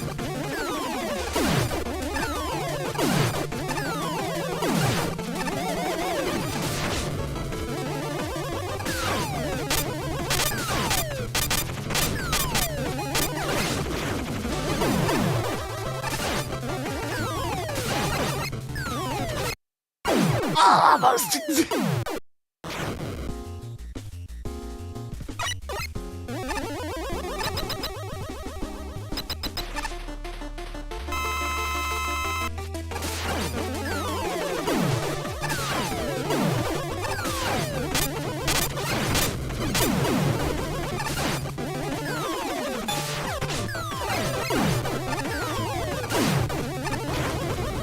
Have a good one, Ranko! Thanks for dropping by when we could.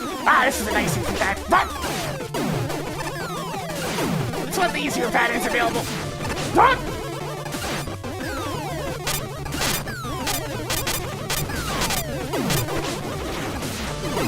there's a lot going on with this one. Oh, give me that.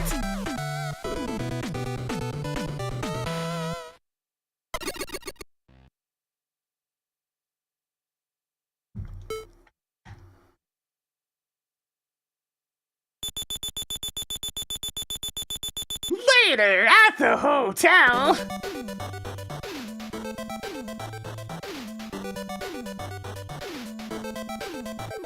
Yeah, things have been going smoothly, which always gives me a bad feeling. I've almost forgotten it's just another one of Riley's traps.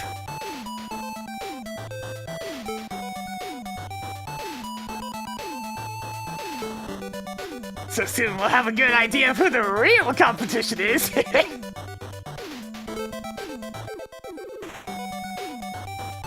Yeah, but he seems confident in there being a breakthrough soon. Oh, he's confident about most of everything, so I'm not sure how reassuring that is, you know? That's a good point. Riley always wins!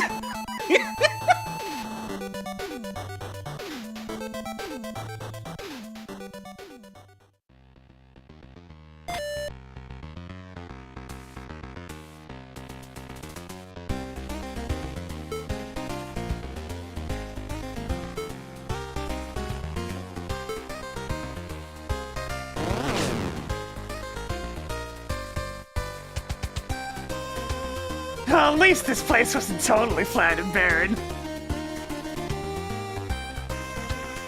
This is the same place we're driving around. Tell that to the bus! Tell that to the bus that just drives in from anywhere.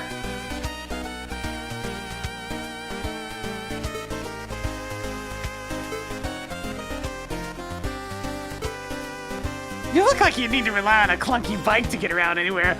But dude.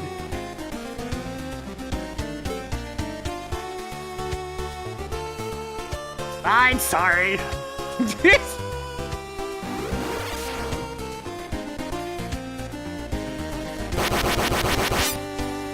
Look, I'm getting really tired of this character, I'm just saying.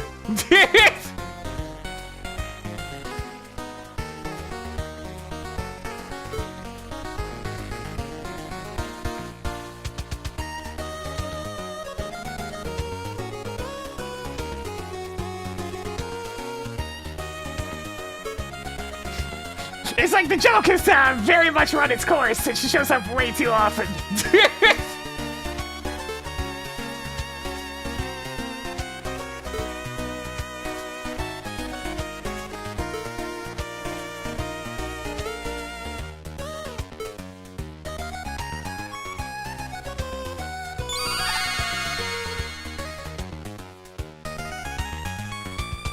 So cool.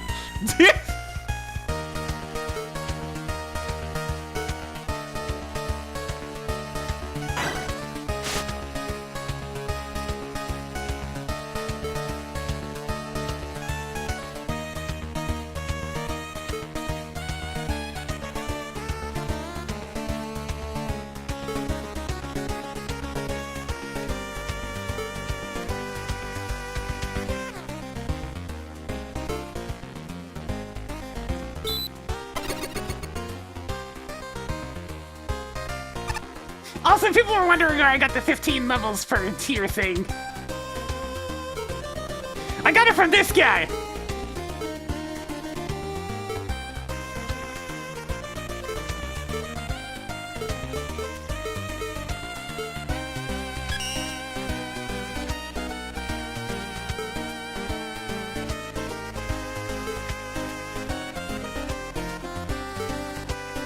I probably just read something wrong. That tends to happen. Yeah, I probably just read something wrong. Okay, what we got?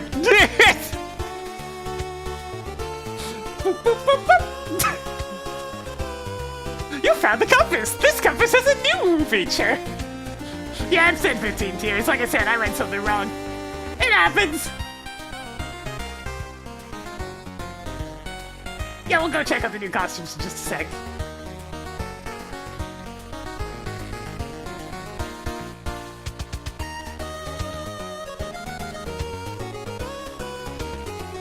Just gonna get this one up on screen real quick.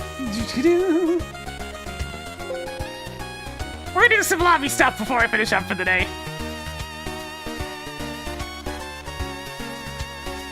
Thank you, Dragon Cat Man, once again for the fan art. We got the compass! It's been incredibly helpful! My God! Purchase this first if you're planning to get all the stuff. Just do it. Just do it. Just purchase it.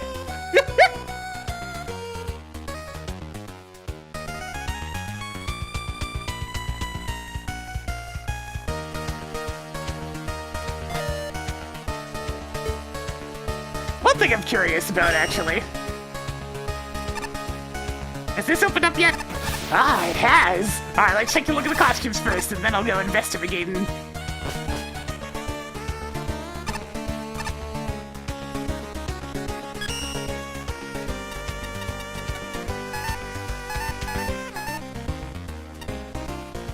Ah, it's just patchy.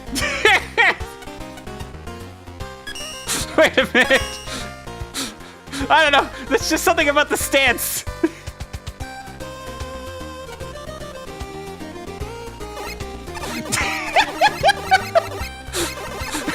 It's very goofy.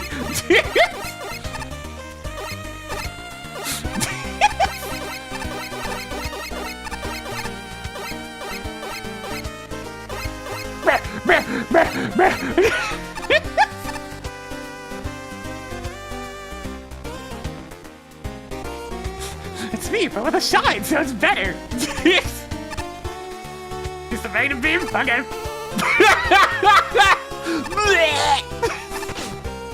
Oh no!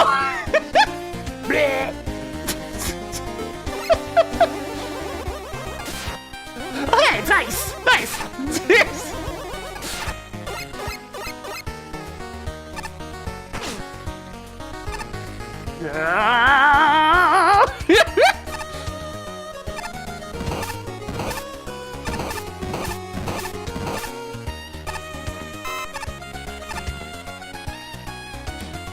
He's so happy looking! Look at the rotation on this, and he's very pleased by spinning.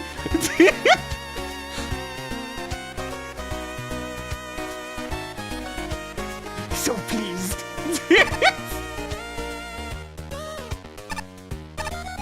What's Rush? That's a good question. Just a jewel. Yeah, checks out. Beep beep.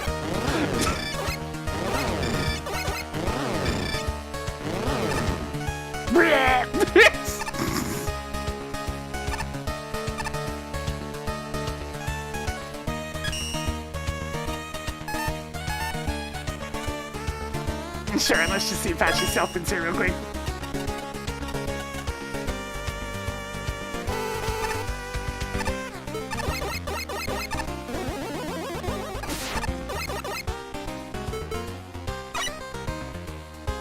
Broom makes sense. Yeah, there's the saucer. Wee wee wee wee wee wee wee wee. No! Alright, sure. Everybody loves spinning.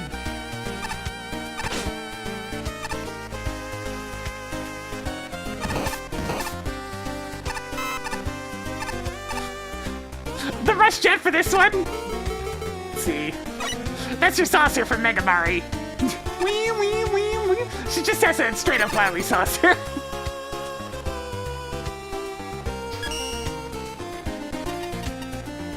Alright, back to roll.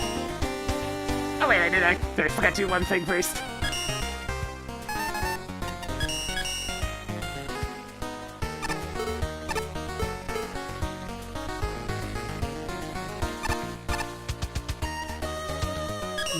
Some kind of shiny platform. I don't know if anything specific.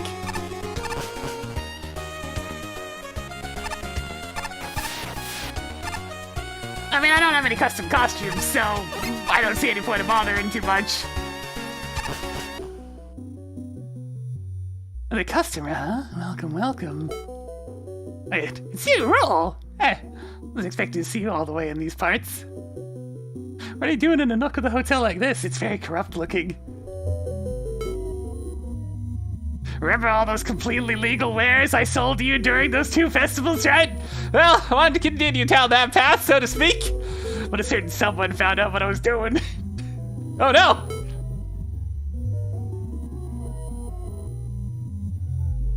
Heckled, cut in half, shot by lasers, Frozen in ice!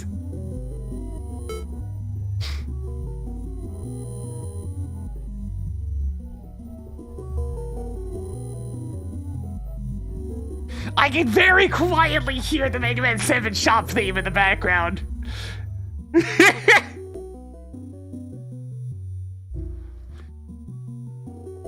Cheats! Cheat codes!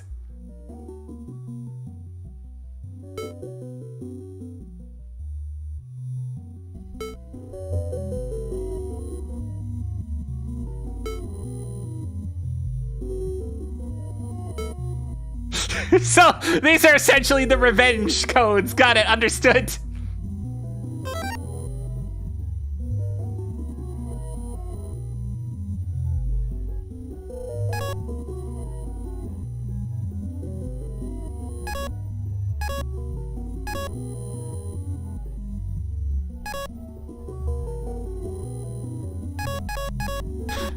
Yeah, but you have to 100% the level first, so it's really just to get revenge. I'm not gonna mess with it.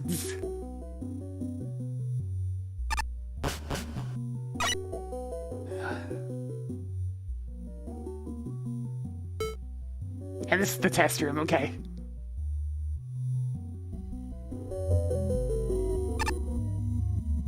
Trippy.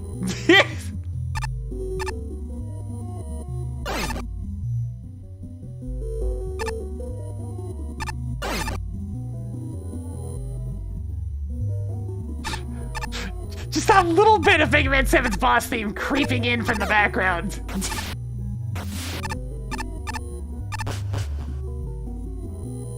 See you later, Eddie. Actually, is there something right here? No. Yeah, see you later, Eddie. I'm gonna leave now.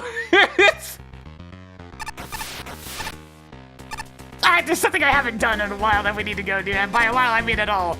It's finally time to go into the pagoda.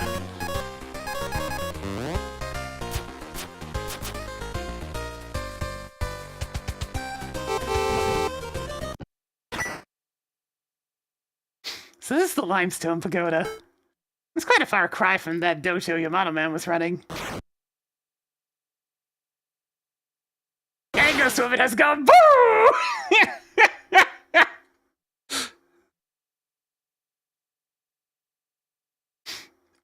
Shadow Studio, of course, the designer of Ghost Woman and person who does, like, the vast majority of the channel art. So, you know, we have some nice graphical consistency. Same person who did all of our lovely emotes. Yes!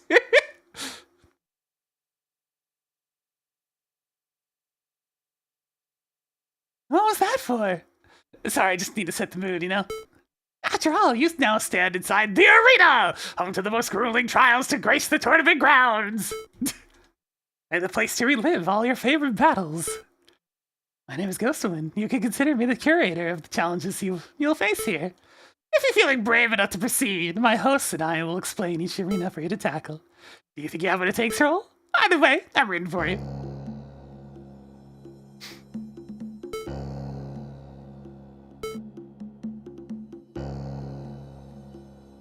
Alright, so you can practice fights down bottom.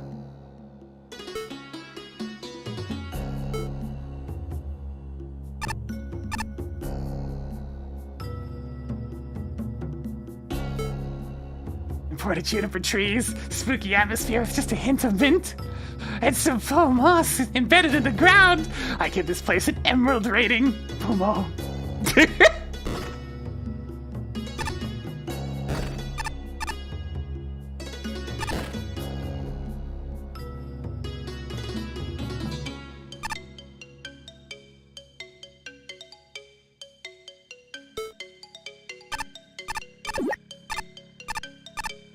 Alright, on a bunch of arenas I can't do yet. Oh god, true arena.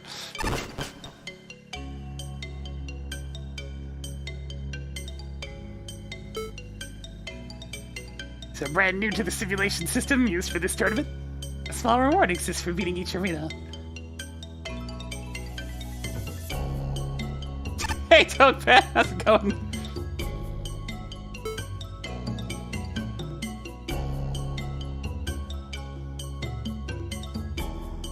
Toadman? Fool! Don't you know a mighty guardian when you see one? I, who protected the fortress within a citadel, stood outside Wily's chambers made of focus beams.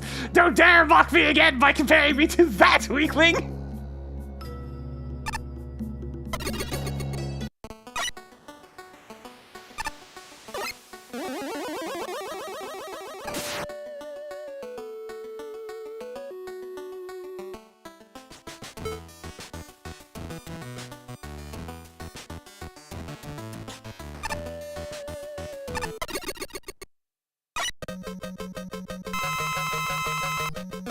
Met Daddy!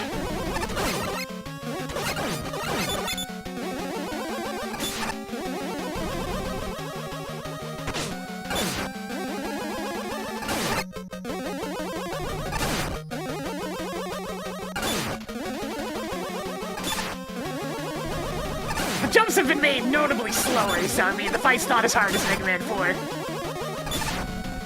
It'd help if I actually landed my hits.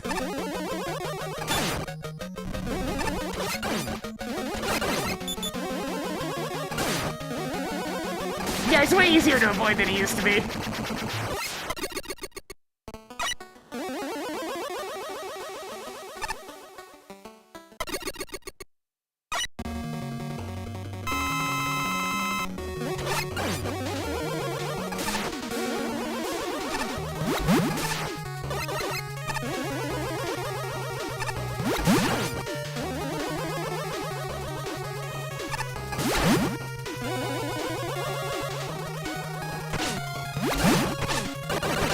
That's unfortunate.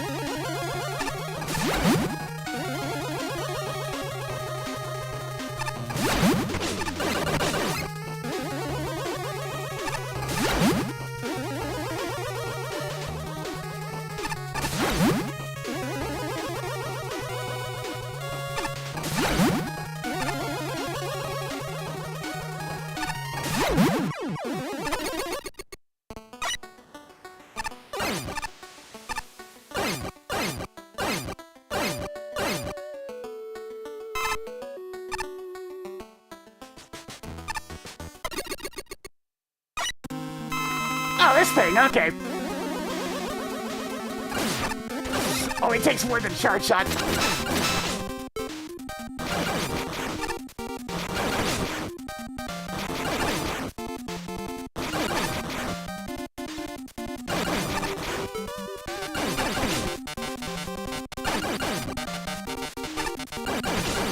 Oh! Well, shit. I never have those positions memorized. Oh well, not gonna bother with this right now. Almost every single hit I took there was from the block spawning underneath my foot. It's like, I'm sorry, I don't have the positions memorized. Pardon me.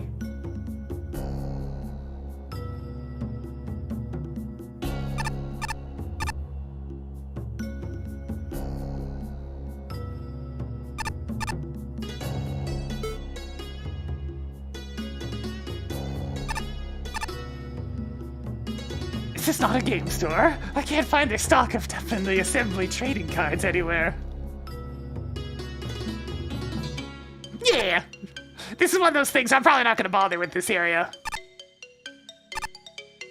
Cause I kind of got Tired of Kirby-style arenas a long, long time ago.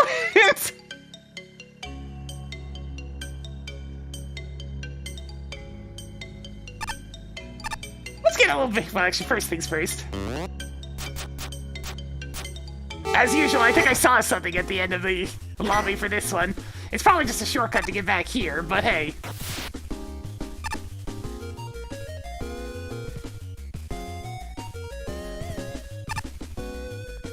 When I get tired of them, probably around like the second ever one I came across after Superstar. No, I don't need to know the rewards.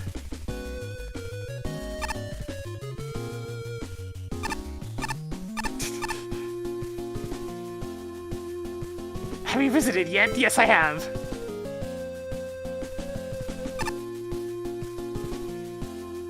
Alright, yeah, that just takes me straight back. Another thing I should probably do. Look, we're up to 73 tokens. I could probably buy one more thing.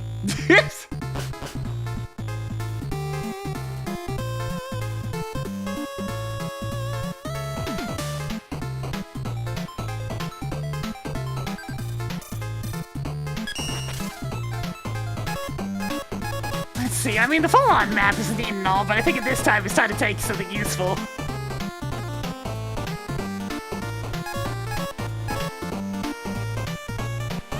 Honestly, reducing knockback in general sounds pretty good to me.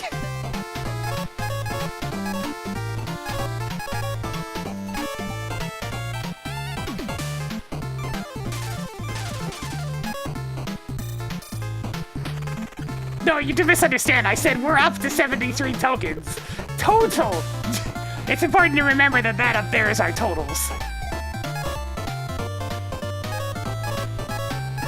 This is an energy balancer, it's energy saver.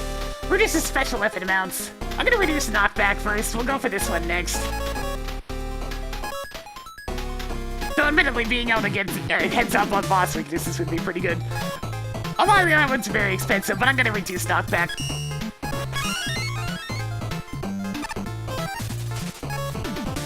Because there are a lot of stages, especially in these earlier tiers, that love to knock you into pits. Saw that happening a little less often. Sounds like a good time. Oh hey, I even know where I can test that.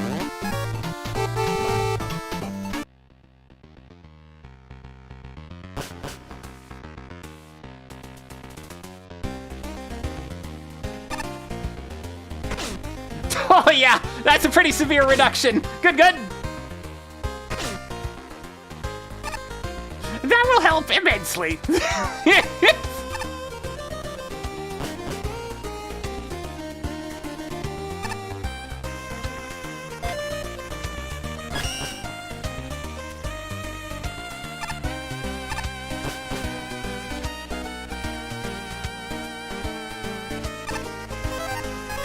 Yeah, you can toggle them.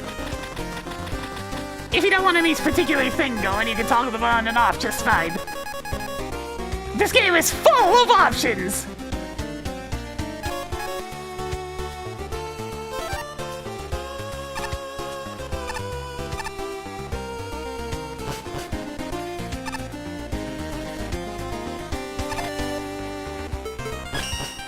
Yeah, the more you repeat something, the less likely I am to do it. I'm just putting that out there.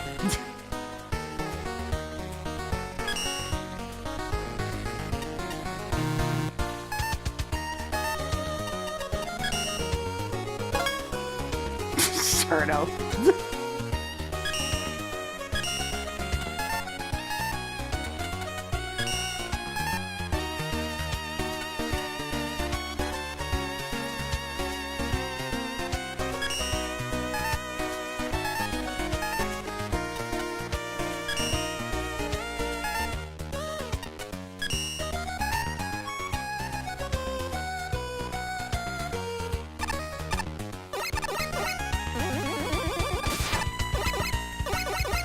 It's a little more detailed than the other one, at least.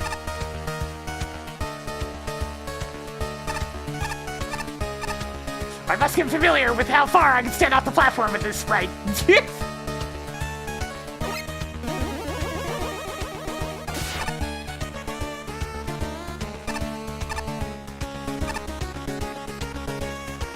Okay, but very important! Very important. Does she still like spinning? Yes! Yes, she does. Okay, all is well.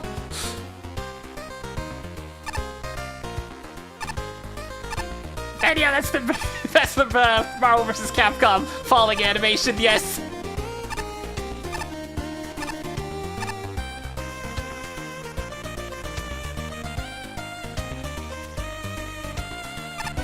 Is it the same text for all the custom ones?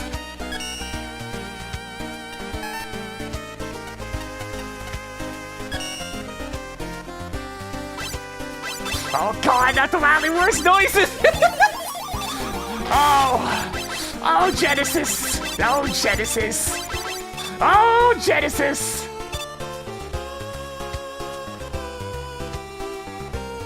Something's not right here. You have additional bits, Mega Man. It's not supposed to be this way.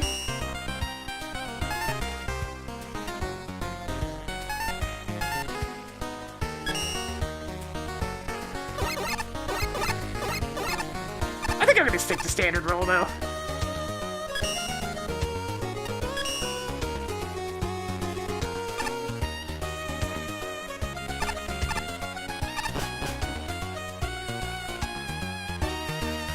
I've just gotten used to standard roll at this point. Speaking of, let's do a little bit of tippy-toeing real quick.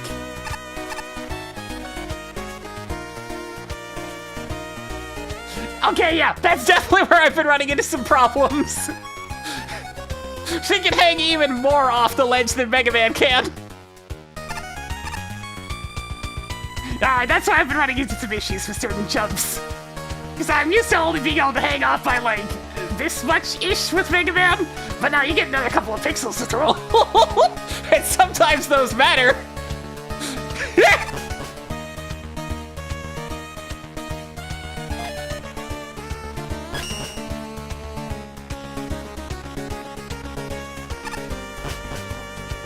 Come on, Tango. Oh, good. And now there's two of them. I want to pet the cat. I still can't pet the cat. I will poke the cat, but I cannot pet the cat. Now there's a mouse.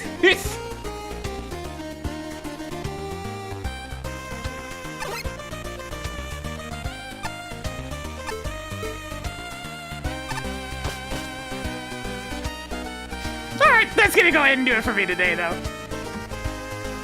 Good gracious. we ended up finishing up Tier 3, and you know what? Today was a fun selection of levels. I had a great time. What the